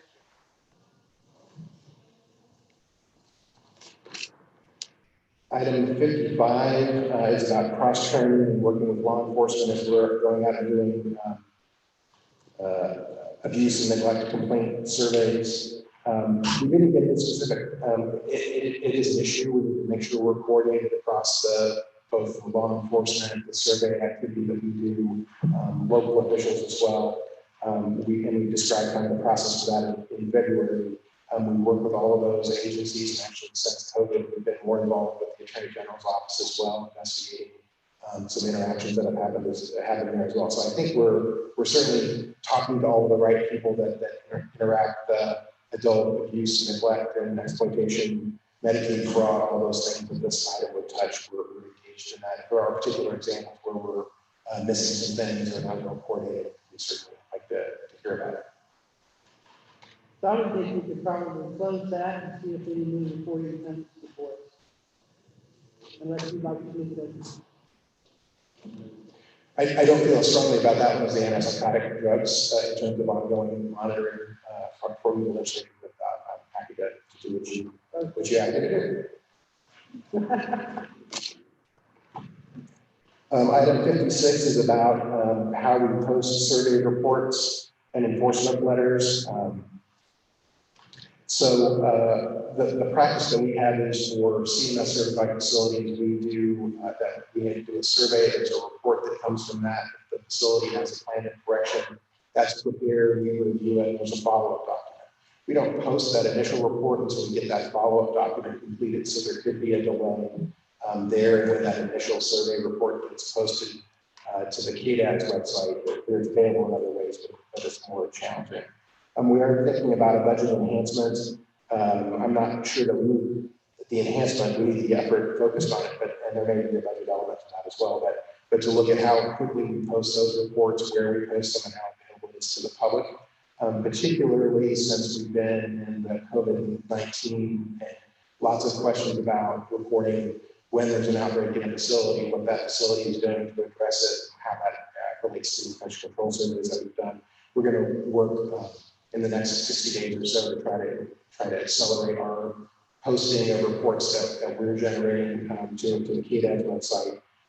Again, there may be a budget element there that would need to request some additional staff or another resource, IT resource too, but at this point I'm not sure what that would look like. But we've heard that concern, and I share it from my role as Deputy Secretary, and we'll do something to make those reports more publicly available and faster. I will close it and they'll come back to us and tell us how you do. 67, no? 50. No, we don't have a 57. 61, I think is the next item that I have. But it's also related to the staffing and using staffing agencies and facilities from Haley. The comment that we have is that this is similar to the other item we talked about with House Bill 2629 that would give us some authority to regulate staffing agencies. I think we showed 61 and 62 being combined with workforce items. So okay. Skip forward. Okay. 64, I think you're actually. 64. 24. Is about chemical restraints. Another comment from Mitzi. It's a clearly defined problem. There's no data on antipsychotic use, misuse rates for each person in the facility. We do is reported at the aggregate level. The last comment there in the general issue is that there's no data about assisted living facilities or state licensed facilities. They're not required to submit that data the way that a skilled facility would, and we don't have the authority as an agency to request that or require that from skilled facilities. We do look at that for CMS regulated facilities and report that data out to you. Be happy to engage in a discussion about what that would look like if we wanted to request that from state licensed facilities as well. And we'll continue that, and then we'll have staff combine that rather than right now what that previous number was, because we had one earlier. Thank you. Item 71 about. 65. I'm sorry. 65 is an adult protective services item, and Secretary Howard is here to talk about that one from the DCF perspective. Do you want to have to do that now? Or? No, you said you want to do it. Item 71 then is about changes in. 56.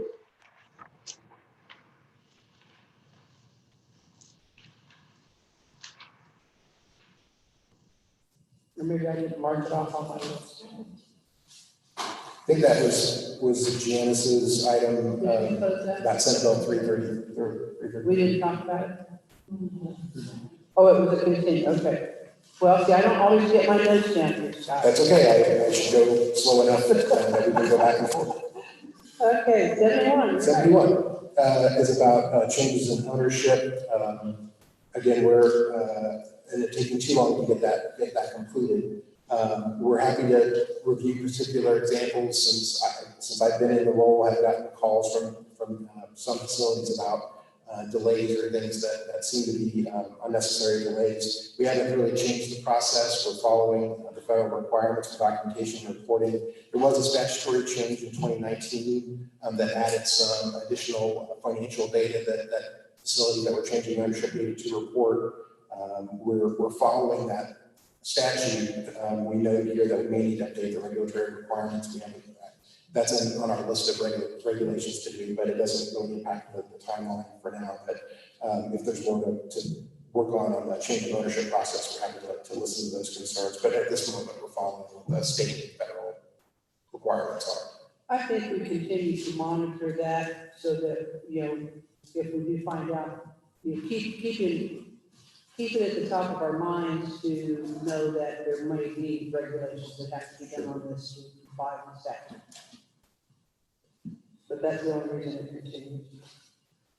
Understood. Item 73, Janice talked about. 77 was the, I think, my final. The general issue was about insulin administration training for certified medication aides. So they'd be able to not only use the amount or provide the injection of insulin that's in a pen, but be able to have residents work on self-injection of medications. We looked at this one in terms of what it would take for us to do that. We would have to update the regulations around what a CMA or certified medication aid can do under state regulations. If we changed it so that they would be able to either help do that kind of training or assist somebody in an insulin injection, that would require an expansion of their scope and then a corresponding expansion in the CMA curriculum to make sure we were training them in that process. We're not opposed to that, or I didn't get any sense from the staff that we were opposed to that as an approach, but it's beyond where we are right now. And you as a committee might recommend that we do that, or we can have further discussion with Mr. Schultz when we start care about expanding that. Yeah, let's do that. I think that was my last item, Madam Chair. Any other questions for me? Questions for Scott? Anyone? No? Welcome back to the crazy process. Like I never left. Thank you.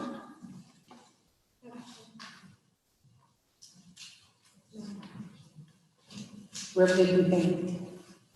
Thank you, Madam Chair. I just wanted to make a comment. We've had, going through these issues, we've had quite a few that have to do with senior issues and long-term care facilities. I just wanted to mention that we had a bill this last year that was lost, that it was below the line for a senior issues task force. And I worked with John Federico on that, and it just was a matter of running out of time.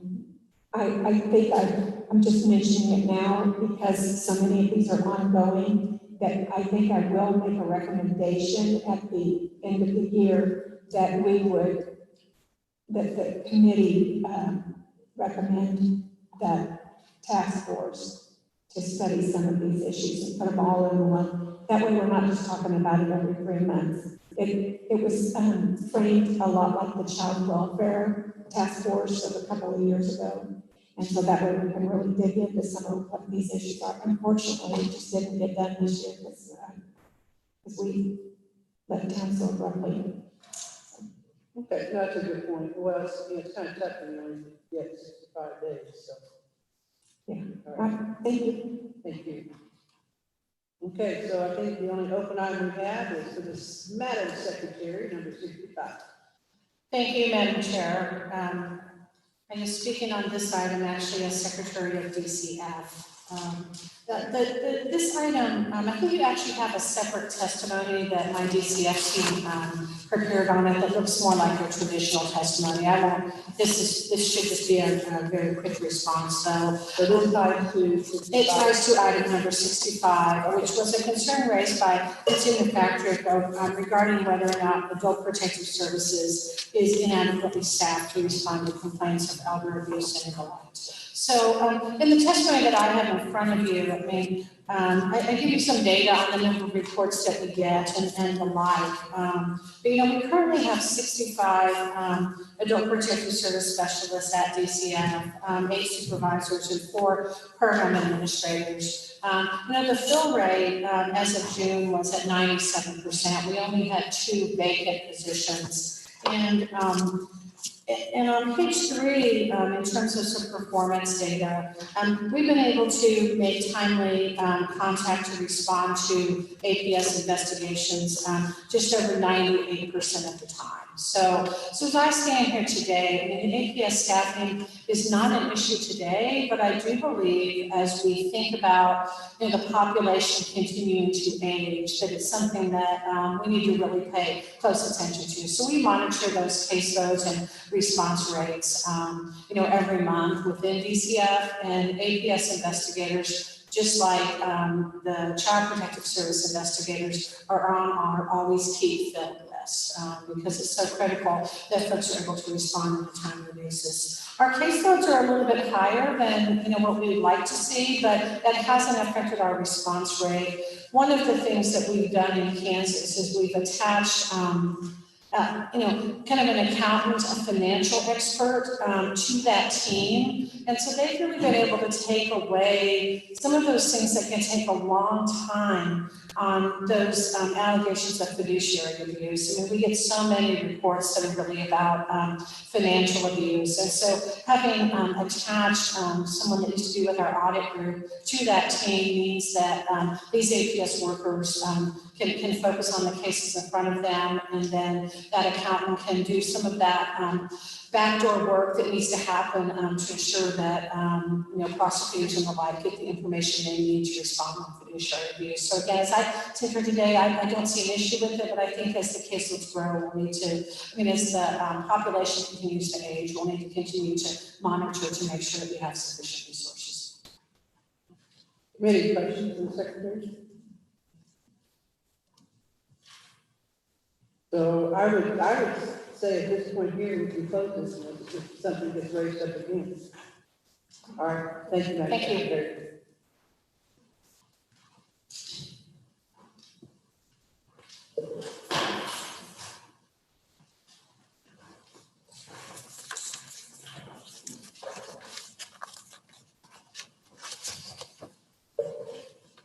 Okay, committee and those that are testifying, we, like I said earlier, we were hoping we'd kind of get done today, but we will go in tomorrow. So we'll go for a while. We go past the 5 o'clock for a little bit. We will do that, and we'll take a pickup tomorrow on the folks that are on our agenda. You will notice that in the agenda it was slated with 2 days a month. So if there is anyone that's on this list for today that cannot be here tomorrow, please take and let us know, and then we'll make sure that way that we can take the difference. Madam Chair. Yes.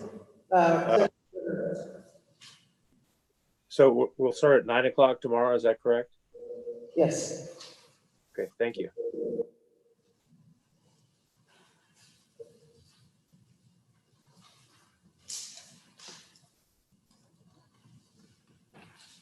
All right, so we're going to start off now with what we had scheduled at 1:30 with responses from our NCOs. And first up, we have Michael Stevens with Sunflower Park.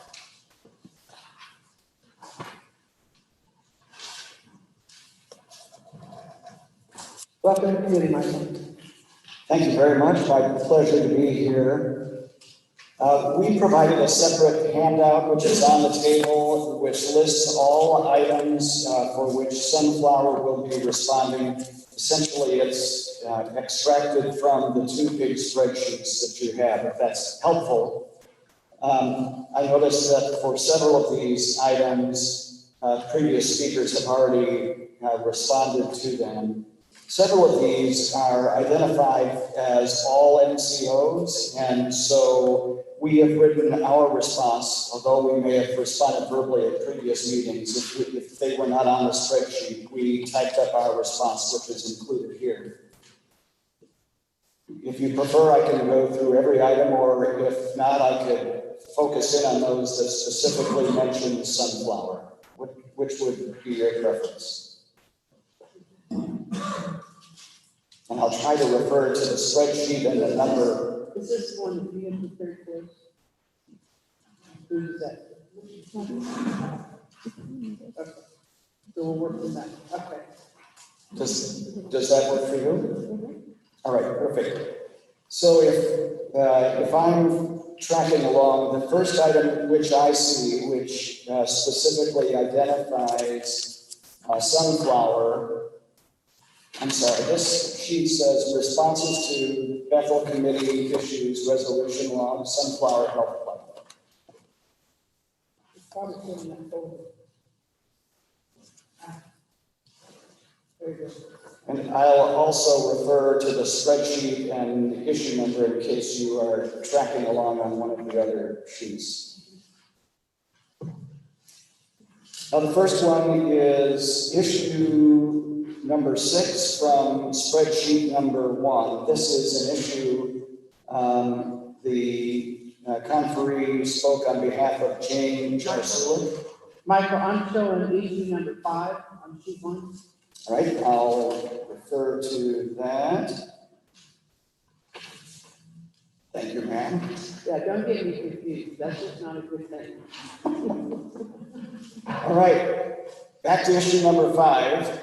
This is one that actually referred to all of the MCOs. This particular member was not a sunflower member, but each of us has a process for handling the thing when we learn that a provider is dropping out. So when we learned that from Bethesda that they were closing, we engaged in meetings with them and the family members and all participants to assist them with finding another choice of provider. And that's what each of the MCOs have done.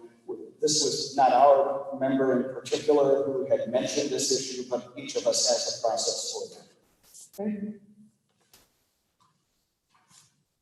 Next is issue 6, if that's correct, also from sheet number 1. This was a member of Sunflower who expressed a concern about a denied request for a wheelchair lift. We went through the normal process. It was initially denied because of insufficient information being provided, and because the program requires that the member attempt to get other community resources prior to coming to the Medicaid program as the payer of last resort.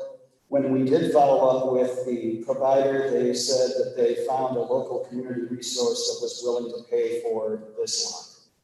And so, again, consistent with the rules of the program, had there not been a local resource and had it been medically necessary, then we would have paid for it. We did get the documentation that was necessary. At the same time, we learned that there was another local community resource willing to pay for it. And committee members, I'm going to consider these items closed unless you see a need to keep something open.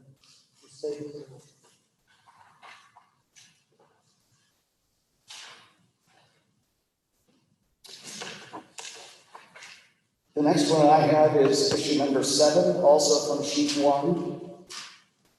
This is a conferee who had not a complaint about Sunflower, but a complaint about a particular provider and the way that her daughter was being treated.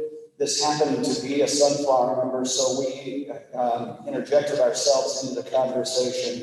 As you can see from our written testimony, we met with both the mother along with the CDEO. We offered on 2 different occasions the option of switching providers, but the member decided to stay with the existing provider. And then in March, because of the COVID crisis and also the opening up of the ability to pay family members to be providers, the member elected to go home and is having their care provided by the mother, who is now being compensated for that, and that continues through today. I will make an observation, Michael, in the future, a little larger font. Yes, ma'am. Larger font, for me, yes. I mean, I can read it, but I have to read it slower. But go ahead, you're good. Hey, these things are important. We will be happy to accommodate that request. It would be helping me at this podium right now if it was a little larger font as well. I didn't know if you said that because you saw me squinting up here. No, it was like, okay, I was having a little track. That's why I love having a Kindle, so I can adjust the font in my eyes and are tired more often. Now I'm moving to issue number 2 on sheet 2. So this is, if you're following along in that playbook, this is the really big multi-page one. Again, this was not specifically targeted at Sunflower, but we wanted to respond to it. It was a concern about care coordinator turnover seeming to be problematic. When we looked at it, by the way, our average tenure among our care coordinators is 4 years. So we have very little turnover. However, the timing of this was shortly after AmeriGroup left. Many members switched plans, and Aetna came into the market. And so even within Sunflower, because we experienced a large increase in the number of members who required care coordination, we did reassign multiple members to different care coordinators to accommodate that growth. And so while we didn't have turnover among our staff, there may have been a significant number of our members who ended up with a different care coordinator as a result of the new MCO coming in and us growing. So we acknowledge that at that period of time, there was significant change for many of our members. But at least in our case, it was not due to employees leaving, it was due to reassignment and growth.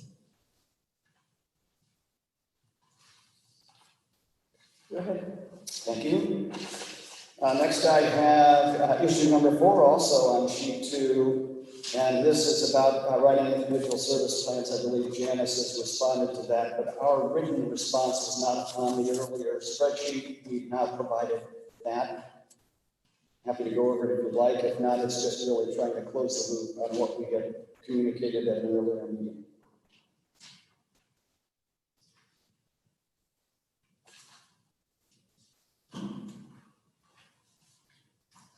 Okay. All right, thank you. Next is issue 5, also on sheet 2. That's about the inability in Kansas to serve individuals who have mental health issues and behavioral health issues and have run out of options for these. Our note here, again, this was not specifically targeted to Sunflower, but as one of the MCOs, we wanted to provide our response. And so this is here, and I'm happy to go over it. It's our sense that based on what we heard from the conferee, that this was primarily in regards to members with IDD. And we continue to work on both education and recruitment to help improve access to care in that area, particularly in Sedgwick County, which she was referring to. Thank you. Next was issue number 6 on sheet 2, the need to address time limits on appeals. And we, along with the other MCOs, follow those guidelines, timelines as specified by the program.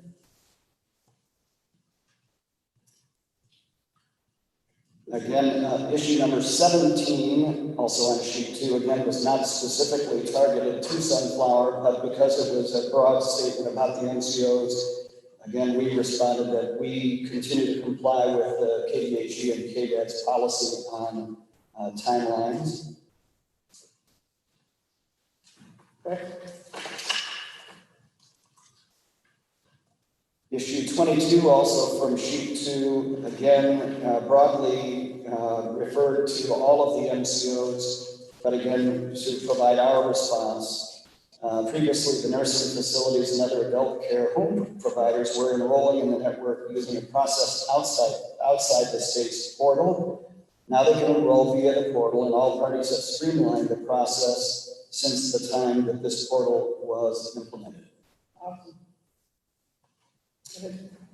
Issue number 37. This is about increased denial for necessary services and number of appeals to acquire needed medical supplies. Again, not specifically targeted to Sunflower, but our response from our practice is that we hold regular interdisciplinary care team meetings to invite direct input from team members along with family members and providers to make sure that we coordinate care well. All right. Next is issue 47. Should pay for, again, all MCOs should pay for prescription treatments and therapies prescribed to consumers by the doctors who accept non-Medicaid primary insurance and yet are not in network. Our response is that we, like the other MCOs, must follow the Medicaid policy for coverage of services and provider payments.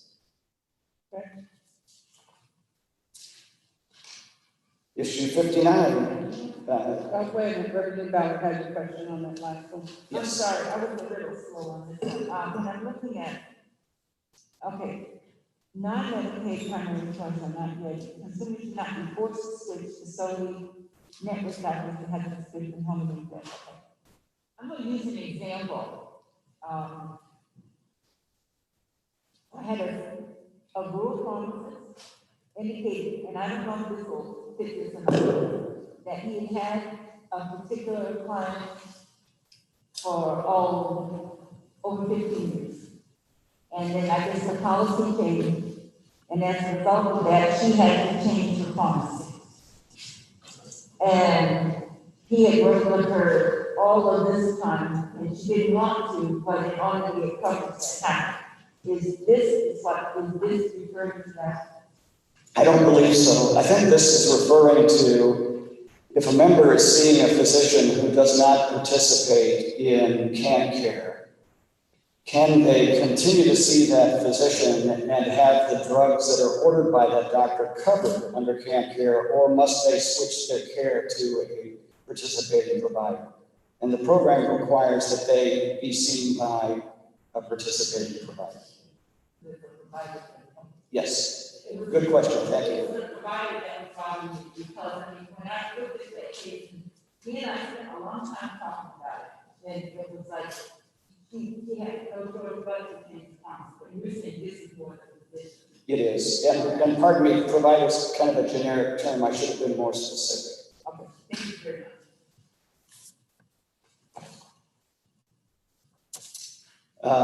Item 59, the need to increase TA nursing reimbursement has been responded to by multiple individuals. I don't have anything to add other than our comment here that we support this, the fee increase to bring rates up in line with the market. One of the things, staff, we have to be careful of is that we don't close any items on here with our MCOs that we left open with the agency. This is one that we left open with the agency, so this would stay open. Not because you haven't responded, it's just definitely an item we have to keep our eye on. Okay, thank you. And any help that we can provide our agency on the information that's needed to get us those numbers, we greatly appreciate. Thank you. Our pleasure. Item 67 is in regards to the child welfare and foster care system are not strong, and there were multiple issues referred to by the conferee. In about halfway down the note that says sunflower is not paying for substance use therapy. We contacted the conferee to learn a little bit more about that comment, which did refer to us. And we discovered that it referred to one particular provider, St. Francis. And we had an error in provider number that had caused those payments initially to be rejected. And when we discovered that, after having spoken with them, we were able to correct that. We did what's called a claims project, which is essentially to go back and correct denials that were made in error and to pay St. Francis. So we did correct that, and we appreciate her raising that issue.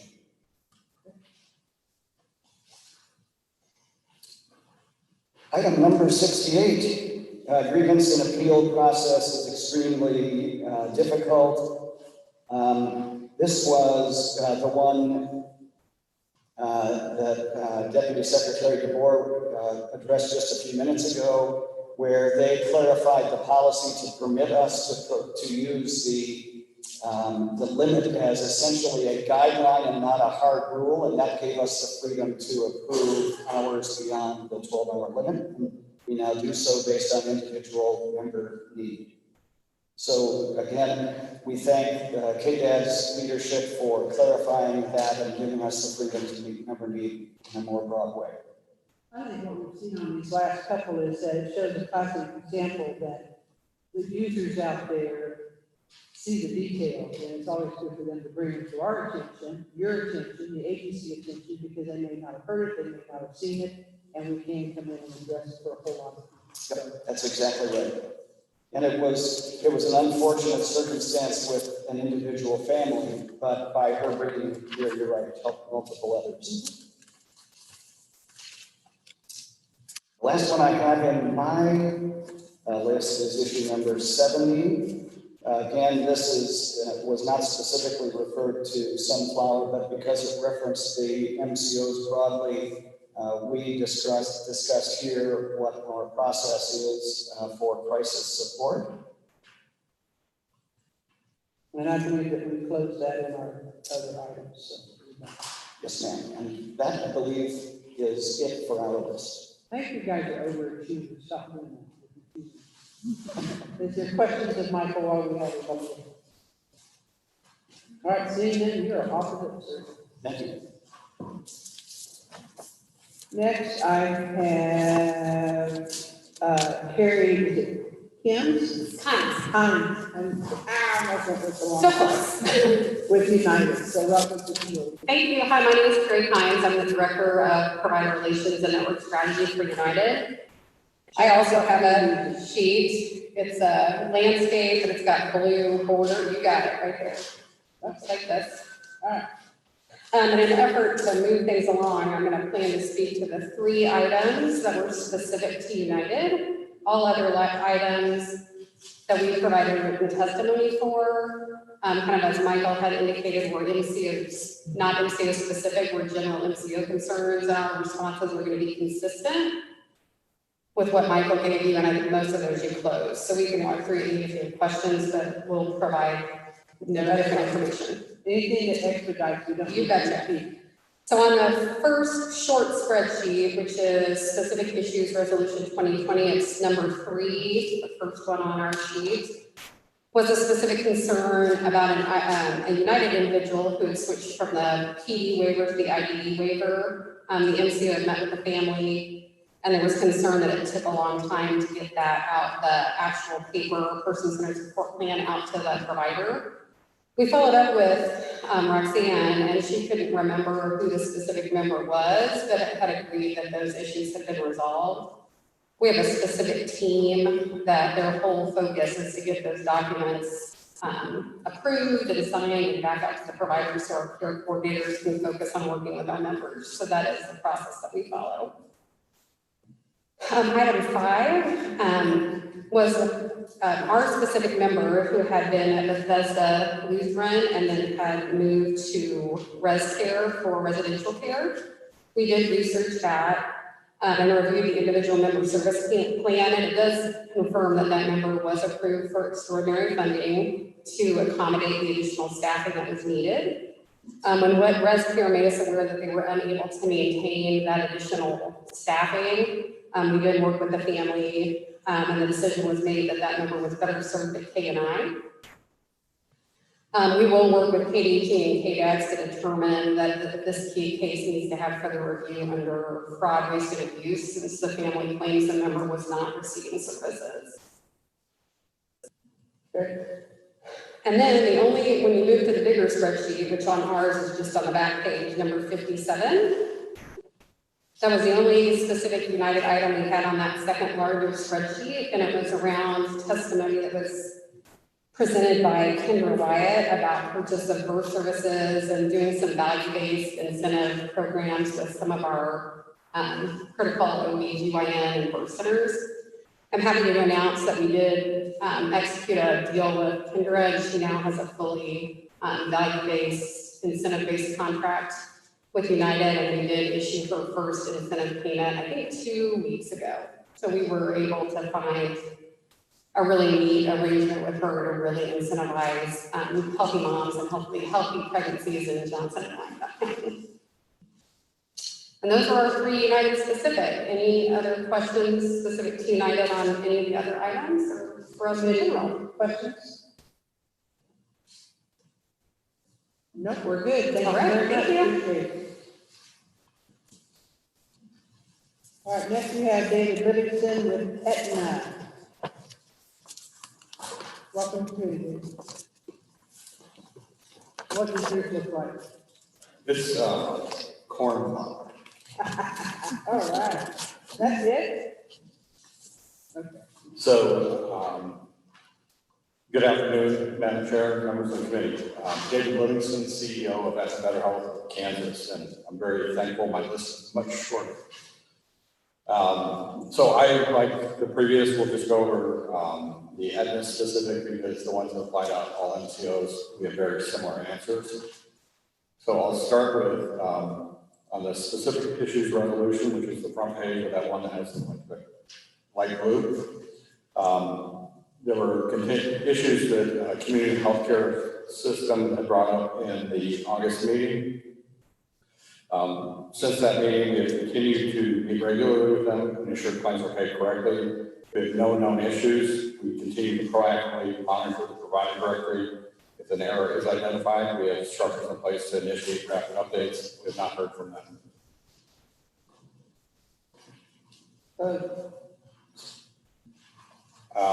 At the last meeting, KHCA brought up an issue with setting up monthly standing phone calls. Okay, which number are you on? I'm sorry, number 4. All right. Yeah, just give me a number. Okay, got it. Before that meeting was over, we were at touch base with them and had our first meeting. Ongoing meetings were unfortunately delayed. However, we continue to work with KHCA to get a confirmation on a summer meeting. We have opened up our calendars for that. Well, I would highly suggest that they and yourselves look at, if it has to be done virtually. They have been virtual. Oh, is it virtual? They are virtual. Yeah. All right. It's just, we continue to give dates and are waiting to hear back. Okay.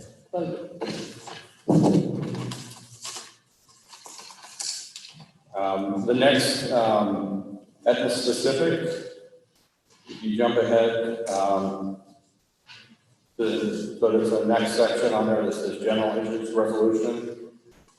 We don't have a number 5? Number 5, our response is similar to the sunflower one. We had, this is not specific to that. All right, okay. All right.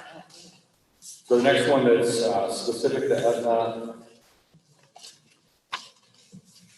is item 33. What page is that?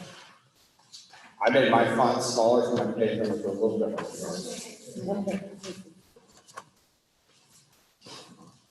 This was the ongoing issues with KHA that they had brought up. So it's item 33.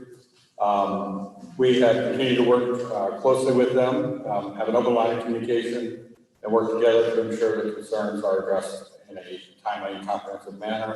And I heard in the testimony this morning that they said the issues were resolved. Okay.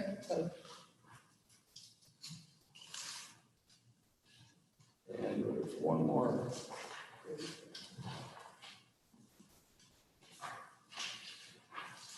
The 37 on page 11?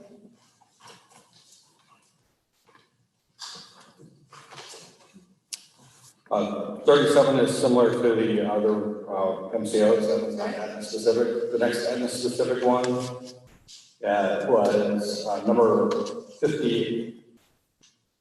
Was number 58 with the CMHCs having reports of accounts receivable and claims issues with Aetna going back to August. We continue to meet with them regularly. We meet at their executive board committee as well as their general board meeting.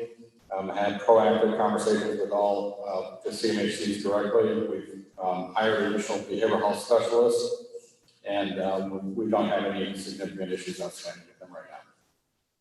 So, that's all I have. Committee, are there questions for Aetna?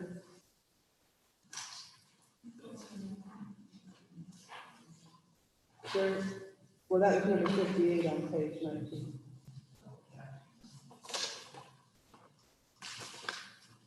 Any question on number 58? No. Okay. I do want to say that the information that we've been given this year on how well you guys did with your corrective action plan and everything else was superb. So we want to thank you and congratulate you and look forward to smoother and more positive ride for you. Thank you. I appreciate everyone's support. Thank you very much. Okay, John Handorf here. Huh? Oh, Rick Nutley. Well, my eyes are getting tired. Okay, now we have Anna Purcell with United Healthcare. Welcome to you.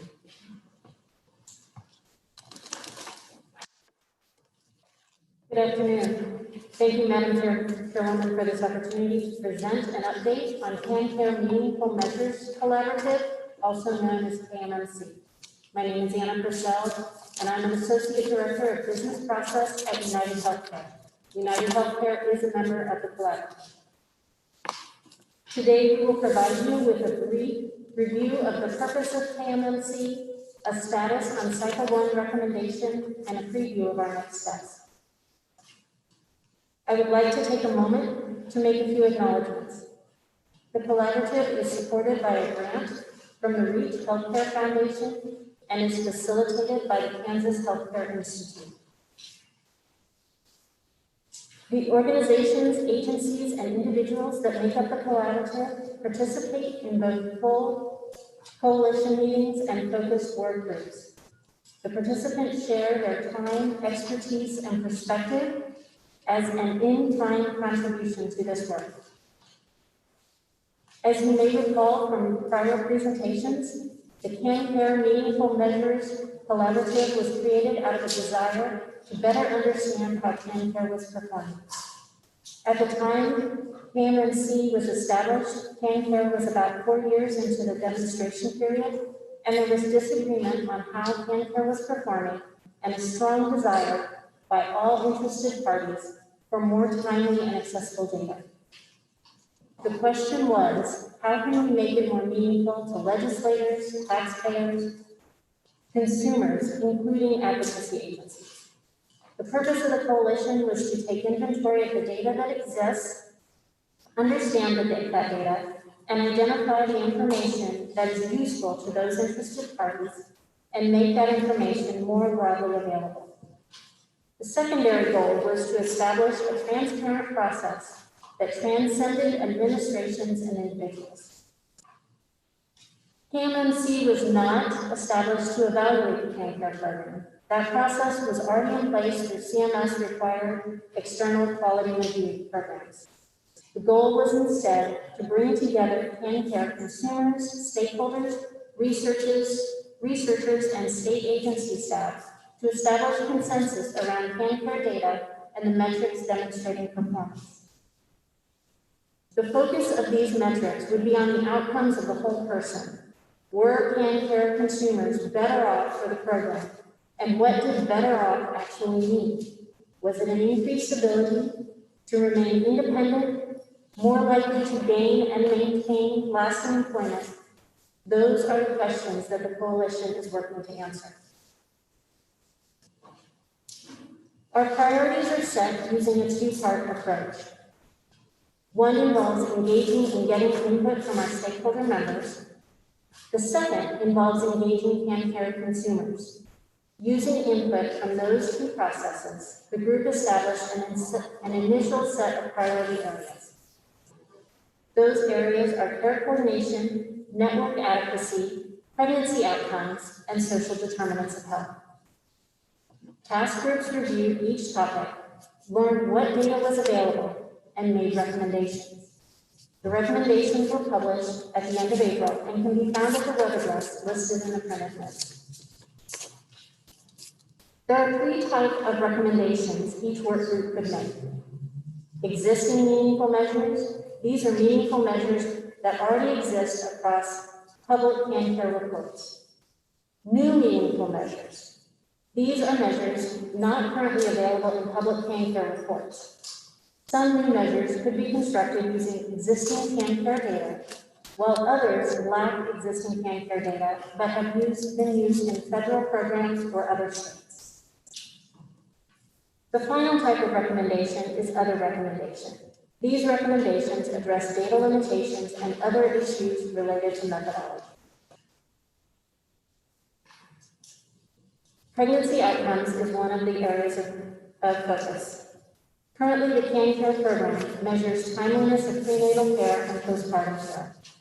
These measures use HEDIS measurements as specified by NCQA, the National Committee for Quality Assurance. This measure is reported by each KanCare managed care organization, as well as by managed care organizations all across the country. Due to the exacting nature of HEDIS measures, selecting this as an outcome measure will allow for easy comparison to populations all across the country. To further support this outcome work, the group recommended including measures including birth weight, gestational age, infant mortality, maternal mortality, neonatal abstinence syndrome, diagnosis at birth, and neonatal care unit admission at birth.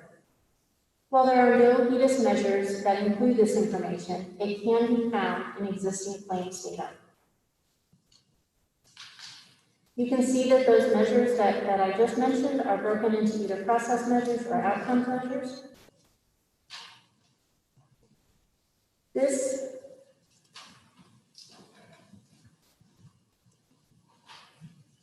The second piece of the pregnancy outcomes is to work towards the ability to monitor changes over time and identify disparities included in the pregnancy outcomes. The outcome builds on the previous outcome by trending in the analysis over time, as well as adding stratification where the data is available.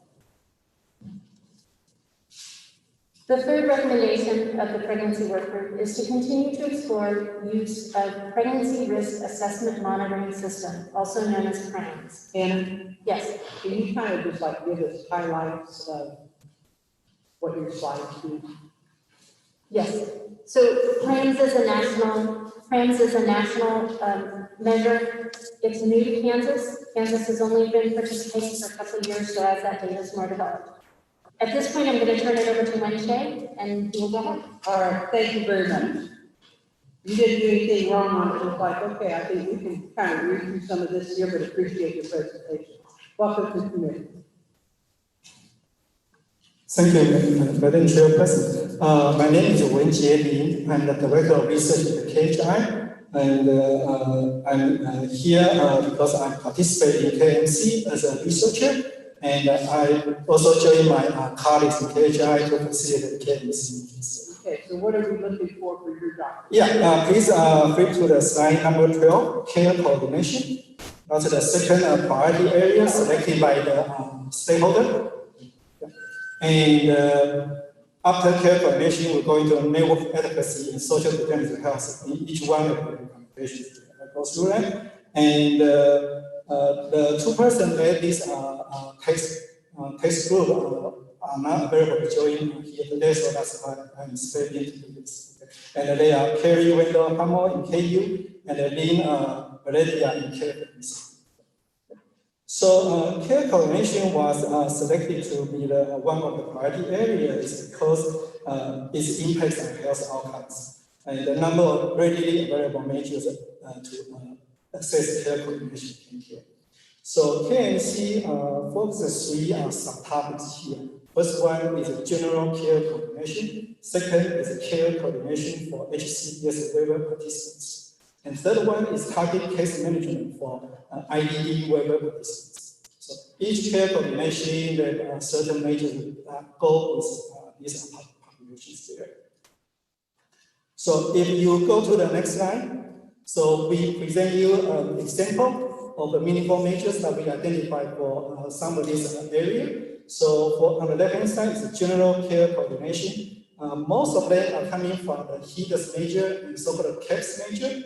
And that's another survey called Consumer Assessment of Healthcare Provider Assistance. So these measures tell us how a member have been receiving the care, whether they get those in time and after they discharge from hospital. Particularly in this case, an example on the left-hand side, the bottom one, follow-up after mental health hospitalization.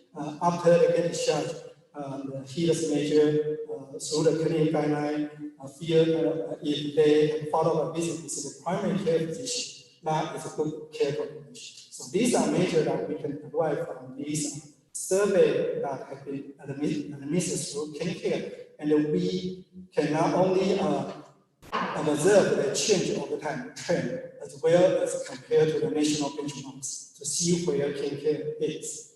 For example, are we on average with other across the nation, or we are at 75%? So that's the reason we brought it into this survey tools to measure this here. And on the right-hand side, these are the measures for the care coordination for HCBS. And with a good amount of efforts, KDS launched the KEPS survey for HCB population last year. So the data are not yet available to us yet. Hopefully, by middle or next end of this year, we have measures on this particular population, HCBS population there. And similarly, target case management for IDD population, we have a couple measures from HCBS survey to measure them as well. However, this survey kind of all require a certain sample size to make meaningful interpretation. And that's the challenge we have to kind of constantly face is if we want to be able to represent each individual subpopulation, we have invested a lot of resources to increase the sample size to do that. So that's kind of the challenge that we are facing here. In the general way for the KanCare population, that level or go into the individual subpopulation.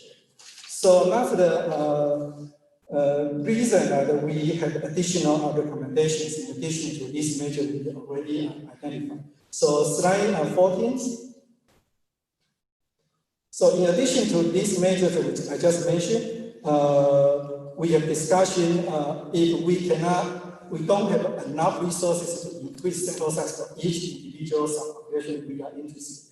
Is there any way we can do? So one option research come up with is maybe we can consider this we can alternate years in which we can focus on certain subpopulations. So for example, this year we focus on people with target case management.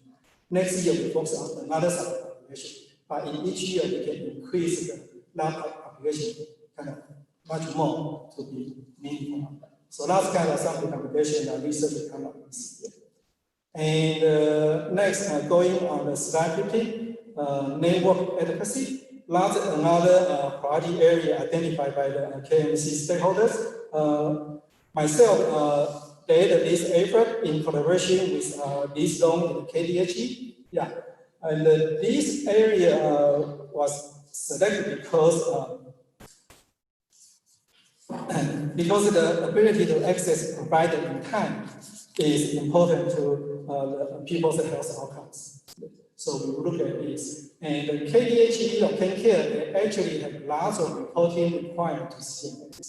CMS monitor is very rigorous. So KDHE has been working with university researchers to develop standards, contract standards, so that the MCO can fulfill the requirements. And so there are lots of many technical documents there on how they measure the so-called the access by travel distance, by traveling times. Yeah, because in urban area and rural area will be totally different. And however, while we can use this measure to report back to CMS, and they KanCare members understand, yes, we do provide in press, provide in services. However, the availability at the time that members need the services cannot be measured by this kind of fixed standards. So we look into another set of measures to evaluate members' experience. More, they can reflect how they feel when they need care. So next slide on page 16. Again, are examples of these measures. On the left-hand side are contract standards. These are MCOs need to fulfill and report back to the KanCare. And KanCare summarize all the measures and report back to CMS for this here. So on the left-hand side, you can see mostly is quantifiable. It's percent of members within network advocacy standards, right? And also number of counties without provider access by provider type or geography or MCOs.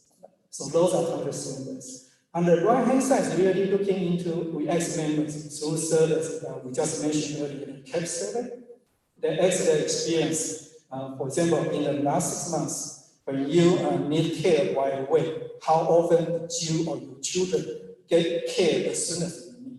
So in that case, really measuring the real-time needs, whether the provider can react to these services. So we look into the both perspective to get a full picture on this network adequacy. And the page, slide 17. Additional recommendation, including making those technical documents available.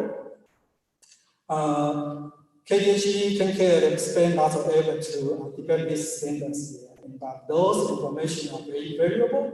On the other hand, it's very technical, and it goes through a rigorous method. Because, for example, they conduct environmental scan by university researchers before they come up with this standard, and also comply with CMS standards.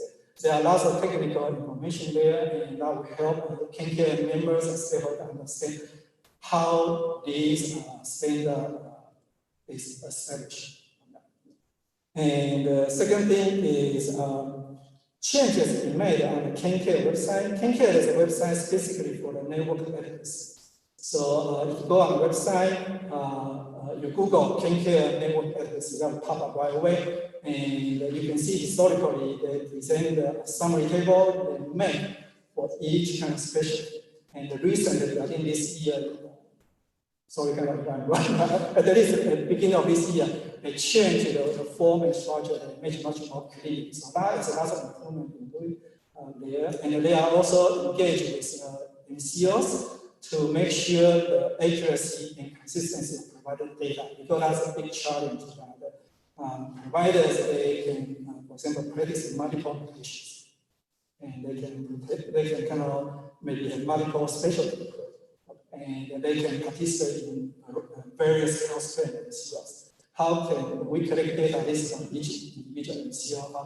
How can we consult them and make them consistent across the board and reporting out? So that has been lots of effort put in there to make this report much more accurate. Sorry. Yeah. And page 18, another set of recommendation is actually there are lots of monitoring process in place at the various levels in KanCare, from the MCO, KanCare, KFMC, which is an organization conduct annual evaluation on KanCare, as well as so each level they conduct some monitoring efforts into this. So for example, there is an effort called a secret shopper. So based on my understanding is they call the certain providers and ask them, well, I'm a KanCare member, I would like to see you, I will make an appointment. So from there they kind of see, well, if that provider is available and whether they have open slot for KanCare members. So there are lots of monitoring efforts going on in place there. However, kind of our recommendation is, if is there any way that we can make this monitoring efforts activity much more systematic, then we can collect this data and analyze it.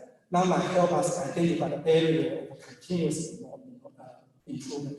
For example, maybe we identify certain geographic area always challenging in accessing certain type of specialties.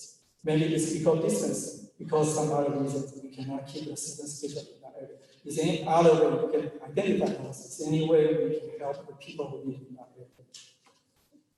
And last recommendation on slide 19. Stakeholders actually have many kind of so-called informational questions. For example, they want to know when they don't have access to care or services required in the country, what can they do? Or what will the MCO do? What will the KanCare do? So if this kind of information can be available somewhere, and the KanCare members and the association, the member group or the advocacy group can help members to maneuver this complex information in certain incentives that you are entitled to this, or you can contact these people to get your services fulfilled. And so the last priority area is social determinants of health. That's page 20. And this test group was led by Dr. Jin Ho in KU on this. And the reason that the social determinants of health come into the KMC's priority area is, as many studies have shown, that healthcare delivery only drive only 20% of health outcomes. The rest 80% are really by individuals' health behavior and the social determinants of health. And the example of social determinants of health including people's income, living environment, education, employment, access to healthy food, and transportation. And so that's why we kind of feel that it's one important area to study. And however, the data sources are not really widely available. People know they are important, but collecting this information at the individual member level is a challenge. And they don't normally show up in our claims data. They don't normally show up in our enrollment data at all, because in the past, we have been really focused on so-called traditional medical care model, haven't think about these kind of social services that we need to also address before people can get help. So, yeah, so the stakeholder, the text group kind of several meetings think about how we can help, how we can improve the data collection so we get more data to help the people's health here. And one option, one example that we identify is there is a so-called health screening tool, but the KanCare requires MCO to collect during the KanCare enrollment and 1 year follow-up. So that tool has 38 or 39 questions, yeah. And most of them are medical care related, ask people's physical conditions, but they also include several questions related to social determinants of health. Now the full set of social determinants of health we are talking about, but that's the beginning, that's a good start. And however, the response rate is pretty low, it's only 20%. And to get to the population level data, we really need to boost that up to more than 20%. And be able to follow them up over time, see whether people's situation changes over the years. And the second thing is waiver participants. They all need a care coordination. So by default, they will be diverted to take another tool, another assessment. So the test group will recommend if we can find some common elements between these two tools, one for general KanCare member, the other one for waiver participants. So when we put them back together, we have the same measure that we can use for our KanCare population. Yeah. And also, like I mentioned earlier, we can consider expanding the question on the health screening tool, but not too many, not too much. Still has a acceptable label length. We can try to cover important domains of social determinants of health.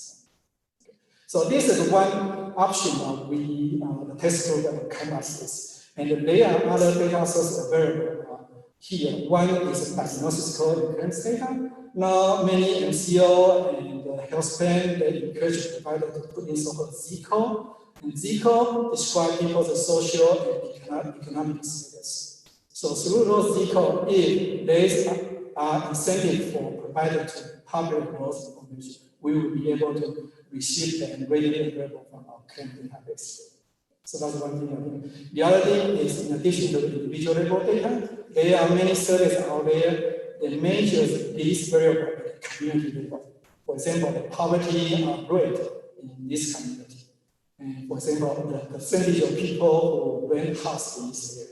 So that gives us another set of measures, although not at the individual level, but we can look at where people live and as a proxy to think about how they might be fared in terms of this social determinants.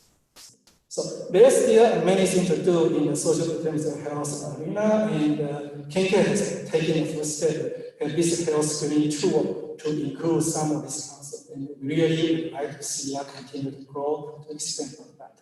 And there are a couple of recommendations from this group, including community health services or population health workers from NCOs, researchers, and state agencies and sit down together to discuss these technical challenges and how we can overcome these challenges to better, much more comprehensive data collection in these important domains.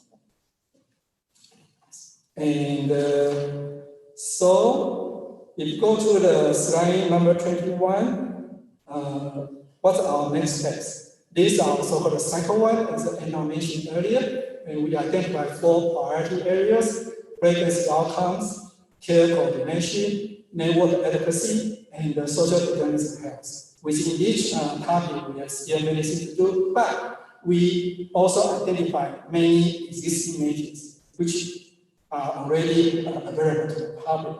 So our next step is to take these existing measures, put it into a publication, could be a fact sheet or issue brief, and they kind of share out with the stakeholders, and people can see how this measure has been changed over time, and where we then compare it to, if there's national benchmark, comparing to the other states or nationwide. So that's our next step to do that from this recommendation here. And second thing, like it's just working on new measures and other recommendations forthcoming.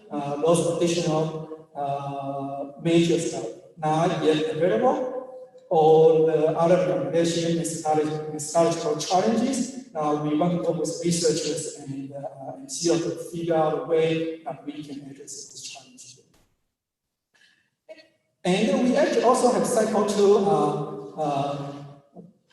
when we are conducting these measures on the cycle 1 here. So on the cycle 2, we actually, the Consumer Engagement Institute at Wichita State University facilitated several meetings with consumers directly, not just stakeholders, not like us researchers or associations or states. No, they are real consumers. They conduct a meeting, facilitate discussion, and explain what is meaningful to them, what is important to them. And from these findings, they summarize findings and submit to the KMC, and through another process, we identify another set of priority areas that we are planning to go for the next round. Yeah. So, and the last one thing, the other thing, because of COVID-19 pandemic, we have taken we really respect people's time, because all participants are volunteer. They are very busy during this period of time to help with the membership for this pandemic. And we have a meeting, discuss with people, say, how do you feel, and anything we need to change because of COVID-19. Yeah. And there are many kind of very insightful conversation, and I can take one example, is telemedicine. And because I think earlier, called the telemedicine related area, and has been used much more frequently than before. Right? And the stakeholders' question is, yes, there is much more use for how much, how often they have used during COVID-19. Can we know that, the information? Second thing is, with the KanCare members, are they experiencing challenges using this technology? Do they have access to smartphone, internet, broadband to be able to utilize telemedicine? Yeah. And then on top of that, is there any kind of expert in utilizing telemedicine or access to technology in our KanCare population? So these are kind of something in our meeting with the stakeholder we come up in responding directly to the COVID-19. Yeah. So last slide, slide 22. Here the website we put out there, kmcdata.org. All the detailed documentation that Anna and I reported today are there.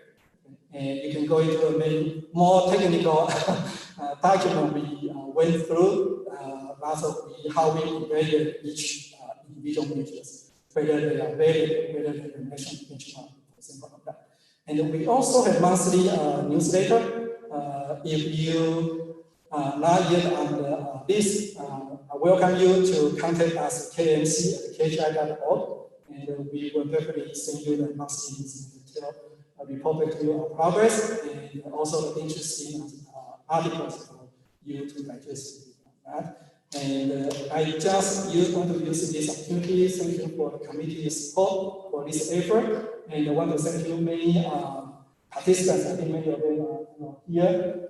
And Scar as well, kind of, they used to be kind of that. And also MCOs, KJ, Audrey is there. And Amy is a stakeholder, consumer. So many people contribute time, volunteer, without pay. Coming to, we now have a quarterly meeting, and each test is also testing at least weekly or bi-weekly meeting to be the people, the time come up with this information. So I really appreciate people's contribution. And one last thing is KDS and KDH staff have been very helpful because there are lots of complex stuff here. And whenever we approach them, they are very willing to provide us information, walk us through all the different processes they've gone through, or they share the results of this class. We really appreciate their support. Okay, committee questions? Anyone? Okay, thank you for the information. Yep, thank you for that. All right, next up we have ADHE, Secretary Norman. First remarks, welcome to the committee. Thank you, Mr. Substitute Chairman and committee. Thank you for the invitation and good afternoon. You have a handout, a slide deck that looks like this with the blue sky. I'm going to start this and then turn it over to Chris Schwartz and with a lot of the details within the KanCare update. My first slide I want to speak from is slide number 4, update from the Secretary. Let me first start by saying this has been quite a wild ride these last few months. We have a couple of important personnel changes that I wanted to update you on. Our Medicaid Director, Adam Profit, resigned about a few weeks ago to take a new opportunity. You'll recall that he came to us from a retail business sector, and he has returned to that, and we wish him well. I'm thankful for Chris Schwartz to step in as interim Medicaid Director. The other resignation that has occurred is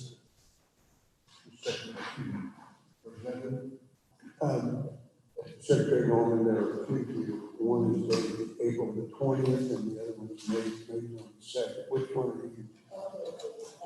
June 22nd. What's the date of your file?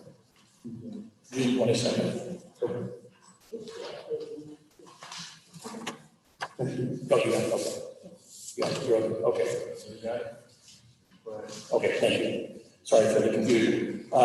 Second one is that we're going to be, we've had initiated a search for our Medicaid medical director. John Esslinger was with us for 18 months. I recruited him out of retirement 18 months ago, and I hoped he would stay a little bit longer than that, but he decided that this was like an awfully good time to retire again. So we have the Medicaid director and Medicaid medical director positions are open this time. This has been a real slog, as you can imagine, for a large, complicated agency. The COVID-19 continuity of operations plan, with the declarations of emergency at the county, state, and federal levels, we initiated and stood up Incident Command and the State Emergency Operations Center. The EOC provides a lot of the logistics, and that is run by the Kansas Division of Emergency Management, and the person who leads that is now General David Weishar. He replaced General Lee Tafanelli. The lead agency, because of the nature of this particular emergency, is my agency, KDHE, since this is a public health emergency. The Emergency Declaration Response Plan triggers off all different kinds of funding opportunities, I would say, from the federal government, which allows for the triggering of the Stafford Act, which then the feds pick up a good share of the money for things that I'm going to talk about in just a moment. and that protects the state from having to rely solely on state general fund money. And finally, and we're going to hear more from the MCOs tomorrow, I know, is the acknowledgement of the work by the MCOs. This, we've had to spend so much time on the public health side of the equation, but people in the environment side have volunteered in my agency, health side, to man the phone calls, for example. What used to be 75 phone calls a day coming into our epidemiology hotline got as high as 1,600 to 2,000 phone calls a day in order to answer questions for people, provide reassurances and guidance. We trained some of our environment staff to come over. Those are people that could have been home on administrative leave, but stayed to do this. Ditto that on the healthcare finance side. Even up to and including our Medicaid director would spend brief intervals of time to man the phones to help answer questions from the public. I wanted to walk through this brief description on each of these lines of effort because it's very germane to the Medicaid program. And tomorrow, Dr. Farah Ahmed is going to give you a very specific discussion on the effect of COVID-19 specifically on the Medicaid program. She's a PhD epidemiologist. So lines of effort. Lines of effort, one, epidemiology and disease tracking. We added personnel to help us because, as you can imagine, with 92 counties being having infections and outbreaks, it was important for us to be able to augment the oftentimes very small health departments in the counties. The 100 health departments that cover the 105 counties. So we brought just a few people aboard, really, but then also the military services, the Kansas Army and Air National Guard provided personnel both for KDM, for distributing protective equipment and the like. But we commandeered quite a number. We had, at one point in time, 640 service members that were allocated across KDM and KDHE. For example, you saw that with a prison, an outbreak in a prison, for example, or in a particular neighborhood, we'll say, in a community, we would dispatch our Army combat medics to do the nasopharyngeal testing because that was obviously a ton of that work to be done. So epidemiology and disease tracking is one of the cornerstones of public health. It's been that way since the 1500s, ever since the bubonic plague. The number two, community testing and laboratory. We've expanded our testing greatly. At the very beginning of this, we didn't have much in the way, and nothing much was coming from the CDC or FEMA. So we had to develop platforms for testing for the COVID-19 specific testing, both antigen and the tests done from the nose, and also serology. And having done dozens of tests a day initially, now we have the capacity up to 1,000 tests per day in our state laboratory. It's been very important. Media and community education and engagement, particularly, everybody in the state doesn't have broadband internet, and may not have computers. And one thing we've always targeted is not only through our website, but through other mechanisms as well, videos and publications to reach our various populations. Because the COVID-19 hits different communities in different ways, and we try to customize our teaching all along the way. The fourth one, line of effort number 4, isolation and quarantine. We had, you may remember when the Diamond Princess was moored off the coast of San Francisco, had ill Kansans on that ship, and we had to make sure that when we brought them back, that they were brought back safely and actually went to their home to isolate and quarantine.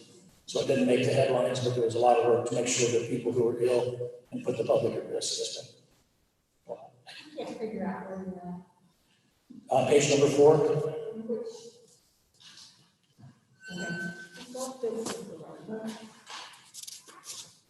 Mark, you should see what it looks like here. Staff, go ahead. Right. There's a KanCare update dated June 27, 2020. We're going to go look for that out there in the table. I think it was interspersed with other testimony and it's separated. So that's why you're not finding the right one. So that's why when I walked back in, I was totally lost. I thought it was just me. Give us just one moment here, Okay, Secretary. that's fine, We'll get sure, that. that's fine. Sorry for the confusion. No, it's not you, it just, there was so much testimony that it was overwhelming. Yeah, I saw there was a lot of documents. You don't have it? No, you don't have it. It's coming. Always a meeting. Thank you. I thought the secretary was just stalling the time. I don't tap dance well. Yeah, I think, Senator / Representative Songcroft has a question for you. Sir. Mr. Secretary, I'd be remiss if we didn't have this discussion. We've seen two agencies significantly impacted by COVID-19, Department of Labor and KDHE. Of course, we pointed fingers at each other on Department of Labor, unemployment, blamed other people and so forth, and we're talking all fault.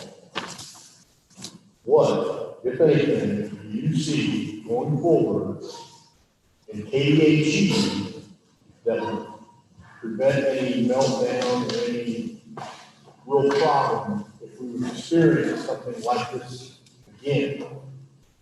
You've indicated that you've got dedicated staff over there that are working days on end. So the staffing, the equipment, the research material. What do we need to be prepared for so that we can make sure that we do the best job we can do for the citizens of Kansas? Yeah, good straightforward question. The secret to this is that we need to be able to rapidly respond with testing to find out if somebody's ill, are they ill with COVID-19? Secondly, we need to identify through case investigation and contact tracing to find out who they have been exposed to so that we can also isolate or quarantine to the degree that their risk is there. In answer to your second part of the question, the limitation has been that we didn't have any testing equipment and our PPE pipeline was insufficient to keep up with the burn rate throughout the state of Kansas.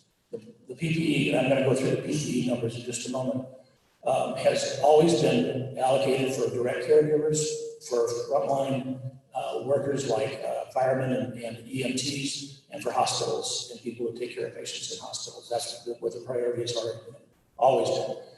And we have, in recent times, and I've presented a couple of cases just recently. One is the Geary County Jail.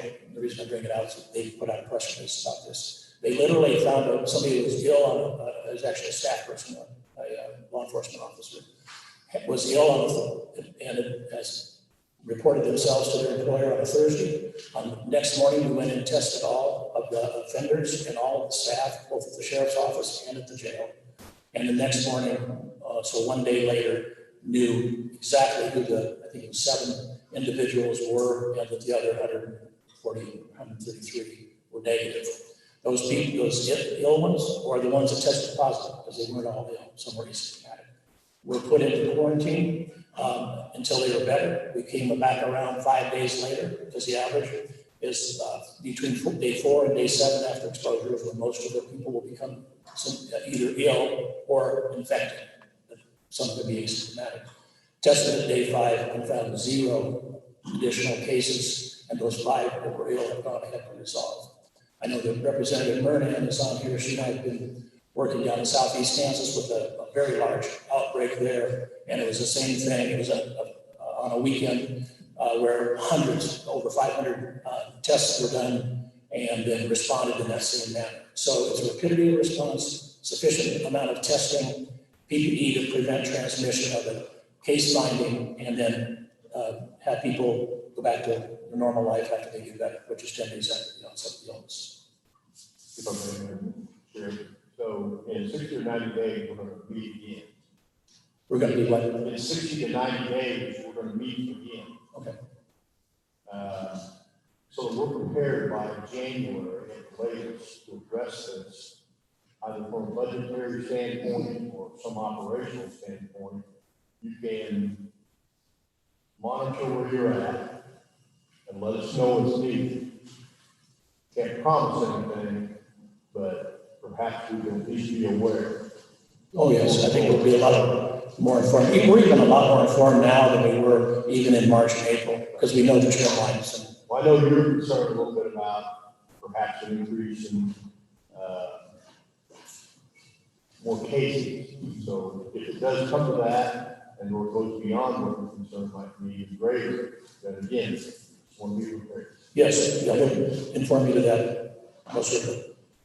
Let me just be very brief. So the other lines of effort you can see here, policy and guidelines, and then, and which are not trivial, as Representative Landwehr talked about earlier today, because it spills over to discussions about communities, schools, local governments. And again, the state is here to very much help the local health departments because they're the ones that do the primary case investigation and contact tracing. And we augment that. Best practices research, we just heard from KHI. It was, and let me give you an example of best practices research. I had, the KHI was very helpful in donating Charlie Hunt. I don't know if you know Charlie used to be the state epidemiologist, now he's a KHI. They, on a pro bono basis, let us keep him for a few months. And it was through Charlie's research and ours as well. We were busy putting out the fires, of course, but we decided, we made the counterintuitive decision to not buy a warehouse full of hydroxychloroquine and azithromycin because we scanned what was going on in France and Italy and other places and said it doesn't work. And despite the fact it was gaining a good deal of enthusiasm, none of it doesn't work, it's dangerous. We decided, made the bold decision to not spend $3 to $6 million on hydroxychloroquine and azithromycin. And while those are things that make me stay awake at night worrying about it subsequently, it was the right decision to have made, and I'm glad we don't have a warehouse full of medication that will never be used. So best practices research is hard when you're putting out a fire to scan the horizon, especially in other countries. And finally, probably the biggest bugaboo was the material supply stockpile surge management and hospital capacity, line of effort number 8. So we've had regular meetings with hospitals and skilled nursing and others to make sure where does the capacity lie and what can we withstand. To Senator Solotrop's question also then is what is our threshold for being worried about our inpatient capabilities throughout the state being overrun. And we feel that after having worked with the Army Corps of Engineers, but especially with our own hospitals and health systems, that it would have to be about 4 times the peak. And we're making the assumption that all of the COVID-19 from now until January isn't going to come in on the same day, that it'll be a smoothed curve in some manner. And by the way, our modeling was spot on. When we looked at hospital beds, ICU beds, ventilators in use, kidney dialysis machines being needed, et cetera, we looked at April 15th, April 30th, May 15th, and May 30th. We were spot on with that, which was not easy to do because there's a dozen different models for predicting out there. And we put together our own model for predicting, because otherwise it would have been easy to overspend or underspend. I'm glad to say that I think our model was very helpful. I do want to address the PPE, and the reason is because it came up today. And if you'd like this in a printed fashion, I'd be happy to provide it to the committee. That so far, with Stafford Act funding, we've dispensed throughout the state $58.3 million of PPE. We have pushed out to over 2 million face shields. We put out 4.475 million pairs of gloves, 892,000 gowns, and masks, 8.68 million masks that we pushed out so far through KDM, which is the one that receives the inquiries and is the one that provides the delivery. The SGF funding has been used to purchase 755,000 N95 masks. PPE has been sent to all 105 counties. We send PPE out every day and have ever since this started in March. The one thing I will say, and I wasn't in the room, but I saw it remotely, was that the quality of the masks and the gowns from FEMA was atrocious, and we do not generally push those out. We have not turned away a single skilled nursing facility or long-term care facility that has requested PPE to come to them through KDM and through their emergency managers. The Airbridge program, which is a federal program, the feds committed to providing PPE to the long-term care through a program called Airbridge, has delivered to 319 nursing facilities in the state of Kansas. I think there's just short of 400 skilled nursing facilities and nursing homes in the state of Kansas. Secretary Howard will correct me if I'm wrong on that. But as of Friday, this is 319 have been in receipt of PPE through the federal Airbridge program, 8,000 cases of eyewear, 94,000 of masks, 445,000 gloves, and 84,000 gowns. So it is our goal to have a supply on hand, to your point, Senator, is that our goal is to compute at any moment in time what's our burn rate of PPE across all settings throughout the state and to acquire 90-day supply, because we do feel that the numbers are going to go up. So we're inventorying 90, and we know it's all fresh. One of the things that happened in March, actually we started on this in February, was that we went to the caves where the strategic stockpile was for us. The elastic bands didn't snap back. It was subpar because it had been in storage for too long. So we found ourselves dumping a lot of things that were in the strategic stockpile that came to us. The problem is that we did not get allocated by the feds through the CDC or FEMA on a per capita basis. Because when you look at the amount of COVID-19 on a per capita basis, we were same as California early on. We now are outperforming them by a great deal in terms of the number of cases. But it took our federal delegation and a lot of phone calls at all hours of the day and night to point out to them that yes, we are a low population state, and don't count numbers of cases, count on a per capita basis, and you will see. So we had to lobby hard to get testing equipment, finally have it. And now PPE, although PPE isn't coming through government channels, we're buying it on the market. We tested first. These KN95 masks that we received from the feds, for example, either through CDC or FEMA, I wouldn't use it as a coffee filter. They're that low of quality. So we had 3 million of them on order. But I said, not until we test them. Yeah, because we have a way of measuring how well they work. It doesn't make any sense to give people equipment that does not work. So I think we're in pretty good shape from that perspective. Secretary, I believe Reverend Carpenter has a question. Sure. Thank you, Mr. Secretary. Madam Secretary and Mr. Secretary. We've heard testimony as early as today that there were problems getting PPE. How would someone that's having a problem with that in a nursing facility or whatever, how would they access, what would be the best way for them to access that product? They make one phone call, and that is to their county emergency manager, because that's where that county emergency manager then goes directly to, then the nursing facility doesn't have to go to KDM and our supply channels. They just have to go to their county emergency manager, and we work through them. We do it every single day. And they know that. We're on calls with the skilled facilities and the associations who are represented this morning.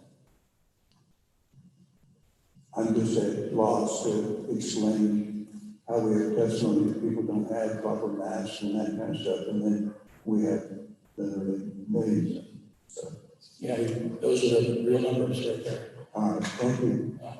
And I think, Secretary, we would like to get a written copy of that so we can send it to our staff. Okay. And then just, I only have one other page, then I'll be done and turn it over to Chris, was just on page 5. We have a lot of information. This is one example of the counties that are going up in numbers, the counties that are going down in numbers, kind of what their various county plans are for reopening their business, commerce, recreational, and that kind of thing. It's so that people can have immediate feedback. It's updated regularly. Also, the testing platforms that are all around the state for antigen testing, PCR testing in the nose, or the blood testing, those are all on our website as well, so people can see and clinicians can see where testing is available. So with that, Madam Chair, Committee, unless there's any other questions, Committee, are there questions for Secretary Norman? you're going to get a lot more of the details about the KanCare program, of course, now and again tomorrow morning, especially where COVID-19 and KanCare interface. That'll come from Dr. Ahmed tomorrow. Well, I think that was kind of an important discussion for us. Secretary Buchanan, do you have a question? And I overlooked you? No, I just. Oh, I'm not going to do that. And I remember your name. Did I interrupt you? No, you're fine. No, I just want to make sure I didn't overlook you. Okay, I won't make it. Secretary Norman, I have had several people make comments, I've heard several comments, with a lack of confidence in the determination of COVID as the cause of death. And I did a little bit of research on that and kind of learned how death certificates are done. How confident are you in our numbers for the cause of death? I'm quite confident. They come off the death certificate. We aren't the ones, I'm not at the bedside determining the cause of death. We rely on either the attending physician who fills it out or the coroner or medical examiner. And occasionally one will come in that doesn't make sense. We'll push it back to the caregiver. And I've used this as an example. A woman that died was found in her bathroom in her home 3 weeks after she had the illness. And she was signed out as COVID-19 death. It just didn't make sense. So we pushed it back out and the coroner said, yeah, no, I overruled on that. So that turned to an intracerebral hemorrhage and not COVID-19. So we do validate, and the source of truth is death certificates. I'm pretty comfortable with it. Is there? Oh, but if I may, and because this question has come up before, what if a person has heart disease and brain tumor and something else? If they die of COVID-19 is immediate cause of death, it says immediate cause of death, COVID-19, complicated by heart disease, cancer of the lung, and whatnot. Yeah. Cancer, COVID-19 didn't end. I did notice that. So let's see, my follow-up question would be, is there any incentive for a physician, the attending physician, to say it's COVID-19 just to increase numbers? No, I don't think so. It doesn't increase the payment to the doctor, if that's what you're asking. But I don't know, and I won't answer from the hospital perspective if the diagnosis-related grouping code pays more for a COVID-19. But if they're being what's referred to as upcoded to COVID-19 because of payment in a hospital, that's called Medicare or billing fraud. And that is, they pass that through a lot of filters before that bill is sent, that I do know. So I'd be very surprised if there was upcoding or misrepresentation that doesn't benefit anybody. Thank you. Thank you, Madam Chair. Committee, further questions? See none. Okay, thank you. That's it? You're over? Okay. Well, my part. Wait, your part. All right, next. Is it Chris that's up? All right, welcome back, sir. I'm back. Good afternoon, members of the committee and Madam Chair. I'm here to present updates on specific aspects of the KanCare programs and things that have happened since we met last time. So the first item I'm going to discuss is start with the good news, the EDNA cost reduction plan. If you remember, the EDNA was in non-compliance on a variety of items, and we decided to put them under correct reduction plan for them to, and we partnered with them. We wanted them to remain in the program and just kind of work themselves back into compliance. So we had issued 12 formal non-compliance items, and in the middle of the week, we discovered 2 additional ones that we call the informal items that we added to the list. So I'm pleased to report that on June the 12th, the Department of Administration formally closed the grant reduction plan as all of the items have been completed successfully. So that was a pretty good accomplishment. And we also realized during this time that, the communication of Aetna with the associations and the improvements include different system issues and plan payments that they have that significantly improved. Now, I want to make it very clear that just because the cap is completed doesn't mean that the KDHA is going to stop monitoring and making sure that the compliance has been sustained. So we continue to have regular meetings with the leadership of the NCO and of course monitoring the areas that we're working on compliance to make sure there's no relapse. And would that be true for all of our NCOs, just kind of like a safeguard, it's not just Aetna? Correct. So then the next slide is basically, and I'm on slide 8 now, is just basically a list of the different items as a reminder to the committee of what the specific items of non-compliance were. Next, I'm going to provide an update on the healthcare access improvement panel and the changes that we proposed to this program.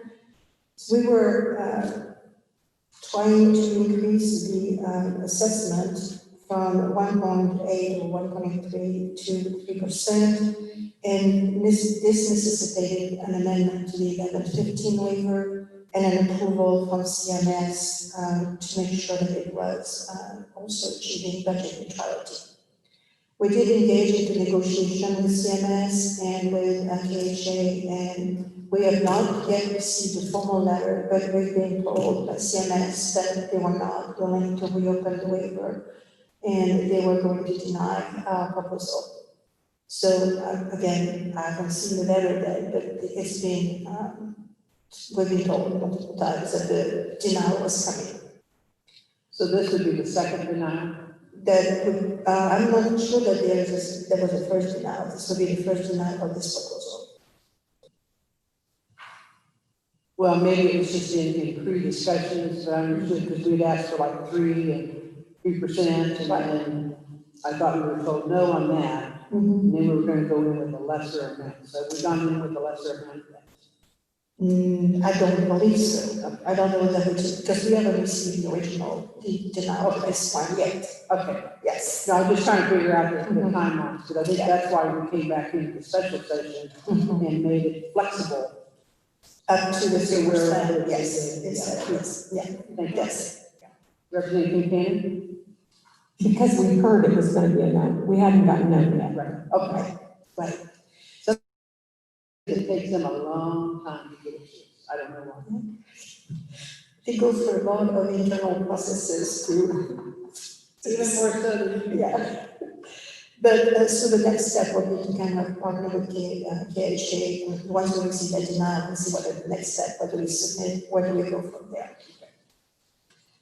The next slide is about the protected income limit, and I provided an update this morning as part of the, was one of the items on the issue list. So the short update is that it was implemented in September of 2019.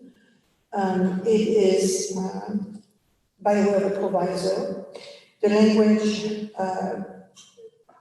into this year's appropriation is also including the increase to the $1,177 for fiscal year 2021, so we're covered there. We have submitted and government approved amendments to all 6 waivers. The PIL is actually specified into the waivers, and all of those were amended and approved. And we are submitting the budget for the amendment of the regulation, so that it will become permanent into the regulation also. But so there will be no discontinuance. We're not going to stop and wait for the regulation because it is an appropriation bill, and we have also the approval into the waiver. So no discontinuation there. And then there was a request to get us put some numbers together in case the request to increase the PIF to 300% of SSI would move forward, and that cost is about 4.4 million of state general fund and about 11 million of whole funds. At the bottom there, it would be, there's a little table that shows you the effect that this increase in the PIL had on beneficiaries. About between 91 and 92% of the beneficiaries no longer had a client obligation to meet, and an additional 2% their client obligation was less than $100. Next, I'm going to give you an update on the KanCare, which is the program that was launched in Kansas April 1st of 2020. To date, we have 37 providers that have applied to participate into the program, and 33 of them are already fully contracted and providing services. We have 291 members enrolled in the asthma, part of the asthma population, and we have 117 members enrolled into the civilian population, part of the population. We conducted some our staff conducted some member education, and we had on-site visits. That was pre the COVID situation during the month of March, beginning of March, in Topeka, Garden City, Hayes, Atchison, Norwich, Shawnee, and Pittsburgh. And we're also conducting bi-weekly provider implementation calls to answer any questions that stakeholders and members may have about the programs, or we like to do those monitoring calls after implementation. It's a quick way of having stakeholders red flag items or things that challenges that they're running against. And they're very easy to do. We just open the conference line and people can answer questions, and we pose questions and we can answer the questions for them. We also created a learning collaborative that basically provide a monthly online virtual gathering for the members and partners into this program to discuss strategy, discuss lessons learned, successes, what's working, what's not working, and kind of make some adjustments to the program depending on the feedback that we're getting.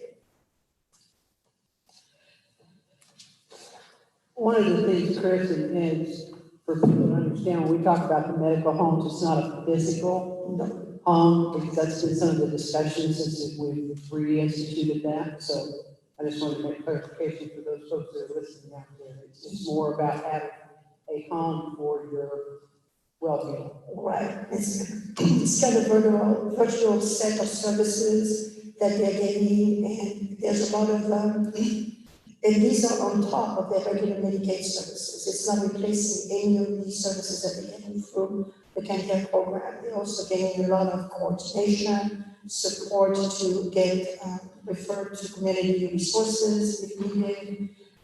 Some of the other services is also helping them in transition of care. So they're transitioning care from a certain setting to a different setting, provides that support. So this is all on top of the core benefits that they're getting from the Medicaid KanCare program. Thank you. Next, I'm going to give you to that because this is the employment support program with the implementation date of July 2021. So I'm going to talk to staff about that date and we can be looking at it. But so the hope for this pilot is to demonstrate that increasing opportunities for employment and independent living will increase basically independence, quality of life, and improve health outcomes from the members that are benefiting from this. It will be limited to 500 people because it is a pilot.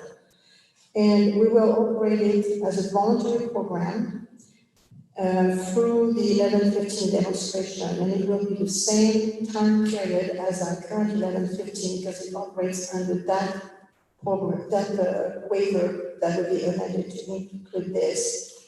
And so the time frame for operation will be up to 2023. And then if it shows that it's effective, and we want to continue this program, then we will be including it in the next waiver renewals. But that hasn't been decided yet because we're waiting on the results of the pilot.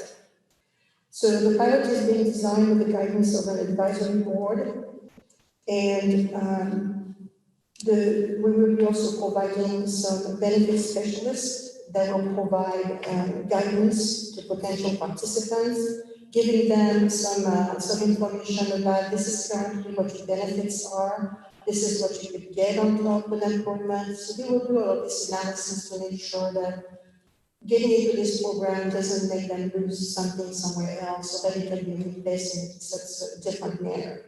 So we will be collecting data on the individual's current benefits status and provide some counseling. It will work a little bit like what the Working Healthy program is doing, where we have benefits specialists, and we'll probably would need additional specialists to serve this 500 additional potential candidates for it. And we will also give them what the impact of that enrollment would have on their benefit, if any. Then you could make a choice of pursuing it or not. Some of the services provided would be, personal assistance services, assistive technology, support, to go to employment, and services of that nature. There's more information on our website about this program also. Next, we talked about this a little bit this morning, and that's the fiscal impact of increasing the T1000 code for specialized medical care. Basically, the fiscal impact was calculated based on the rate increasing from the current $31 per hour to $47 per hour. The estimated total fiscal impact was $22.7 million with a 9.2 million SGF prior to any cost savings that could be realized from shift in utilization of hospital inpatient stays. If we were only able to eliminate one, so the next page is basically providing the, and I'm on page 10, I don't know what page number it is, 13, but I don't have the page number because I have a different slide. It basically provides how we calculated the 22.7 million, and of course the share between the federal funds and the SGF is just based on that regular FMAP, the share that we get, regular share. So the second table is basically the potential offsets, and the offsets are really almost uniquely into the inpatient days, reducing the number of inpatient days because we could get the services established quicker in the home if we had more staff available to actually hire to put these services in the home. Elimination of one day only would create a $500,000 SGF savings. But if we could eliminate up to 8 days for either one of the members, then we would basically break even on the cost. It would be. So now the question is, would we be able to attract enough staff to at the new rate? And the answer is probably some. But would that be enough to actually be able to eliminate 8 hospital stays? And that's what we need to find out. If we can get there, then we'll break even. If we can get above the 8 days, it's actually 7.8 days, then we will actually realize some cost savings. And I think that Chris, you were in the room this morning. Yeah. When I voiced a strong opinion on that. Mm-hmm. Okay, I appreciate that. I think it's just, I know that it's not easy to always get to some of this stuff. We know that the information is out there. Mm-hmm. It's just, can we get to it, bring it together to do what we need to do? So this is at least a start. Yes, it's a start. And the cost savings will be long term because the first, once we open the rate, we still would have kind of a running period to actually attract people. these people getting trained, being interested in this, in that line of business, and then, enrolling into the programs so they become available to the Medicaid population. Right, and I think you also take into account that it may become, where we, create a waiting list so that we can take and control kind of what this we're working with. Representative Parker. Thank you, Madam Chris, thanks for being here. How many hospital days do you use now on the two? You can get that to me, that's fine. I can, I will, yes, I will have to do that. Let me see, chief occupation, there must be something here. And then how many people potentially are on that waiver also? Number of hospital days and what else? The number of participants. Oh, number of participants, yeah. Okay, thank you. Thank you.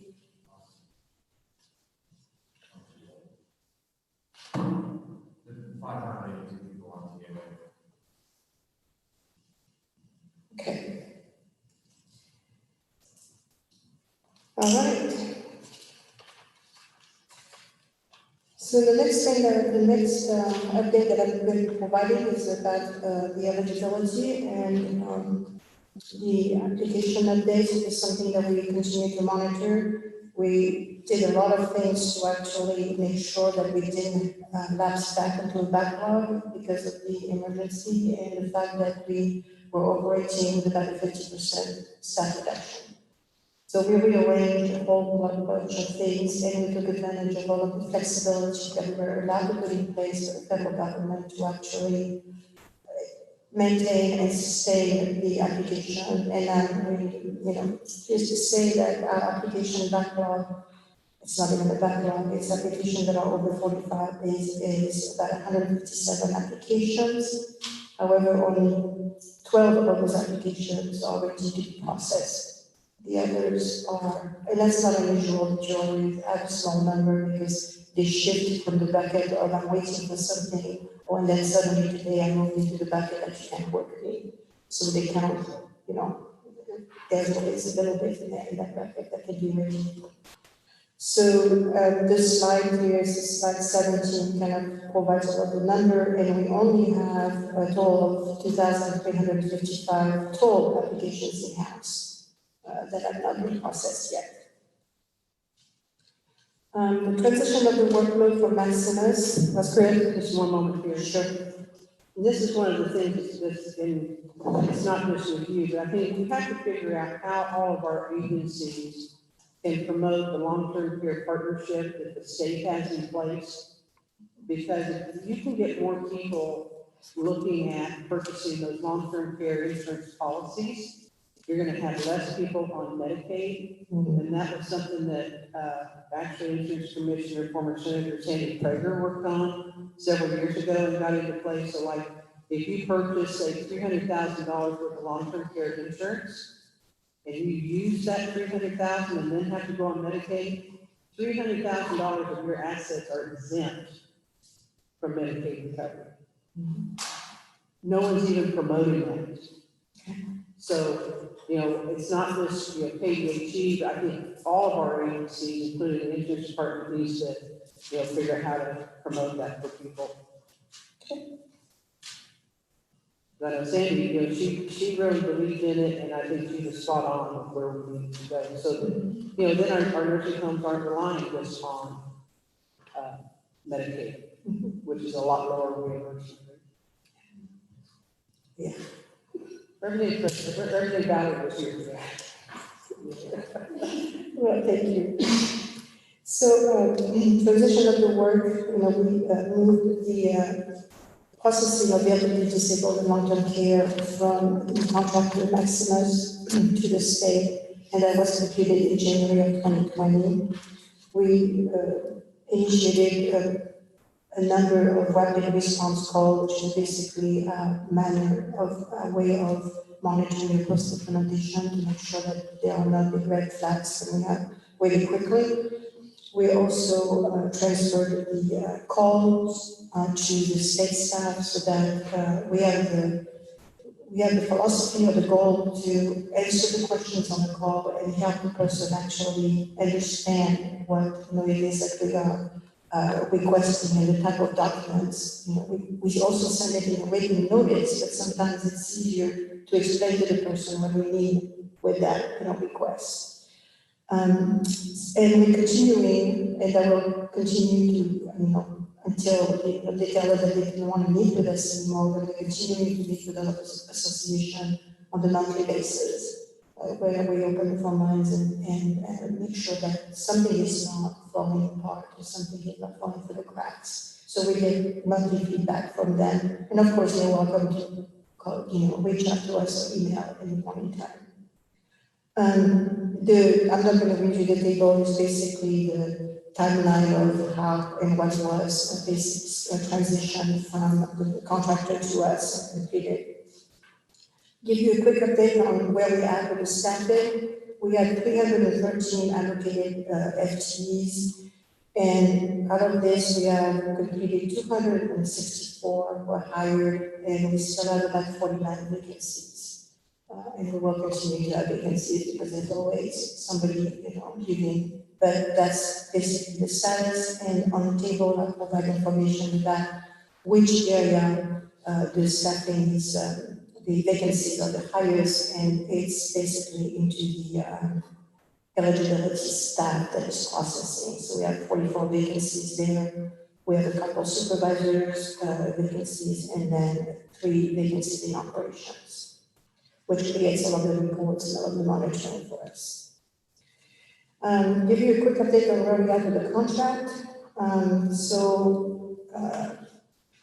Besides the processing of application, we also took over training and quality review functions, and that is working very well. The Maximus is continuing to process the family medical application only, and that will continue for the end of this year. Then after that, we will have a new contract. KDHC has released an RFP, and the new contract will be awarded for the start date of January 1st of 2021. The negotiations for that contract were a little bit delayed because of the COVID. We started us back in earnest and kind of keeping up a couple of the things, but I can't really comment too much more about this because the Department of Administration has not selected a bid yet and awarded the contract. So until this is announced, that's all I can say about it. Next, I'm going to get into the COVID-19 update, a little bit of what we've done, and I'm relating this to in a KanCare world, what did we do? So we immediately collaborated with our sister agency, KDAD, and our MCOs and the Providers Association to say, okay, we have a situation on our hand, what do we do? And of course, the federal partners, because they were issuing guidance and new, orders. Every week we would get something new and pursuing some items, reversing some items, and so forth. So that's the current. And the federal government opened a number of opportunities for the state to request flexibilities to actually be able to navigate that COVID situation. And on the next page, the slide 22, it's basically telling you all of the different avenues.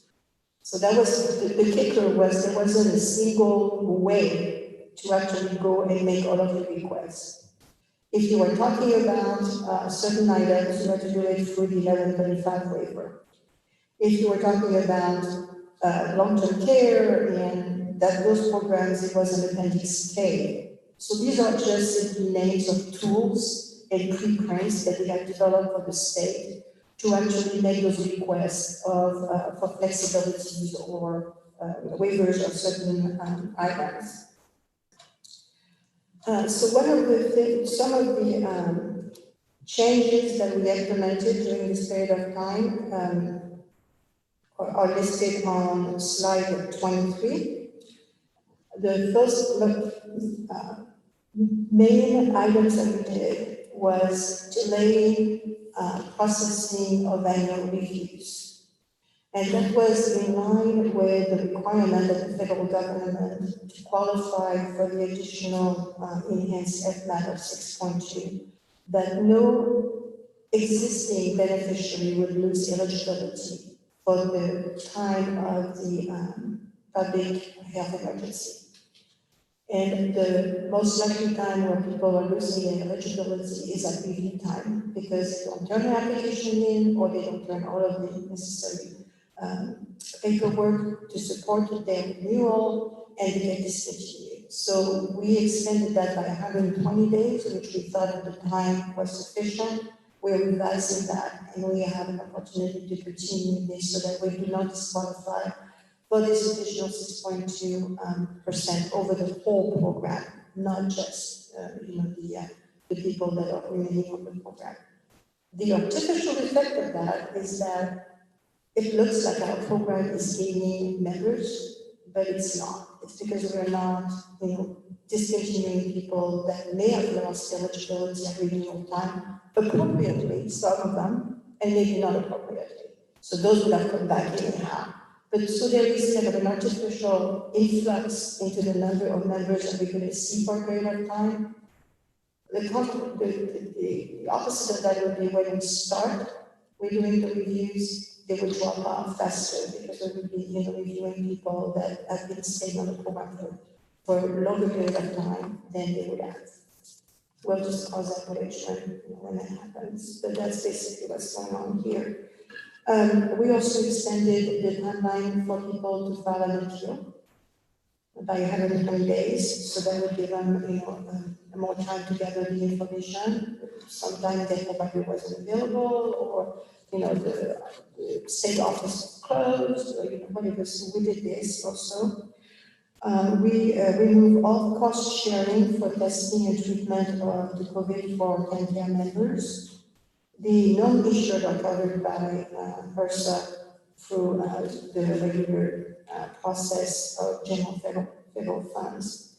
We also allow for greater flexibility of day service location for HCBS members, where they can be serviced in the home by family members, and family members can actually get paid for the care that they provide to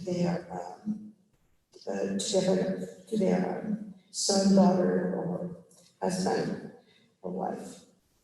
We suspended provider revalidation for a while to make sure that we were not having some providers that were discontinued from the program just because they forgot to send their revalidation in. So that we wanted to have as many providers as possible and not kind of diminish the network of providers. We also allowed for out-of-state providers when there were shortages to come and provide services to Kansas beneficiaries. We suspended the PASAR level 1 and level 2 requirements for 30 days. And we temporarily ceased all physical visits from the MCOs to providers and members. So the providers is basically to assist them with probably, claim, submission, things like this, for the members would have been, do face-to-face assessments or anything. So we allowed them to not do this anymore and do this over the phone if possible. We also allowed for early refill of maintenance prescription and increased level of pharmacy delivery and mail order availability. And we opened a ton of codes for telehealth. Being done on telehealth, and we follow basically the Medicare guidelines there. The next step will be to kind of revisit how this went.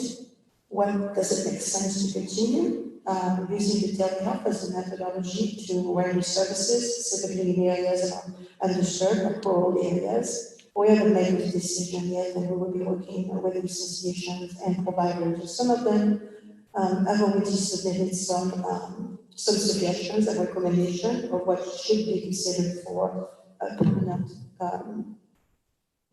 delivery of system of telehealth for services. So we're there. The next pages are basically excuse me. On the telehealth, I think anything that you guys and the providers, et cetera, have done out there, telehealth, the good, the bad, and different. You know, it would be helpful for us to have that information as much as possible, you know, come January, because we already know that, for example, mental health on young kids via telehealth is not a big positive for them. They need that more personal interaction. You know, so that may not be appropriate. One of the other things we came across was, you know, some of the diagnosis. Knew of an individual that did a telehealth meeting with their physician, and for whatever reason, the physician either kind of missed it, or they didn't describe it well enough, or something didn't happen. And, you know, at 2 o'clock in the morning, we were in the ER and having appendix removed. So there's, you know, those are the kind of things, it's like, what have we learned, and what's the right way for us to move forward, you know, with it. Because I think it's a great thing. This has been an absolute, you know, not the way we wanted to do a pilot on it, but it has been. Right, and you know, we have a list of regular things that have been in all of the codes that we put together in health. So 2 things are gonna happen. First of all, we're gonna make a recommendation, go work with the association and see what does work, what doesn't work, what is recommended for continued status, permanent status. And the face-to-face visit is always going to be the preferred way. It's like, you know, if you are, you know, in an area where you don't have access to that provider, or you're not able to, or you need to drive quite a bit and you don't have transportation today or whatever, that may be where it's used. And then there are others where it's going to be used because it makes sense to continue using it that way. The next thing that we're going to be looking at is what is CMS going to move forward with? And because we can't afford to do several plans. Right. So if they discontinue quite a bit of services as available to be provided via telehealth, we'll have to abide by that, regardless of whether it's on our list of recommended services to continue. So that's what the reason why we will not continue will be documented as to why. Why did we make a decision to not do this? Is it because, you know, so all of this, the intent is to have a list, say yes to move forward with this because they are good outcome for it, and no on those, and it will be documented as to the reasons.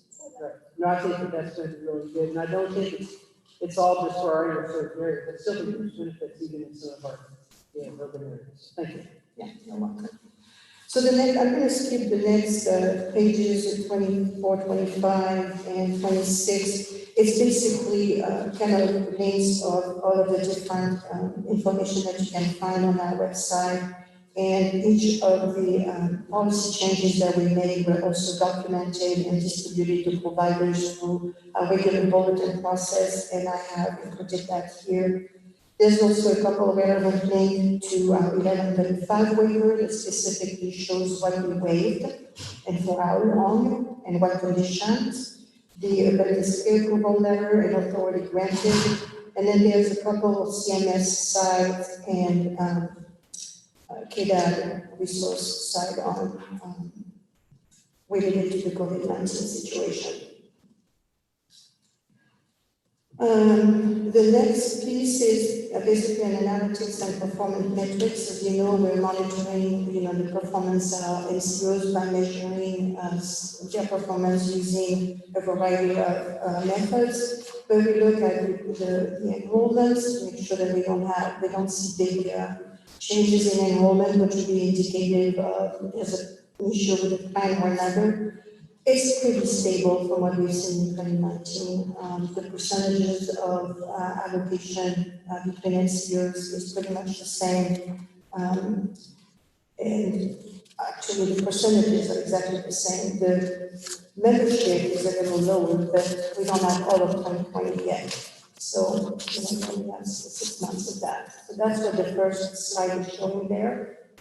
The other slides are basically information about claims, number of claims, and the total, what percent of the claims, the total claims that we present, the claims that were processed by NCO, and the total number of claims that were denied. And if you look at the comparison side by NCO, it's pretty there's not a lot of variance, in the denials or in the approval there. The pharmacy also is always the highest denial rate because we get that denial immediately. It's a point of sale, and we get it like right away. And so we're not waiting for a long time to kind of know that that claim was denied. But the other plans, you always have a delay because you have 30 days to process that if it's a clean claim. The next set of slides are basically give you some information on the percent of clean claims that are processed within 30 days. And so a clean claim is a claim that you can process without any additional information required from anybody, either the providers or the beneficiary or anybody. And so you have numbers here that shows how many claims are in each of the areas and the total process. The goal, of course, is to get to 100% of them processed within 90 days, but the contractual requirement is actually that I think it's 98%. I thought it was sitting on the slide here, but maybe not. Then they need to have 100% of them processed within 90 days. And the next slide is showing you the ones processed within 30 days, within 60 days, and within 90 days. And you can see that they're really close to that 100%, but sometimes the mark is missed there. Next slide is going to be the members' grievances, and I'm sorry, but one of the MCO is not showing up here. In the member grievances, Aetna for the Q1 of 2020 had 63 grievances. For some reason, it shows on my online slide and it doesn't show on print, so I don't know what I did.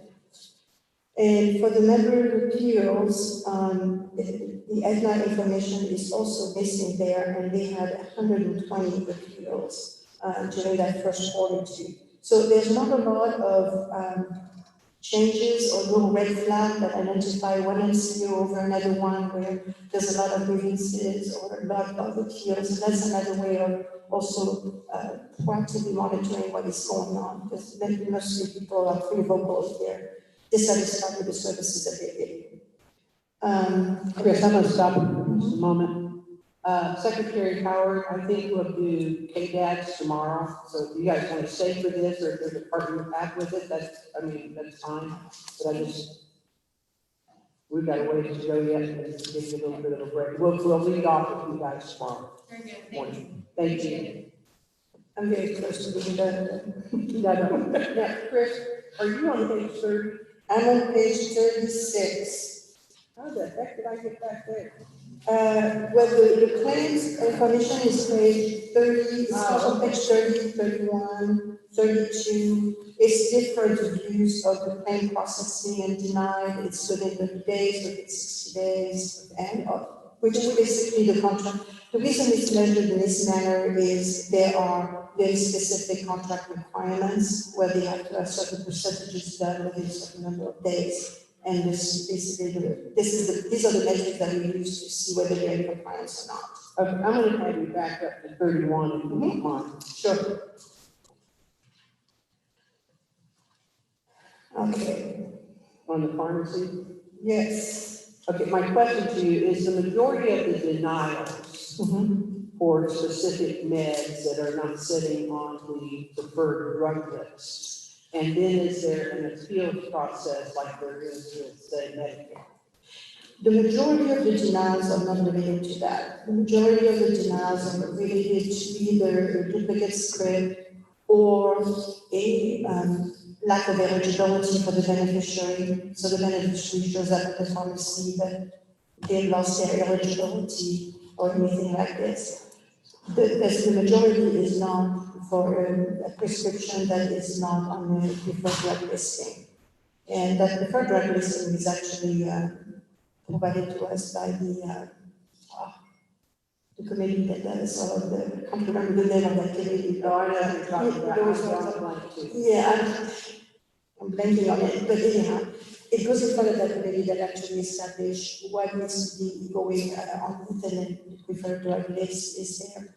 But on there's always the appeal. process. Okay, because we did hear from an individual earlier today on a diabetic medication that wasn't on that list. So there was an appeal process in order for her to go through and step through. Because I know, like, you know, Medicare, they'll deny, you know, up here, but once they find out that the person can start this, and this, there's the alternative. Yes, and generally, the provider actually supports the appeal in that, because they basically demonstrate that for that particular beneficiary, this is the only drug that works. Right, okay. Basically, yeah. Now we're on 36 or 37? Yeah, 36 was basically information about the provider appeals, and those that were resolved within 30 days. And those that were resolved within 60 days. Now, on the second chart, UHC is not showing up here because they have resolved all of theirs within 30 days. So it's not an omission, they're not missing, it's just that there's no data at the 30 to 60 day time frame because they're doing all of their appeals within 30 days. Then the next slide, starting with number 37, is basically information about the customer service center. We measure the number of calls, we measure the time that it takes the beneficiary to actually get a response when they call, so that's the wait time. We also measure, you know, the abandonment rate, which if the abandonment rate is high, it means that they are waiting too long on hold. So that's very indicative of some issues that we need to pay attention to. And this is basically the same information for the two different customer service, one for the members and one for the providers. And the last slide that I have is basically the NCO profit and loss for the NAIC filings, and that's just information that we pulled from that website. So if we look at this, it looks like Aetna is still having some issues, Sunflower and United are doing fine. I've also attached or provided the KanCare executive summary, and that's basically very similar to what I just came through. You will take a look at this, it provides you information with the enrollment, the provider networks, the claims data is basically the same as the claim data that just went over in my presentation, and that's it's a separate document dated June 22nd, KanCare executive summary. We use this one advisory, it's basically the same information, but there's a little more, there's some information about the number of providers and the comparison between NCO to NCO. The claim data is exactly the same, but there's also some information about the value-added services provided by the NCO, in which area they fall, and that is listed on page 16. So there's basically a list of the different value-added services that they provide to members, in addition to their core Medicaid benefits, and how many units and costs they provided there. And then there's also the in lieu of services information provided there. And the in lieu of services is the NCO is choosing to cover a service that is not covered by Medicaid, but they will be realizing some savings somewhere else down the line. So they have to show us, I want to pay for 1 month of rent for that person, so that I can set them up in a home, and that's not a covered service. But now I'm going to save 3 or 4 or 5 hospital days, that's going to be $5,000. So, you know, so we allow this kind of thing, and that's what those minimum services is in here. There's a kind of, these are additional Medicaid covered services beyond the existing medication. That's just a table showing some of them. And then the member grievance and appeal comparison and provider and appeal comparison is also attached here, which is duplicate of what I just talked about in my presentation. You know, I think one of the things that gets overlooked, and for those of us that dealt with the budgets and the services provided under, quote, the old Medicaid program, these enhanced services and these extras would never, ever have happened for those folks because it wasn't a system structured or set up that way. And I can't express enough how important that some of this has really been to these individuals out there. And the willingness to our NCOs to step up to the plate and do those services. Committee, are there questions of Chris? All right, seeing none, you're off the hook for a while. Now, Representative Landwehr? Yes. Hi, it's Monica. I have a quick question for Chris. No. Thank you. I'm just sitting here patiently in my kitchen. No, you're fine, Representative. Go ahead. Chris, you may have said it and I may have missed it, so I apologize. Did you specifically talk about telemedicine codes continuing past the timeframe that was originally listed? Are you asking? So the telemedicine codes that were approved during COVID for to address the needs out and about during COVID time that were approved by Medicaid, there was a deadline put on those. Oh. My understanding is that deadline might be extended a little longer. Is that correct? Correct. We have a policy going through right now, actually, that is extending all of the policy deadline from that had time to expire June 30th or this month, basically June 30th, to until the end of the public health emergency. So until they are rescinded.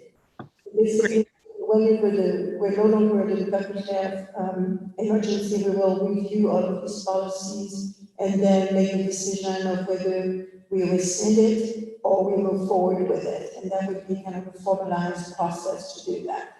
Great. Okay, thank you. Thanks, Madam Chair. Yeah, and one of the things that we also spoke to Chris about was, her along with stakeholders, et cetera, providing us information on what was good, what was bad, what do we need to change, because I can see us, perhaps preparing legislation, putting in statutes and guidelines, et cetera, for. Thank you. You're welcome. One of the other things, Chris, I think would be good, and I should have mentioned this before Secretary Howard left, but there are some things that KDAD is able to do on Medicaid that you don't get to make a decision on, correct? Okay. I think it would be good for us to know what those items are, because some people think you're it.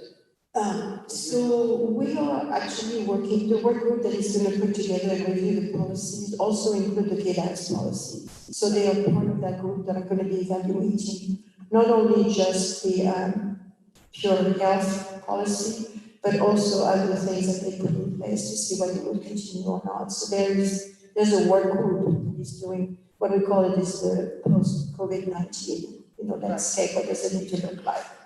Well, what we're wanting to look at is because this is outside of, forget the COVID issue. Mm-hmm. Yeah. We'd like to, okay, we don't get outside of the COVID issue. Decisions on Medicaid that KDAD gets to make, separate from decisions that you make as Medicaid director in KDAD. Does that make sense? Yes. Representative Carpenter? Thank you, Chair. Chris, we talked about this disabled employment support services. What is exactly the holdup? It's a 4-year program. We're going to be 2 years into it before we're going to turn the tap on it. What exactly is the holdup? When I will find out what the holdup is. I don't know. I just picked this up just recently, but I will find out what the whole. Is it a design issue? Is it? I don't know what the issue is. It's always complex to design a program when you have a lot of members and a lot of. There is a group that has been formed to actually design a program and decide what does it look like? How does it function? How do we implement it? And there's a long list of people on that list, members as well as providers. So I will find out exactly why that July of 2021 date was provided, and I have absolutely no idea, of the background behind it. Thank you. Representative Bowden. Thank you, Madam Chair. You just mentioned, you just picked this up, and I just wanted to comment, you have done a fine job. Going through each one of them, trying to make sure that we are informed of what we need to do. And Representative Burnham's question about those policies, that becomes really important because if we don't extend them, that's another problem. And then do we extend all of them, or do we look at it in terms of what it is we really need to do? Right. So I'm very interested in how we make that decision. Yes. On what we do. Yes. Yeah. Thank you. Well, some of that will come back to what the feds will allow and not allow, because they opened up some codes that doesn't mean they're going to say, yeah. We'll crosswalk basically on this recommendation with theirs. And so there, the reason why we will not be able to continue it is because the federal government has no longer allowed us to continue that service to health. But on the others, other reasons for that. But there will be a documentation of what was continued, what was rescinded, and why. Thank you, Madam Chair. Further questions of Chris? Seeing none, Chris, I think you're an excellent stand-in here for Adam. Thank you. We like you a lot. Adam is okay. We'll let you do that. All you know about Adam. But no, you did an excellent job. We appreciate the information, and as we have questions or things, or you come up with additional information, our staff here are great support, so just make sure that they get it. But thank you very much for what you did. Well, thank you for your kind words. I appreciate that. All right, thank you. All right, committee, we're going to go ahead and adjourn until tomorrow at 9 o'clock. So when you saw that noon deadline on your agenda tomorrow, scrap that.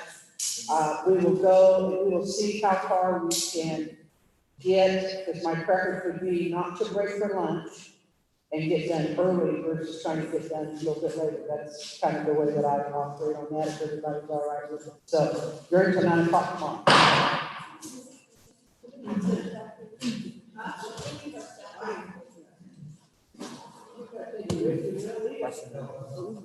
Oh.